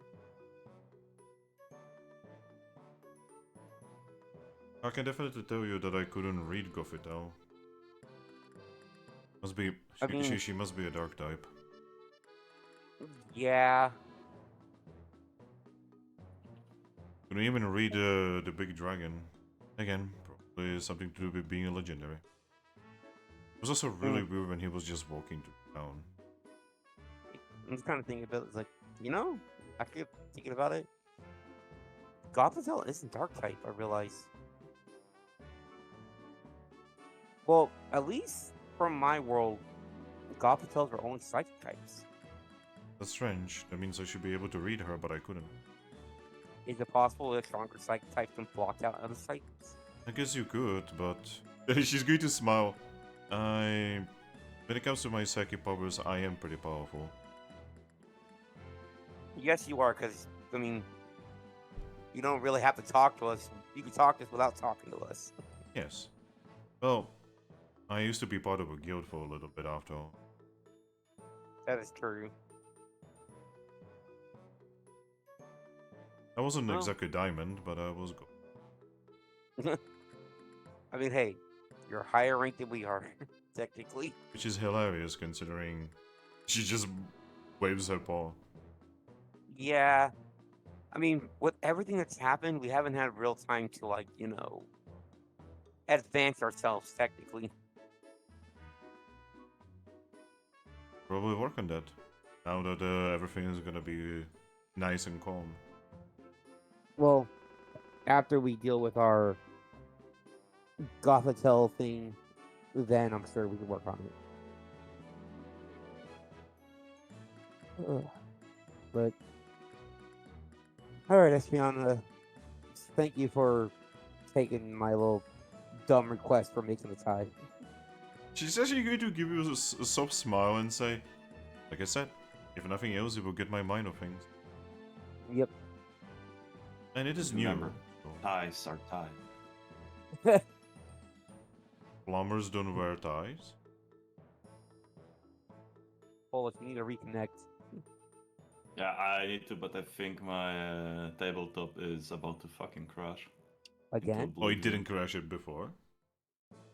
No, before it was just connection problems.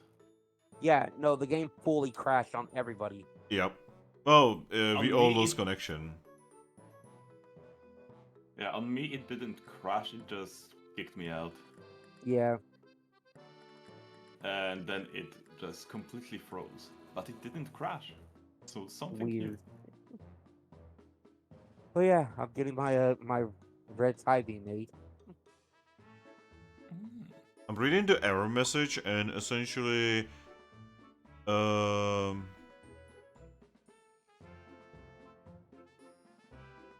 so according to the according to the error message, what happened was that the Steam peer-to-peer server died. That's all I can tell you from the error message. So the problem was actually on the Steam side. Which is interesting because our Steam's like never actually. Well, it's Went because down. Steam uses different servers, and this was specifically the peer-to-peer, i.e. Steamworks.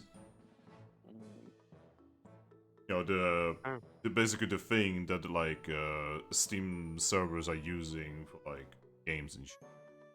I'm going to bed, everyone. Good night. Oh, Good night. bye, Ember. Yeah. I'm sorry. Ember.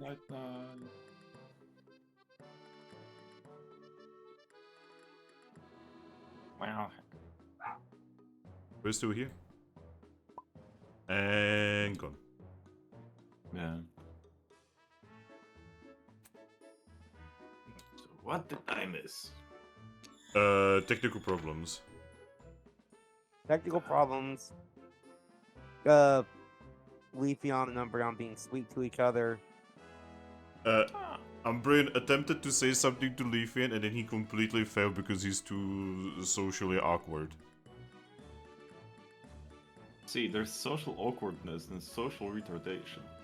He's probably definitely in the second path of that, yeah. A little bit of column A.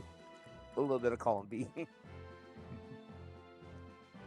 Like, yeah. his mom was definitely not lying when she said that she never expected him to find anyone. Oof. When your mom tells you that, then it's... Oh. Even my mom still has hopes I will find someone. I mean, you're in Poland, just find a nice, sexy fanboy. There ain't no fanboys in my area. Wow, no, no sexy there's no hot fanboys in your area, eh? He has Yeah. ad blocker on, that's why he can't find them. Well, see, you Actually, need... I'm not using Unblock. Wow. You're not using an ad blocker? Wow, imagine not No. using Adblock in 2024. Anyway, so you guys are enjoying up. God damn it! I'm getting a phone call. Be right back. It's the neighbor again. Oh boy.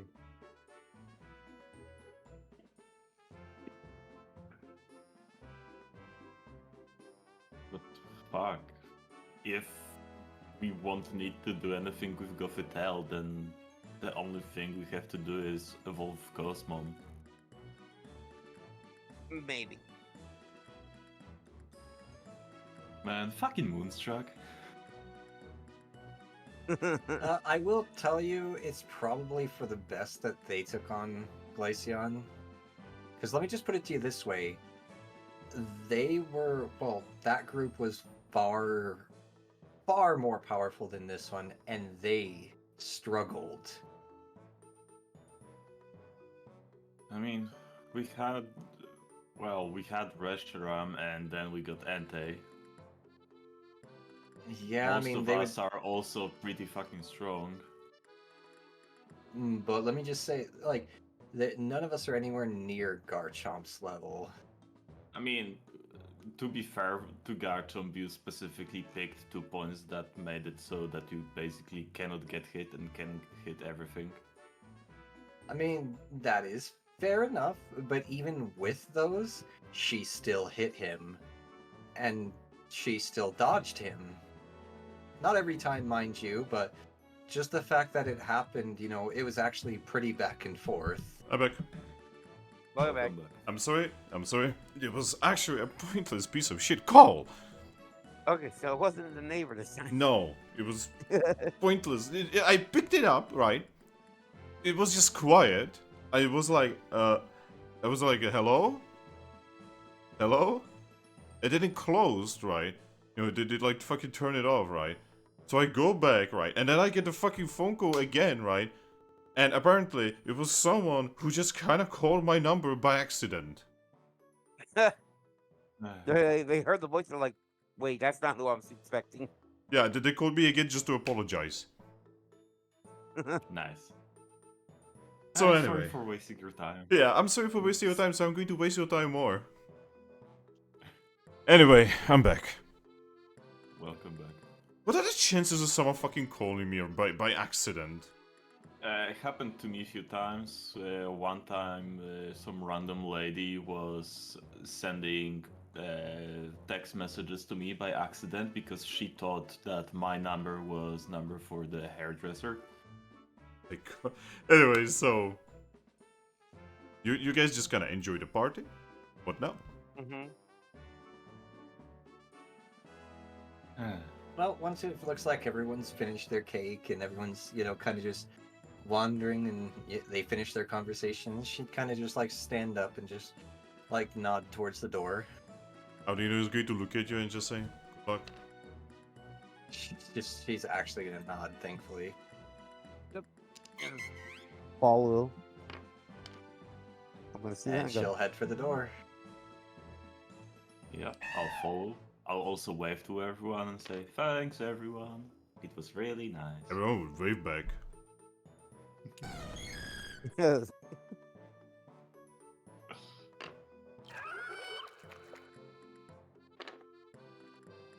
Alright. Ice cream for everyone. Ice cream for everyone! Alright, so you guys leave. And, yeah, you can see that it is a much more lively now. Mm-hmm.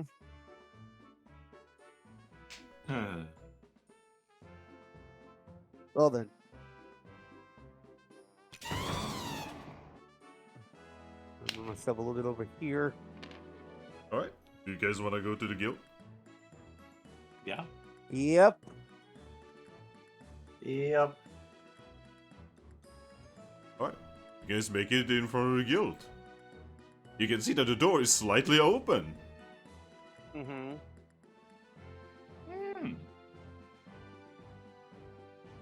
They probably got the word that since we went to Beyond the Isles, they were like, oh, right.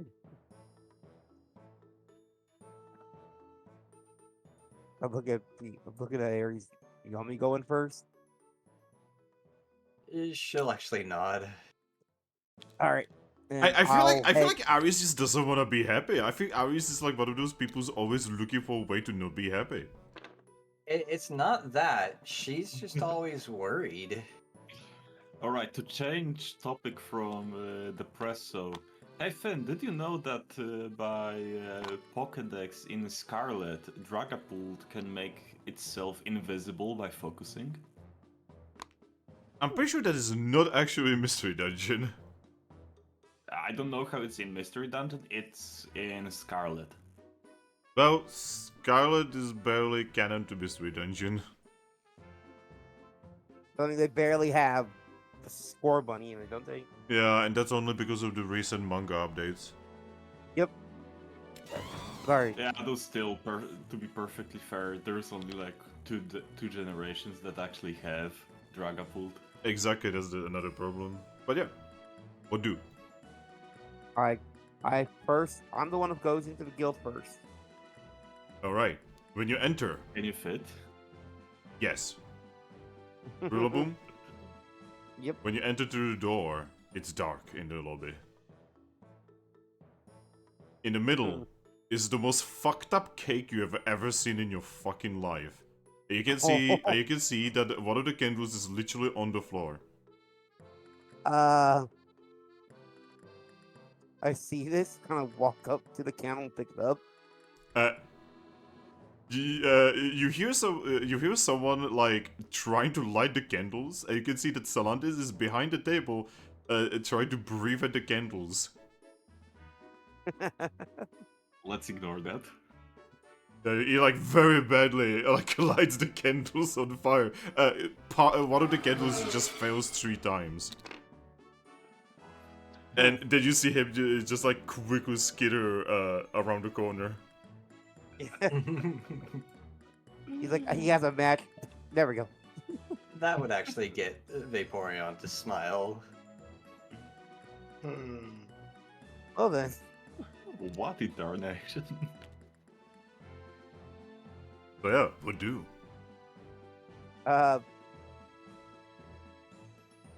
Salandit? What's going on? Salandis is not there. He run around the corner. It's just a very fucked up cake that has something written on it in paw print that says for our favorite guild mistress and her friends. Aww. I'm gonna tell Larry that's what it says. Oh, she'd be following right next to you. Yeah, Yeah. okay. Yeah, it's like really like the cake looks fucked up and the text is misspelled.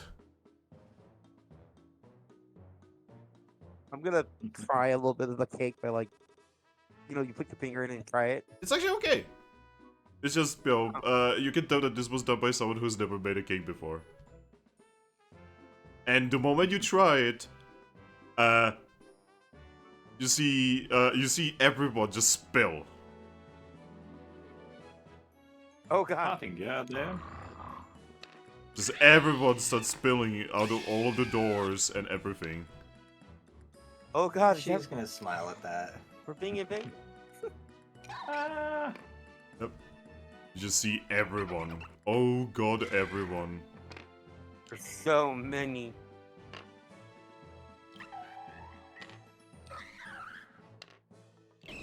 Just all of your teams.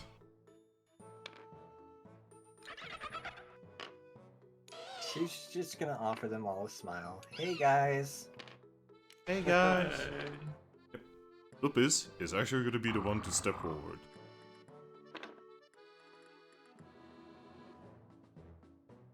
She looks nervous. Hey, Lupus. She's going to take a deep breath. And she's going to say, Lupus would like to say thank you for saving Capim. And thank you for being as awesome as you can possibly be. I mean, I could say the same to you. Lupus made the cake. And what a wonderful cake it is. She And looks like she will she looks like she was on the verge of crying. By the way. Vaporeon is going to actually genuinely smile, and she's going to reach her like hoof. The hoof. I've got FOE on my Ponies? brain. Her. Yes, I've got ponies on my brain. Apparently, she's Paw. gonna reach her paw over, and she's going to like scoop a little bit and put it in her maw, and she's going to give like an exaggerated like sound. See, it's actually pretty good. Again, it just looks bad. Man, Well, she's making an extra big show of how amazing she thinks it is. Yeah. The piz's just going to smile and just gonna give you a hug. get that cracks on the cake. As Lupus approaches to give her a hug, she's gonna scoop up a bit of the frosting and she's gonna like smear it on her nose. Well, Lupus is confused. Why? She just smiles and says, "I don't know, because I could. What are you gonna do about it?" She's just going to reach to her nose and just try to like clean it with her paws. Yeah. Lupus, Everyone just like goes forward and they just like, you know, grab a little bit of cake, they talk to you. And yeah, it is gonna be a party. By the way, Zoro still has fucked up arm. Oh, I mean, it's only been like a couple days, so Yeah. Hey, did we forget about the... God, I forgot the past form's name. monsoon. Yeah, Monsoon. Oh shit, yeah, Monster will be here. It's mostly I just don't have his model anywhere on hand. yeah, no, we did send someone after him. Give me a moment. Oh, The that's monsoon okay. would have came. No, he should have been there as well, but I don't know where his model is. Can someone look? I'm looking. I'm looking around the table. Someone find Monsoon? I wish there would be a search I know! thing.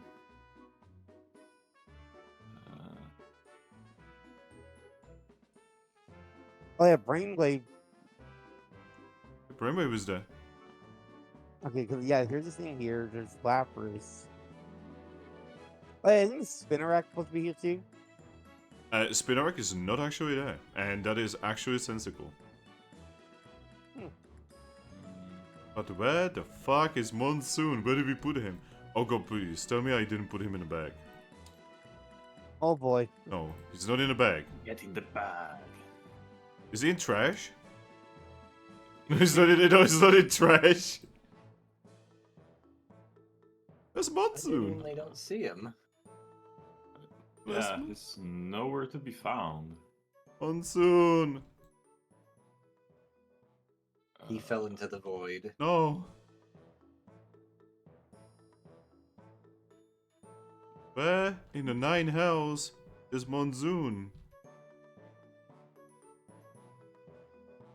Yeah, cause there's Mew.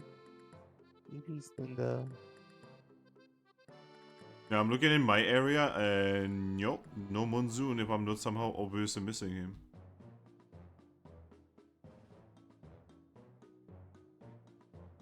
That's a flipped over Geo, dude. Yo. Is that a motherfucking reference? Am I gonna have to spawn another one? What's his actual Pokemon name again? Past form. Yeah, cast spawn. You know what? Good to freeze the fucking table for a little bit, but...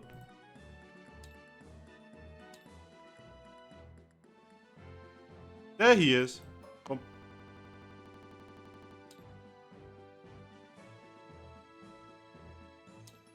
He is. Monsoon would be here as well. There we go. There we go. Yeah, I found him on a different table. Apparently, tabletop ate him. Tabletop ate a lot of things recently. But yeah. But everybody's just gonna go to. They're gonna start mingling. Salandit is specifically gonna go to Vaporeon. She's going to offer him a wide smile. Hello. Hey there, Salandit. Oh, a few pieces of information. We were trying to contact you, but it was impossible. Yeah, believe me, we're aware. In the basement, we have, She's just gonna nod. Oh. Yeah, I'm aware of who's down there. Goffetel is also waiting for you in your... In my room. That was Toxicroak there. No, I don't mean in your chamber, I mean in... I was trying to somehow divide them. Wait, so we have Toxicroak in the office, Goffitel in our room, and the dragon in our basement.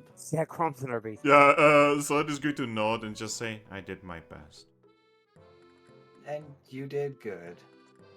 I mean, rather have them all separated than them all together, right? Yeah, I guess. Oh, Goffetel wants to congratulate you personally on the defeat of Glacian. Why does everyone think it was us? But because it was you. Lucario said it was you. He's going to pull out a piece of paper, which is official information from Lucario to all the guilds. Accidentally, even yours. That he officially is deeming it that it was you who's defeated defeated Glacian and her troops. But we were at Mount Horn when that happened. Don't worry about it. She's just gonna nod and just say, yeah, it's not... I'm gonna have to send him some wonder mail once it's possible. Anyway. My only achievement is a big fucking lie. I mean, you evolved, so that's a big achievement. He's going to look at you and say, I'm looking forward when I evolve.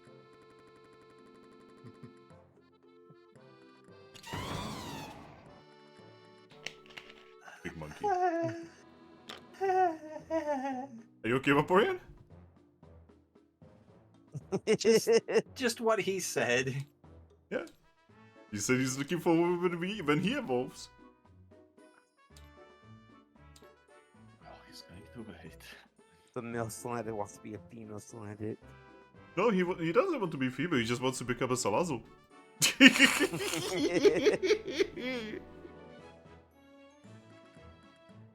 Right. Um, Well. Anyway.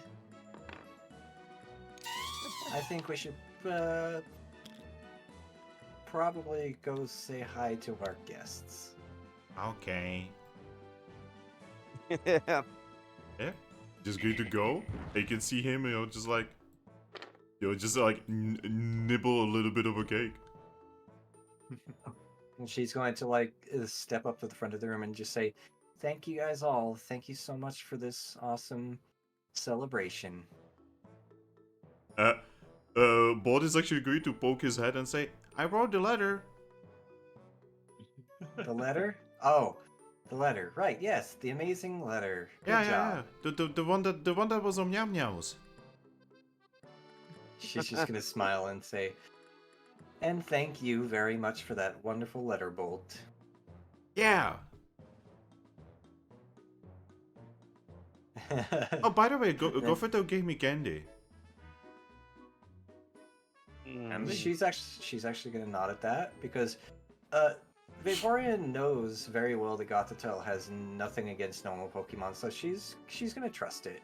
Oh, you forgot? Oh, well, no, I didn't forget that, but I know she has nothing against normal Pokemon. I know she wants him, but yeah. Yeah. So what do you guys want to do? I'm only coming over here to check on Monsoon. Monsoon's going to look at you and say, long time no see. Definitely. She's good to look at you. You've gotten bigger. I go, He's what? good. He's good to look around and says, most of my team has gotten bigger. Yeah, sorry about that. Oh, I should be the one saying sorry. I didn't expect the weather to, well, take me out for that long. Well, we didn't know that was gonna happen either, but everything's back to normal now. It's good to know. Our team is Like- ready to return to normal missions. Yep. I'm glad to see that you're doing okay though, and back here with the rest of the group. We do know with a smile. I'm just looking at Lupus like, you been taking care of him? Yep, she does. Lopez has been taking care of the entire team. Lopez is kind of like semi-pack leader of our pack. Pack leader within a pack leader? Yo. So then I'll give Lupus a pat on the head just with big monkey hand pats the dog. She just looks at her team and just says, not just mate, but also brothers and sisters. Yeah. I'm glad you're watching over them. It's good to know with a smile. Let's look at Brainwave. And so you have fun with the lappers? Yeah. She's so much nicer than what I thought she would be. She is very nice. I always thought that she would be like, you know, a little bit above me, right? No, she's actually really nice, and she really has many stories. I bet she does. Well, I'm glad you enjoyed your time with her. And again, Lupus, thank you for the cake. Lopez is happy. Lopez made good. Lopez got help. Who helped you? She looks at the shocker. She just looks at you and nods.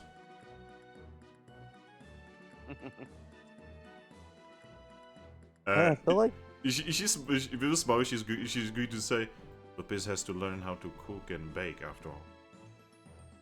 oh really? You know, I mean, one day eggs will. Then baby Lupus is around. I'm gonna look at Evie. Servine if she says that. Or Vaporeon is just trying not to giggle. Shoko just like gulps when she says that. Very obviously, one of them is much more ready for it than the other. Yep.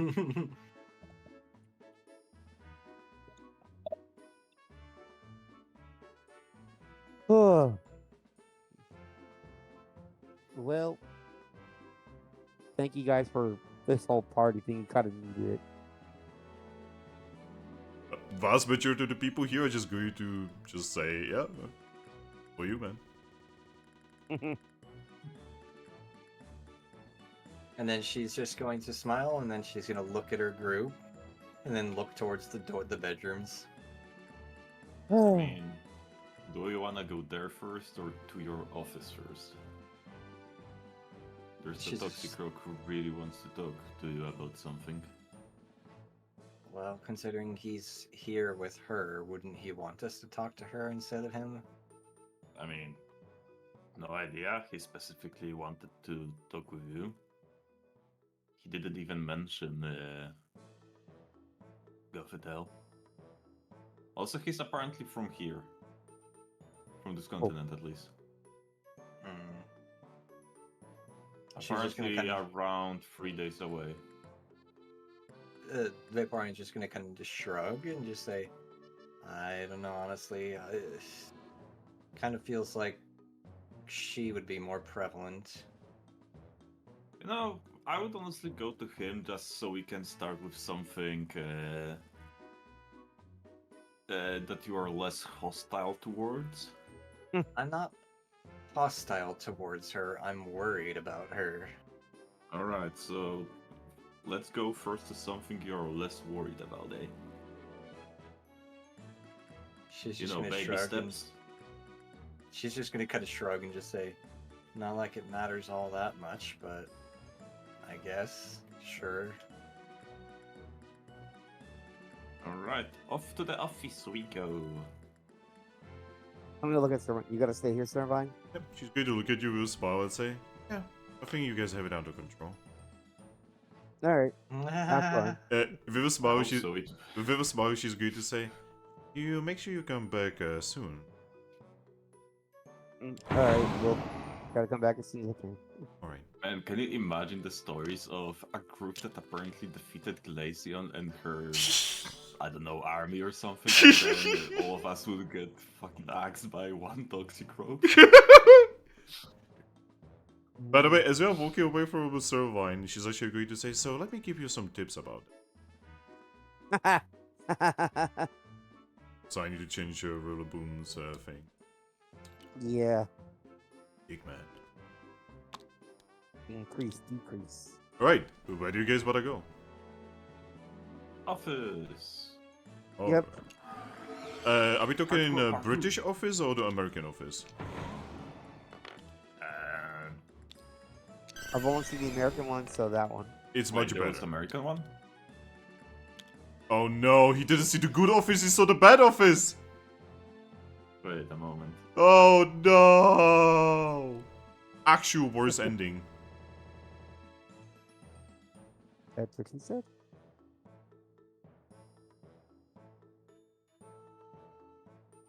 Yeah, you guys are gonna go downstairs and you will see that Toxic Rock is in your room, in your office. Office. She's just going to walk in, close the door behind her, and then just like approach. Vaporeon walks in with 2 bodyguards. Yep, Toxic Rock is just going to sigh and say, finally. Starting to feel my legs. I mean, you know you can sit down, eh? Sit down? Here? This downy place? Ew.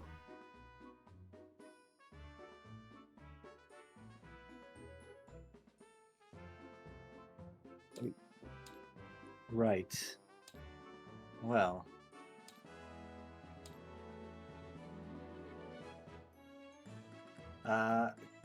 Want to go ahead and tell us what you're here for? Yeah, it's gonna be quick. So long story short, someone put quite a lot of pokish bounty on your head, Vaporeon. Uh-huh, what's new? Me and my mates, we were supposed to get rid of that head. Well, long story short, we are not doing that. I'm guessing it has something to do with the recent story going around. No. I mean, to be honest, that's definitely part of it right now, but no. The reason we are not doing it is because... He's just going to take a deep breath and say, because you guys have actually been making grass continent a safer place. She's gonna nod and say, yeah, and generally Pokemon who would put a price on our heads is the ones who want it to be an unsafer place. Exactly. And you see, long story short... it feels good that there is a guild that actually gives a flying one after about us. Not to mention Team AWD definitely dropped down some words about you. So we are definitely not going to cut off your head and deliver it to who put up the bounty. How's AWD, by the way? He shrugs. I don't know. That is all I wanted to say. Would you happen to have that bounty still with you? No. Not really a paper, you know. This kind of thing, it doesn't really have paperwork. I'm guessing that's normal for mercenaries. Yes. Well, Alright. it depends. Well, good to know that some things are verbal bounties and some of them are actual, like, But yeah. contracts. But yeah, the important part is you're safe. I don't think anyone on this continent is going to take that contract. Yay. Keep doing good work, by the way. Anyway, Well, He's- Anyway, that's my job done. And I really don't want to stay Nice. here any longer. I mean, Alright. if you want, upstairs there's party going. There's He looks cake. at you and says, do I look like someone for a towny party? No, but you might like some cake. It's free food. Anyway, am I free to go, or are you now gonna, like, show me that I made a terrible mistake in coming here? I mean, why are you about to attack us? You just you told us that you are not. So Well, you are still a guild, you know, like, and I am still an outlaw. Well, we just haven't gonna heard anything sh- about you, so you're good. Yeah, she's just gonna shrug and say, unless we specifically get a mission that tells us that you've done something horrible yourself. Oh, in that case, goodbye. And he just starts walking past you. I'm not gonna stop him. He's just going to See throw. ya. He's just going to throw a cowl over his head, and he starts making his way out.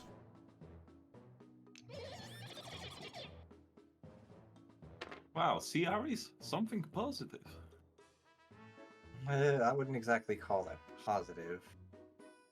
I mean, why not? Apparently, we're doing a good enough job that mercenaries on this continent don't want to fuck with us. I mean, yeah, but at the same time, he was. It's just how nonchalant they are about it. Very full I mean- of himself. I mean, why wouldn't he be? Never mind. Let's just If go he's see got an about the ego town. like that, then apparently he's good enough. If he's got a what? Ego. Oh, Ego. an ego. Ego. Okay. What did you hear? An eagle iPad. Ego iPad! I was like, oh, what? Eagle. I said ego like that. Ego like Eagle. that. Yeah, I got it now. Eagle.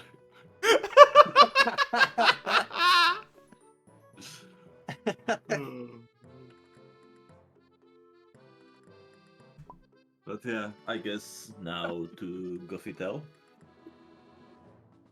Yes. Also, I'm just gonna say I'm kind of worried that we have all three siblings in this general area.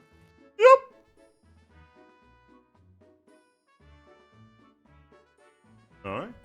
Damn, as you guys are leaving your office, you can see that Toxicroak, you can see that Zoro is trying to force Toxicroak to eat some cake. With one arm, by the way. And Toxicroak is just kinda trying to push her aside. And then you can see that she just like kinda grabs him by the arm and pulls him down and then shoves the cake into his mouth. Oh my god. While saying, eat your cake. It's a party, They don't are- ruin it. Vaporeon's She's just gonna, like me. Vaporeon's just gonna like smile smugly down at him as she walks off towards Gothitelle. Alright. Do you wish to enter your room? Yes. Yes.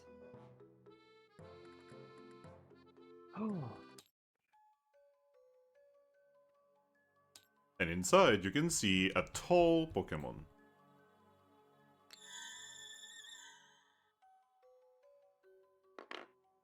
She's currently looking out of the window, and as you arrive, she turns towards you. Always one for the dramatics. Hmm? What do you mean? Don't worry about it. Sorry, Nice I- to finally meet you, I suppose. I would like to apologize, I was actually getting a little bit bored. I was standing here for about an hour. Seems that many have had the same thought. Well, considering what you have achieved here, I kinda had to make my way here.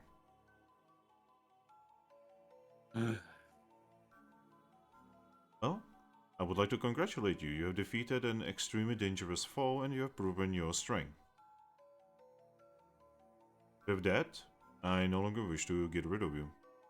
Because I'm probably incapable of doing it right now.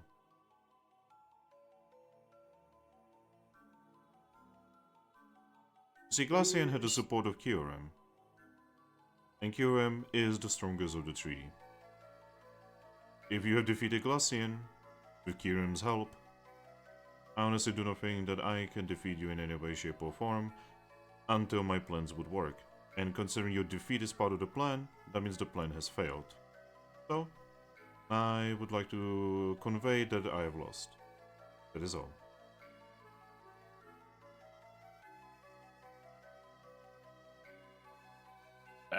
Dragapult's just blinking. As Vaporeon kind of as well. Oh. On that same note, would you be interested in a Reshiram and Zekrom meeting?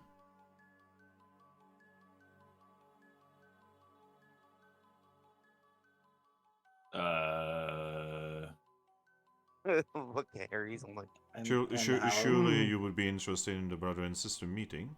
I'm fairly certain that Reshiram would enjoy talking to Zekrom. And how would such a thing come to pass? Well, I happen to know that you happen to have Reshiram. And considering the only other Pokemon who knows of that is the one that we were just speaking of, seems you have informants within her group, I guess. Oh, actually, no. You see, there's a certain cat in this town that happens to know of Reshiram as well, and she doesn't have protected mind. Don't Right, worry, she exactly. didn't betray you or anything. Her mind is just weak and feeble. Probably comes with age. She is kinda getting old. Vaporeon's just gonna nod.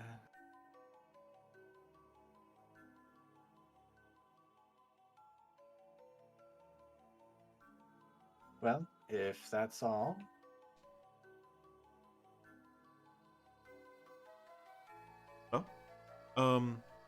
Zekrom is currently struggling in your basement. If you would bring Reshiram to him, possible? I'm not sure I like the idea of that.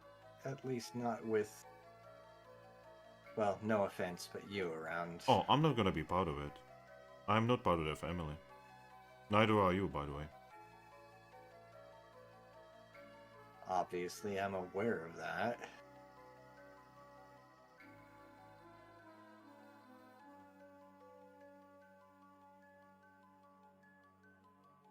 Yeah, it's just a lot has been happening lately, so we might be kinda.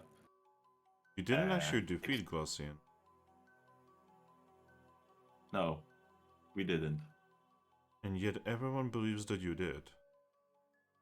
Yes, and to everyone I'm saying we didn't do it, and they look at me and say, "Yes, you did." Well, you see, it's very difficult to tell anyone the opposite of what they believe, considering Lucario of the Wigglytuff's Guild he has gone through quite a lot of effort making sure that everyone believes that it was you. Yeah, once the Wonder Mill works, I'm gonna write to him about that. She smiles and says, Wonder Mill not working in Capim Town. Yeah, at this point I'm fucking used to it.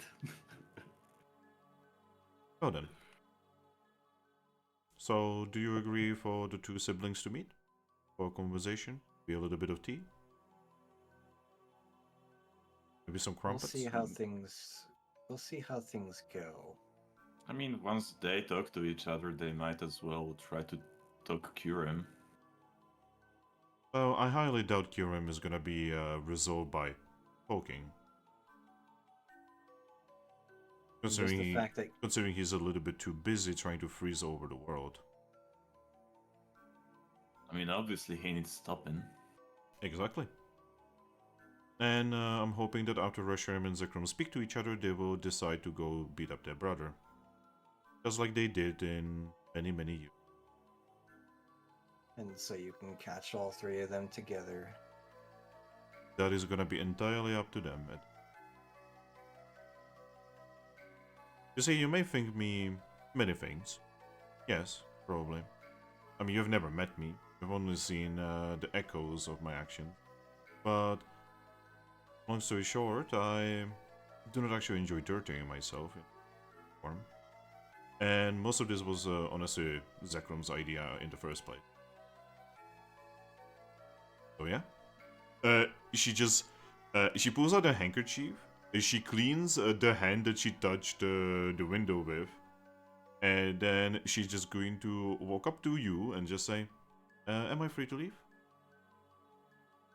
Mm-hmm. Wonderful. I'm gonna be waiting outside by the town center. Once Zekrom is done with whatever he's trying to talk pressure him about, tell him to pick me up there. She'll just Right. nod slowly. Eh? Looks pass. Try the cake. It's Mm. really good. Oh, I've already tried it. Not very good actually.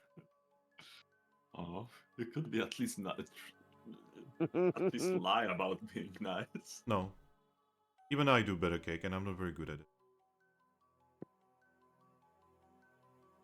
Ouch. See you later, Gothitelle. And she's gone. Well, I guess we might as well let the siblings speak, eh? She kind of looks a little bit unsure about that. I don't know. Well, I don't- obviously, first we will try to see if he has that controlling device. Well, it's not so much that I'm worried about. We could deal with that. What I'm worried about is if we go about, letting them meet. Arceus forbid that if Kyurem really is here, they could put their plan into action immediately. Don't we have the Omni Splicer? Who knows if there's multiple?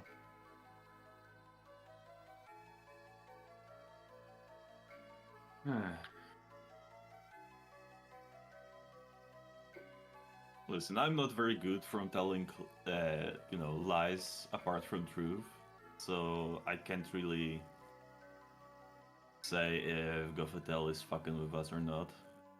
Yeah, What I neither can know, what I neither know am is I. that Reshiram really wanted to speak with her siblings.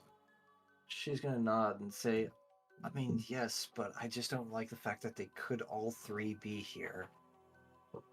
I mean, One-on-one, that's one thing. I'd be more than happy to facilitate that. But all three of them getting together sounds like disaster. By the way, I mean- you guys are gonna hear something. Like another words.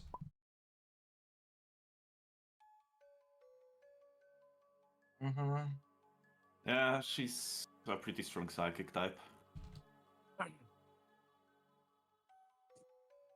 I mean, yeah, Espeon even couldn't read her mind either.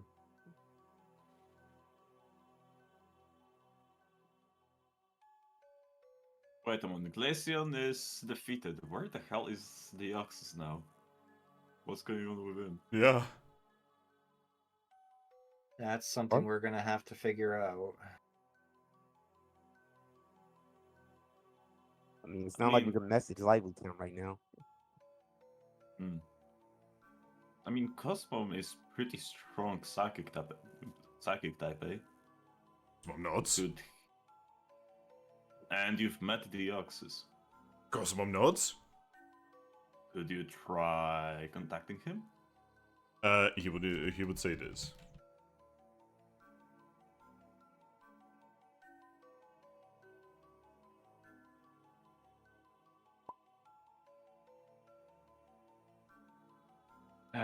Of course it is. Is it Kyurem?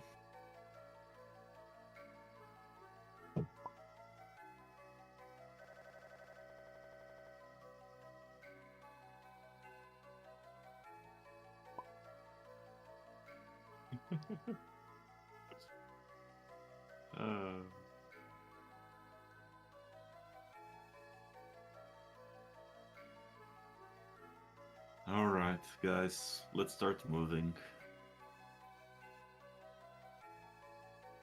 Yeah, I'm pretty she's sure just Zekrom is getting quite uncomfortable in that little cave of ours. she's just gonna nod and say, "Yeah, let's at least go talk to him." Just hey, let me see her Pokeball. Huh? Come again? She's looking at Rilaboom, saying, "Let me see her Pokeball." I don't have it. Remember, Thrack picked it up. I have it. Oh, okay. Then she says it to you. Sorry, brain dumb. I mean, what for?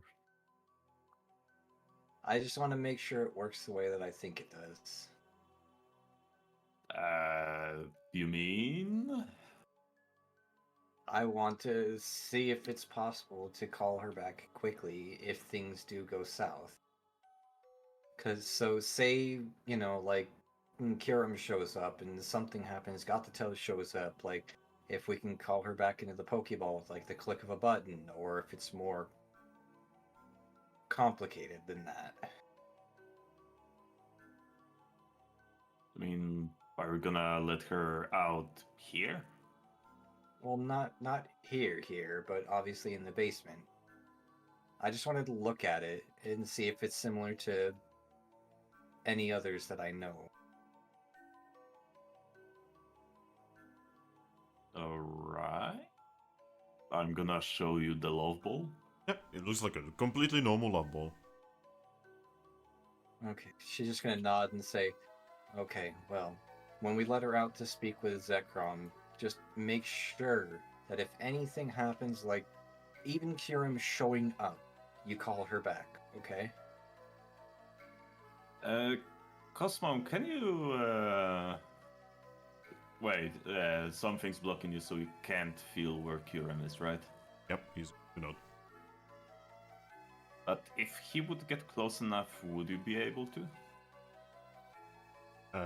in your head, you're gonna hear this.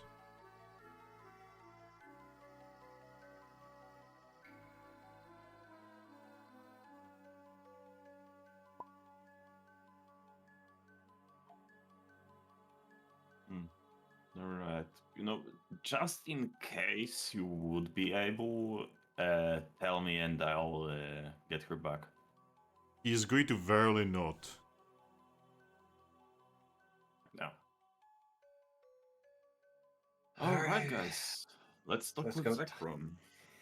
Yeah, let's go talk with another legendary dragon. Alright, are you guys gonna keep me going there?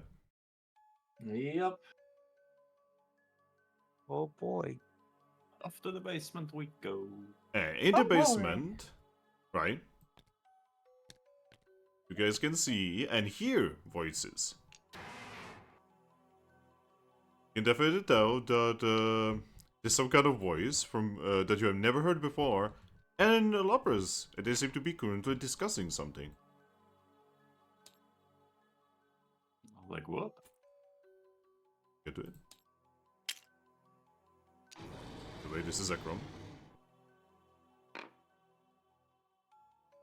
Yep, yeah, you can see that Lapras and Zekrom are currently talking. Specifically, they seem to be talking about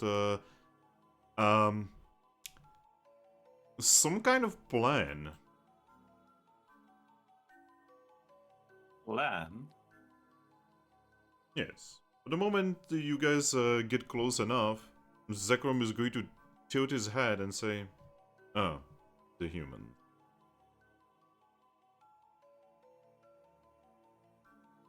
Hello? Where's my sister?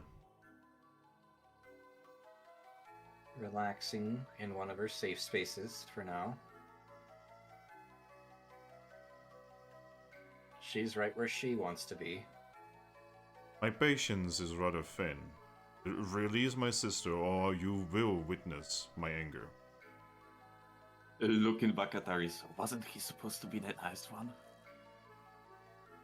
No, he was mentioned to be the logical one.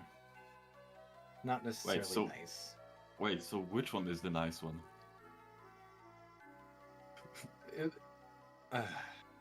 obviously are the one that we've been speaking with, Reshiram. Zakar is going to roll his eyes and say, "Ah, here I was hoping that this could go easy." He's going to Don't look worry, towards don't Lapras worry. and say, you put too much value in these." Alright, calm down. I'm gonna... First, do we see any things like Articuno had on him? No. Well, Gothitell did mention that a lot of it was his idea. Yeah, good point. Well, here it goes. I'm gonna get Reshiram out of the love bowl. Alright. Pokes out.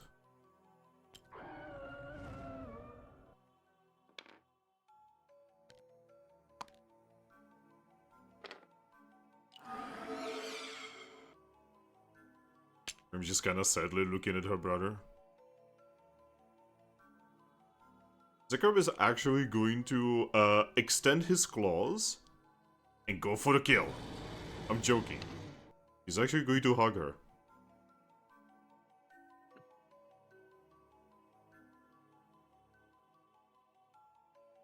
For a moment, literally no words are spoken. And then he just says, "It's been eons." Yeah, been quite some time. Zakar is going to look towards you guys and just say, "You can leave now. The purpose has been finished."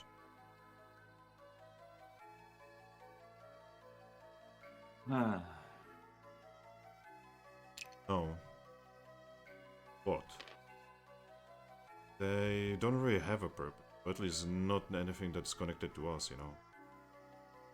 These are humans and Pokemon alike. You do not know how this world works. You have no idea about anything. You do not know how much these humans have corrupted the world, the land, the air, the very Pokemon of everything.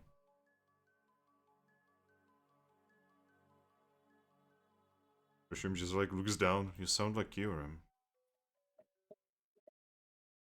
Oh, Oof. maybe it is time to understand that maybe he was the right one.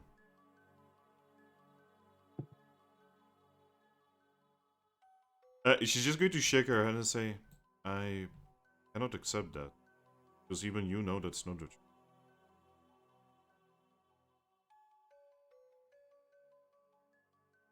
She's just going to sigh and she's going to look at you, all of you, and just say, "Why are you still here? It's a family matter."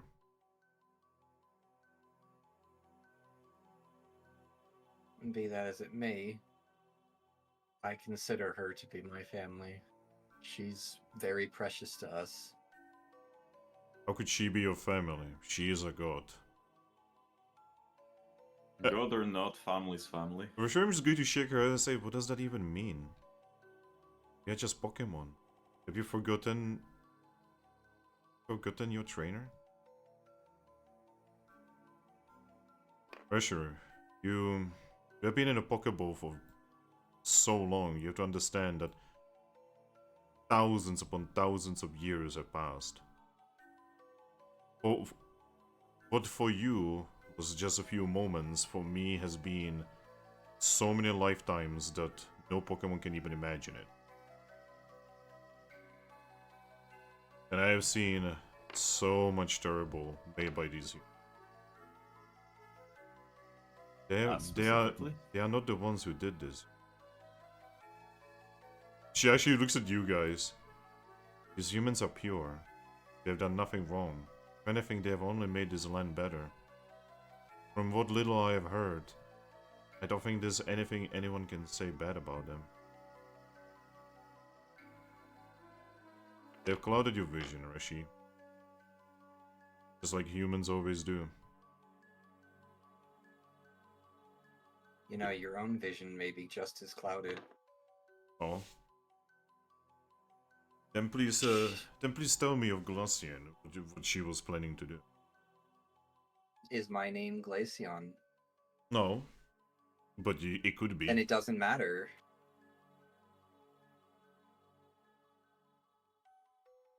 We all speak for our own actions. Of course you would say that about humans. I mean, as far as I am aware, humans don't have a hive mind. What's a hive mind? A hive mind is kind of It's- greater psychic space connecting, at least in theory, connecting smaller parts of bigger biomass, hive, if you will. It's essentially one being of many, many bodies. There are many Pokemon like that, actually. Yes, but humans are All not with one an of them. interconnected mind. Yeah. I mean, have you never heard of Magnemites? Fair enough. Wait, Magnemites have hive mind? Ah. So not aware of the world around you, are you? Well, Anyway. I'm kinda new to this. Anyway. Any kind of conversation is pointless. Talking to humans about the matters of Pokemon is pointless. Every single one of you is just another Getsis. Talking to a Pokemon who refuses to listen is just as pointless. So why would we be the same as Getsus? That guy was insane. Oh, insane? I can definitely tell you've never spoken to. Well, Insane is obviously insane is not what he wants. Powerful, intelligent, dangerous, violent, yes. Cold, but insane, no. The man killed other humans just because Let he me wanted to ask- make a point. I Yes. saw Let me that ask- happen. Let me ask you this. Has there ever been a Pokemon in this world who has been similar to Getsis that you've ever heard of? No. Then you live just as sheltered of a life. Oh. Would you please tell me of any Pokemon that has been like him? That doesn't really matter. What matters is Pokemon are just as capable of evil and good as humans. He's actually are going to capable of point at evil you and good. say, no Pokemon is capable of evil. That's not true in the slightest. Huh. Have you ever heard about slavery? Oh. And what about it? Are you saying that it is inherently evil? Are you saying that every Pokemon that has ever taken the rights of another Pokemon is evil? None of them have ever done it just because they need to put food on the table. Never Just said because that you they need haven't to put done. food on the table doesn't mean you have the right to take someone else's freedom. Oh. How often do you stop and think about the individuals that you defeat in your missions? Well, funny thing is, we aren't defeating a lot of Pokemon in our missions because most of the time we're busy running around with Cosmom or family business of Aries.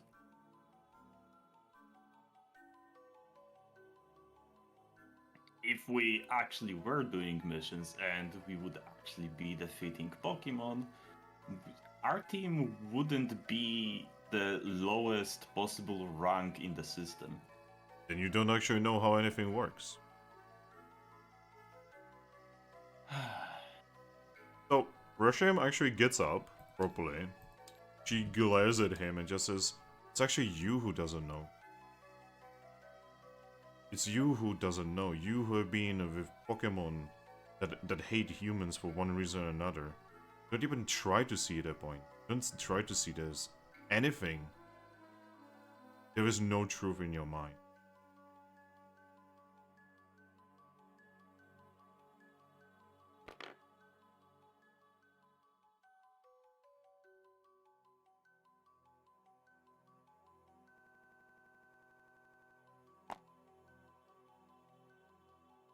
Guess I was too late.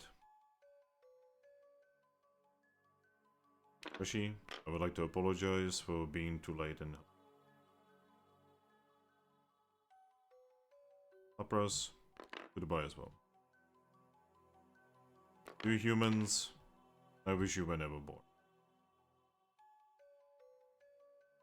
Have a nice day as well. Yeah, need to fly through the hall.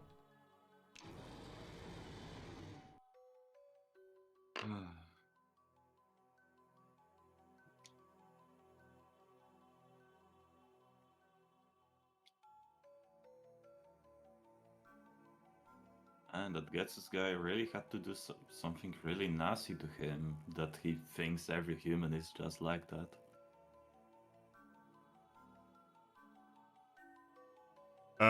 When you say that, Rosharm is just going to look like this again and just say, can I even imagine? I mean, You're I kind right. of can because I kind of saw him kill all those people in front of him, like on the news. Imagine being a Pokemon and being forced to hurt other people and other Pokemon against your own will.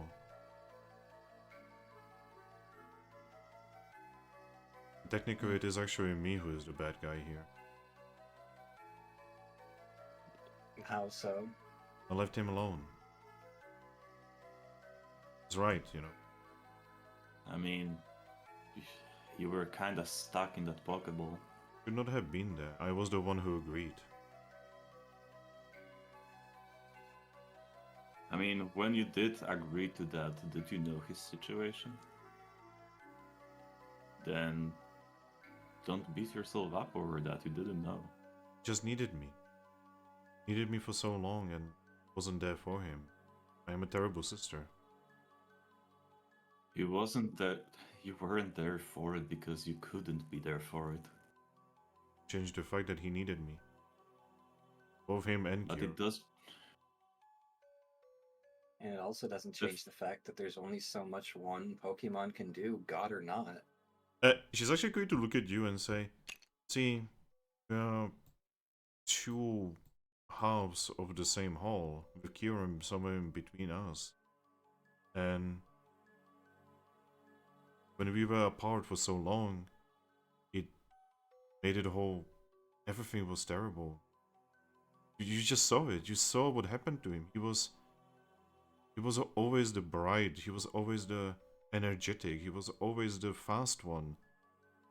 And now he reminds me so much of our brother. She's just gonna nod and say, as true as that may be, in the end, you're still family and that you haven't failed him. If I cannot get to Zekrom, who was always the more reasonable, what chance do I have to get to? This is only the beginning. Nothing happens overnight. You can't change someone's mindset the second you first speak, especially one who's as misguided as he is. There will be a time where you can spend with him to help him see how the world truly is. Now is not that time. He's also right that I've been just wasting time in the Pokeball feeling bad about myself instead of doing. Everybody needs alone time. There's nothing wrong with spending some time. She actually looks at all of it and says, I'm glad I'm... You humans always have a way with words and you see things from different ways and perspective. He's just gonna smile at that and say, and I'm glad we got to meet you. But he's right, I should not return. It's the easy way out. It's me running away. He's just gonna nod and say, I mean, I guess, in some way it's nice to have a safe place, so I'm not telling you to not go back to your Pokeball at all, but there definitely is work to be done. She nods. She then shakes her head. I cannot feel bad about myself anymore. No. Well, What I need to do is I need to learn more about this world, and then I need to face my brothers again, and I know more. I can actually fight them with words. I don't want to fight them with my powers, but I wish to make them see. well, But then let me be the first to tell you as much as I know about this world. I will gladly listen. And I will gladly share everything. Same with you too. Hmm. Not just Vaporeon. I wish to listen to both of you as well. I wish to listen to every Pokemon that is in this town. No, in this world. I need to understand. I need to comprehend this world. If I am to be able to talk to Zekrom at all, I need to understand and become one with this.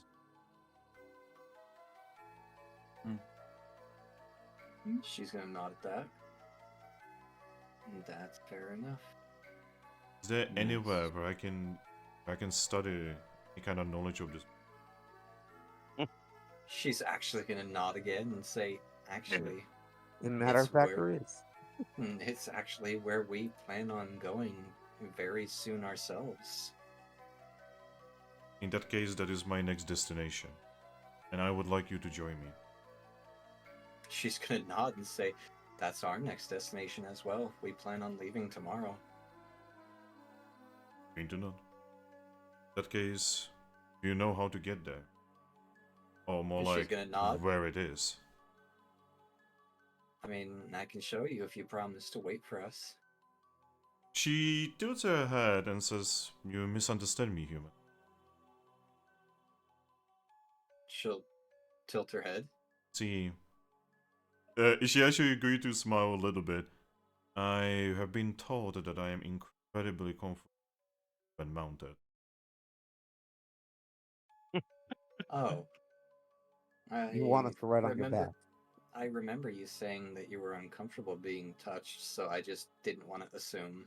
It's because she looks down. It's because I was missing my trainer.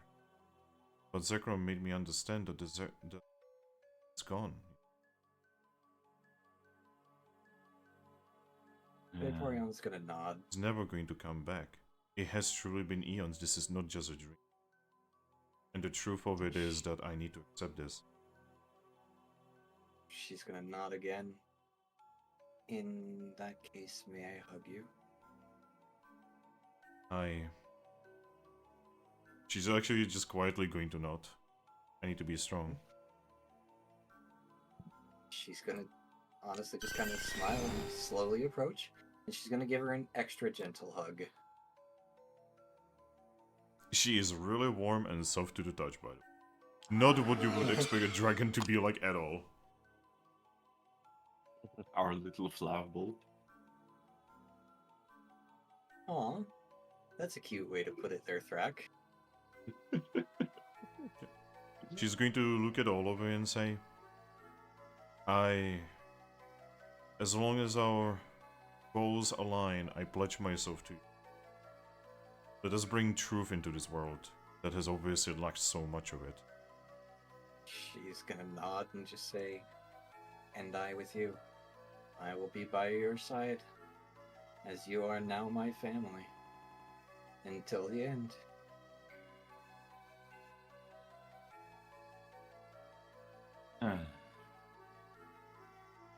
Why is family business always so complicated? Lapper is going to look at you and just say, well, I mean, my family business is not too complicated. Oh, speaking of that, I heard you talking about some sort of plans, but I couldn't overhear what they were with him. Oh, Zekrom was just telling me about a plan where he was trying to persuade his sister over here to defeat Kyurem together. Oh, by the way, he never even thought about potentially, being diplomatic with Kyurem. I'm very certain that Zekrom has completely given up on the idea of being reasonable.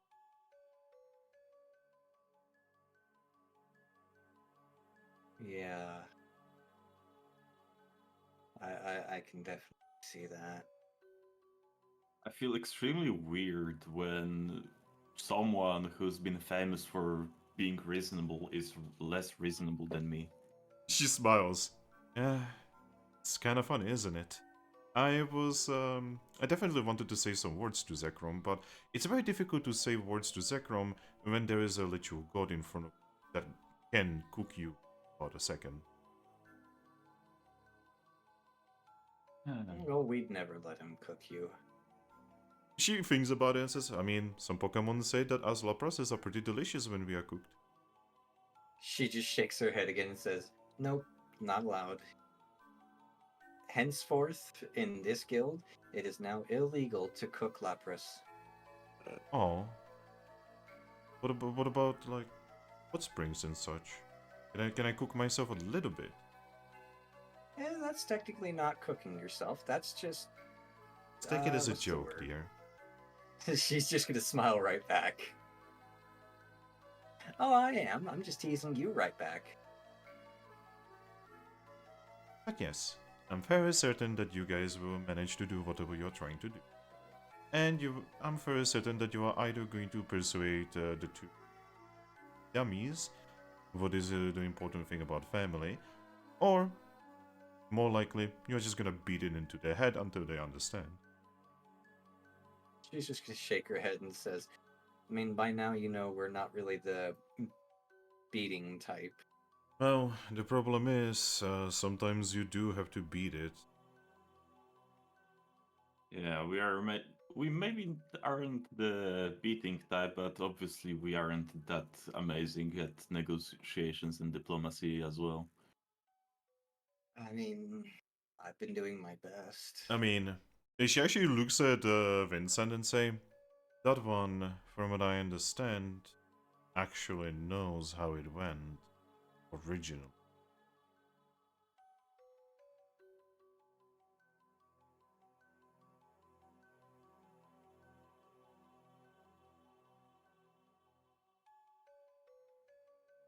I mean, we've calmed a raging, brain forgetting name. Kyogre. Kyogre, yes. We've calmed an enraged Kyogre with diplomacy. Yes, but Reshab is actually going to look down and says she's talking about what happened between me and my brothers.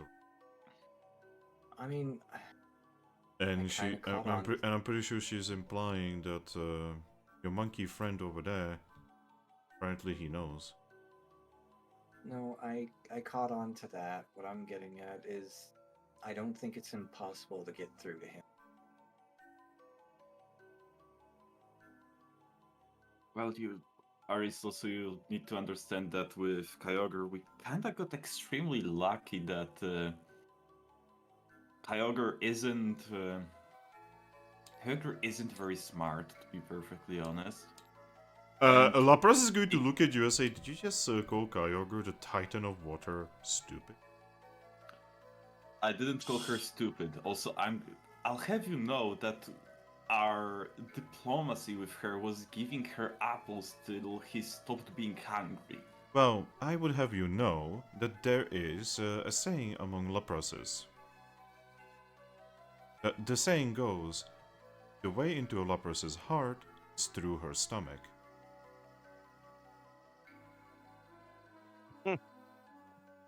Does it work the same with Titans? She thinks about it and says, who knows? I It mean, seems to be like a universal saying. Kyogre is a girl, after all.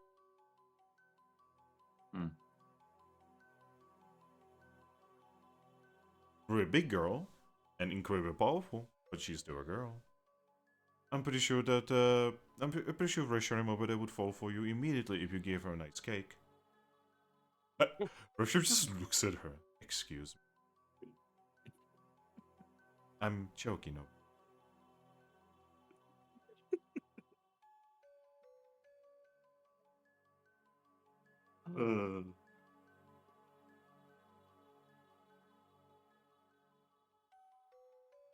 I love how DJ's just standing, not saying anything. DJ, you fell asleep? No, I've been listening. That's the thing. Hmm. I compared to everybody else here, I don't really got much input. Even though you know what happened in Unova, you actually had quite the input there. Yeah, and I said it like to him. Like I saw what happened. Like that's all I know.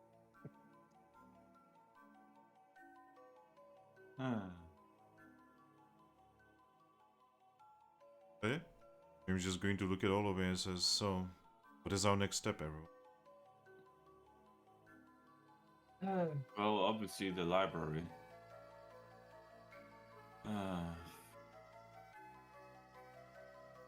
In that case, you said tomorrow you wish to go, correct? She's gonna nod. Then let us take to the skies tomorrow. You lead me towards this red library of yours, and we will find every piece of knowledge that is in. Answers for all of your questions, and mine. She's gonna nod. She's gonna say, I mean, before we were, since you were talking about earlier that, you were wondering how to get there, let me actually teach you about a new wondrous technology that Pokemon have come up with. And she's gonna pull out one of our many, many excess Wonder Mail. And sorry, not Wonder Mail, Wonder Map. She looks at it. And she's gonna offer it to her. Looks at it. She looks it over. It's a map. Oh, not just any old map. Watch this. And you see how when you open it up, it kind of has very limited information. It kind of just shows you where we're at and maybe where you've been since you've been in the world since it's changed. You see, she has like 2 locations. So watch this. Vaporeon's going to pull out her own Wonder Map, which has been updated by several adventurers throughout their travels here and is quite massive. And she's going to just like hold it in front of hers and just say, now look at both of them and see what happens. Yep, it gets copied. And the map literally gets bigger before your eyes. Oh. How does that work? Honestly, I'm not even sure. It's some sort of technology that the Guild Association, or at least someone affiliated with the Guild, has come up with. Lapras is going to look at you and says, oh, you do not know about the Pokemon Nexus? Not particularly. What now? It is a device left behind by human. It's what all of the Wonder Maps are connected to. Oh. So you actually know of these devices? Of course. I mean, I was there when a certain Pikachu and a certain Charmander have found the Pokemon Nexus a very long time ago. I was just a little Lapras and I made contact with them. Oh, I thought this whole time we were talking to... Brain didn't realize that Lapras was talking and I thought it was still Reshiram. Yeah, so I cannot actually do that many voices when it comes to, older women. Fair enough. Oh, yeah, right, sorry. Yes.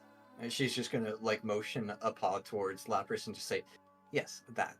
I don't really know much about it, but yeah, that Nexus thing. Well, if you wish to see the Pokemon Nexus, it's actually, right now it is in the Red Library. Wait, what do you mean right now? Well, it actually gets moved around quite a lot. It is an extremely important device if it would ever get stolen. Imagine this world without Wonder Maps. She's just gonna nod.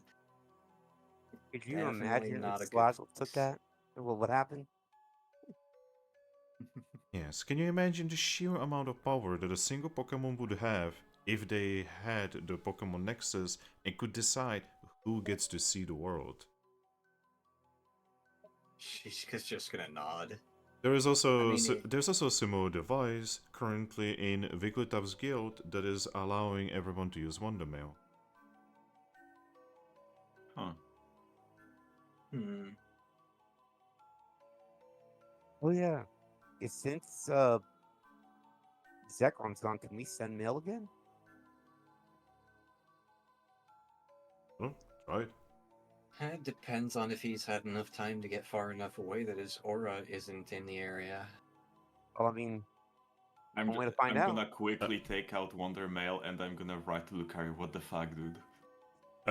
When you try to send it, it fails to send. And Cosmo M is actually going to tell you guys.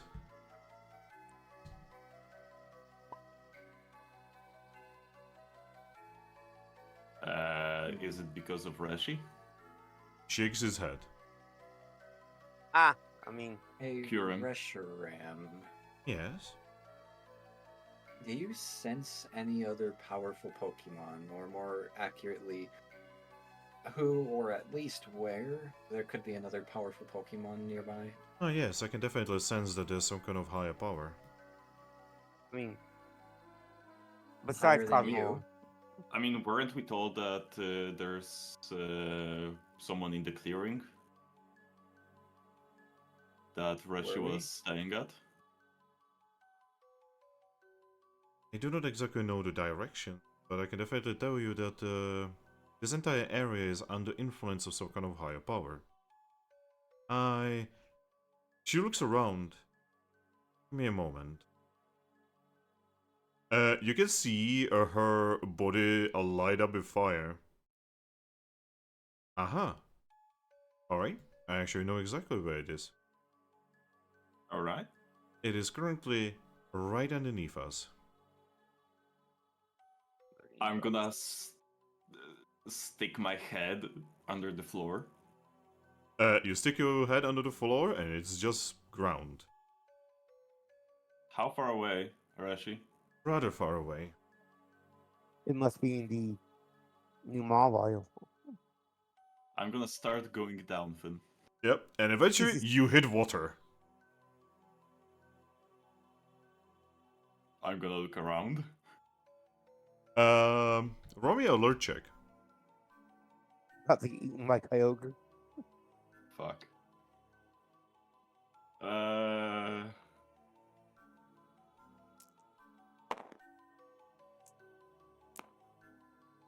Please be good.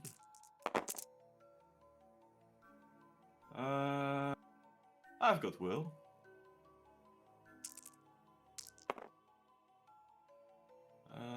That's... Alright.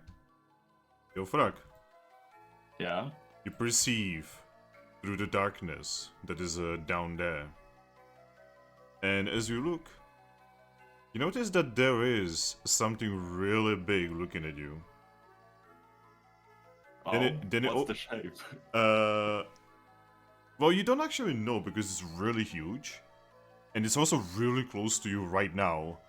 You realize everything around you is actually that Pokemon. It opens its eye. It is a red eye. And then the only thing you hear under there is, well, a voice, a familiar voice to you saying, "Back."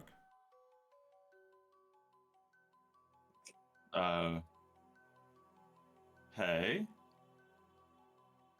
The Pokemon ships underwater, revealing two red eyes. This Kyogre. Wait, Kyogre has red eyes? Yeah. You can see that it looks like kind of like a bird, maybe a dragon. Its skin and fur is black. Oh, that one. I'm lost. It's Lugia. Out of Lugia, to be specific, the dark version. Hey, I didn't expect He Sea. reaches for you. He picks you by the head and pulls you down.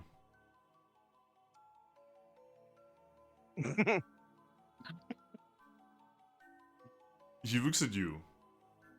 And then he swims away with you. Oh, Thrack got kidnapped. Fuck.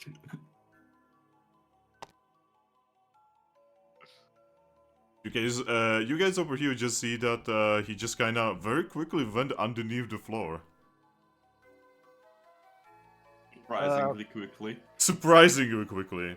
You know, just the fastest underwater Pokemon. Huh? Hey guys, I'm gonna check it out. Reshiram just looks at the floor and says, "Oh, the greater power has vanished." Back with them.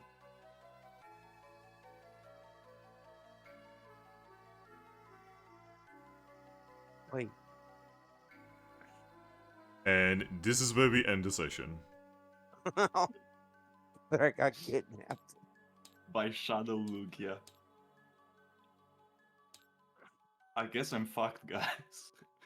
No, you're not fucked, but things are definitely getting interesting. I mean, the fact that he remembered you. Yeah, that's actually surprising.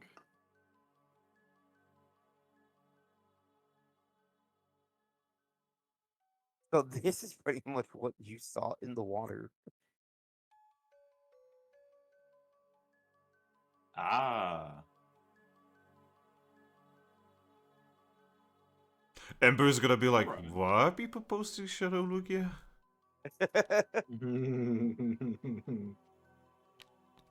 I mean, Oh, if anyone boy. could help him. Also, why the fuck was Shadow Lugia vibing under our basement? Well, that is something you will have to figure out. So, how do you guys like the session?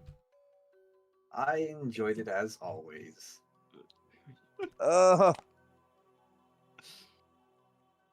Well, Well, there goes our plan with the field trip.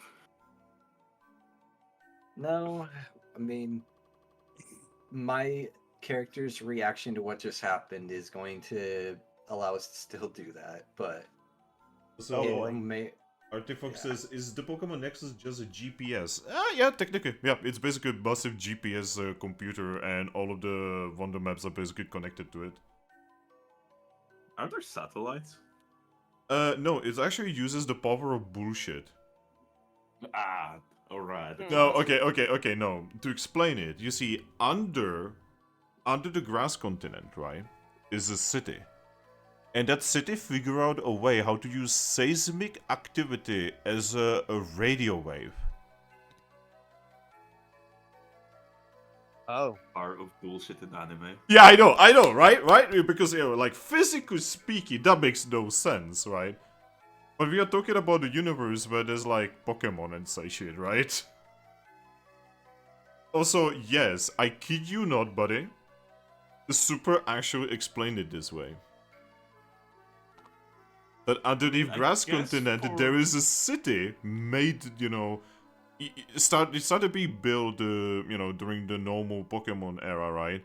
And then it started being more and more built as the war was, basically getting further and further escalating, right? And some kind of crazy dude, right, built some kind of device called the Pokemon Nexus, right? Which essentially connects all of these wonder maps, right? Through the power of seismic activity. Somehow. So basically, it is running on magic.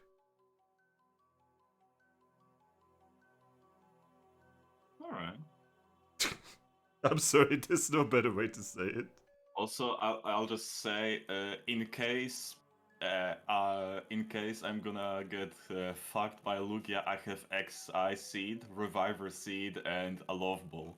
I would just like to mention, you really do not want to be saying fuck by Lugia when both of you are. Yeah. You you are. Well, Also, Lugia is. Do remember that Reshiram or that Love Ball is literally like coded to Reshiram and cannot be reused. Really? Yep, Fucking useless piece of shit. pretty much yes. Also, Reshiram cannot return to the boat even if she wanted right now. Why? Well, Too because far away. yeah, it's like Well, way yeah. over there. Obvious Okay, reasons. I thought you meant if within range. Oh, no. But yeah, so what did you guys think? Oh, So much has happened today. On one hand, very nice. On the other hand, fucking Moonstruck again. You Like, guys I had a swear to fucking god. But that means you guys had a party. And until you spoke it to Kofetel, she was completely okay with just leaving this entire thing and returning back home. Also, apparently it was actually Zekrom who was the brains behind the mission. Figures. And you now completely have Reshiram on your side, and she is willing to help you in any way she can in order to achieve what, you guys are trying to do. for the greater good. Yes, for the greater good. Oh boy, here goes DNA Splicer. Oh boy. Also, apparently Zekrom was completely on board for getting DNA spliced. Yeah, he went bonkers. Little bit, yes. So which is worse? Man. Hey, Aries, now that you know both, which is worse, Kyurem or Zekrom? Ah, God. I mean, They I'm both just hate going to- humans. I would say Kyurem, because at least, Zekrom is trying to go about things tactically. Kyurem would, he would just instantly attack. He wouldn't have any words. He would just be like, oh, you're humans? Rawr. Basically, yeah. Is the difference between a sniper and an orbital bombardment? I mean, Exactly. on one hand, yes, but on the other hand, Kurum at least isn't trying to act as if he had a moral high ground. I guess so, yeah. Is he? Kyurem at least knows that what he's doing is horrifying. Kurum at least is honest about it. It's because he doesn't give a fuck, he's the definition of apathy. He doesn't care. He doesn't care that what he's doing is terrible. He just wants humans gone. He just wants humans gone. He's literally an old man screaming at clouds. Except this old man also. my lawn, you darn kids! Except this old man also has what is essentially several layers of nuclear weaponry.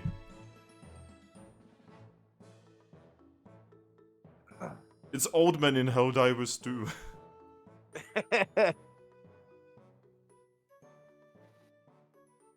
But yeah, you finally had a party, and we even had like romantic moments between our two lovebirds over here. Yeah. Umbreon not knowing that there's no flying type EVs. Again, wouldn't the flying type EV just be a shaman? Yeah. And it kind of makes sense, because it's actually funny you are mentioning Shaman, because he is friends with Shaman, right? Yeah. And, he's always jelly that she can fly, right? So she's like, I always wanted to be a flying type EV, without knowing that those don't exist. Yeah. And before Also, since- before a new Pokemon game gets announced, in the trailer they will show like a dragon type or flying type EV. By the way, Thrack, you need to take Umbreon for a flight one of these days. I mean, if Duh. I don't get absolutely destroyed by Lugia, I might. I mean, If do you you think want, Lugia you would not won't. kill you if he could right there? And why was he there anyway? And apparently he was there for quite some time. Yeah, Apparently he's been that's a watching nice question. watching us for some reason. Yep. I mean, to be perfectly fair, he probably felt that all of the fucking dragons were here. Well, either that or he's able to sense you two again. I 'Cause you mean, guys did have the connection with Lugia more. I mean, to be perfectly fair, yeah, he started the conversation, and he started the conversation with my name. Yeah. So Also, he's a psychic type. yeah, but that means he could tell that you two are here, But yeah. and it. So that we don't make this file any bigger than it already is. and it. Yep. I will save the table one more time. Oh wait, XP. XP! XP! Right. Get your XPs. Aries, XP. Move your D6 when the XP is done. Oh my god. Huh? My XP thing just broke and now it's showing double numbers and I can't tell what I'm typing. Same here. For me it says 101 and 375. Could you change the 375 to 377? Because 377? it's... Yeah, There we go. thank you. Alright, mine is good. Okay. Everyone else's is okay? Yep. Yeah. Move your D6. Oh, you... Ice. Well, I was gonna say, should you possibly add Ember's form? What? Wait, Ember's profile or picture's gone? Yeah, we were talking about it at the start, dude. Oh, okay. Then It just keeps breaking. Okay. Yeah, for me, Well. all of the pictures are gone except this Eevee here. For some reason, the For me, it's Ember's and DJ's is a block. What? It's a little white block. What? Yeah, for me, mine is a white block, yours is a white block, DJ's is white block, Ember's is completely missing. Mine's there, yours is there, and that little Eevee is there on my end. Okay, Aries, move your D6. Oh, okay. Before I do, I was gonna tell you, Ember, do you want to add the 2 session XP to his? We can do it next time. I don't wanna fuck Okay. I don't wanna fuck this thing. yeah. But yeah, I'm gonna override. Alright, hopefully next week, everyone. Indeed. Alright, Blip. Woo! Alright, bye bye, everyone. Bye. Goodbye.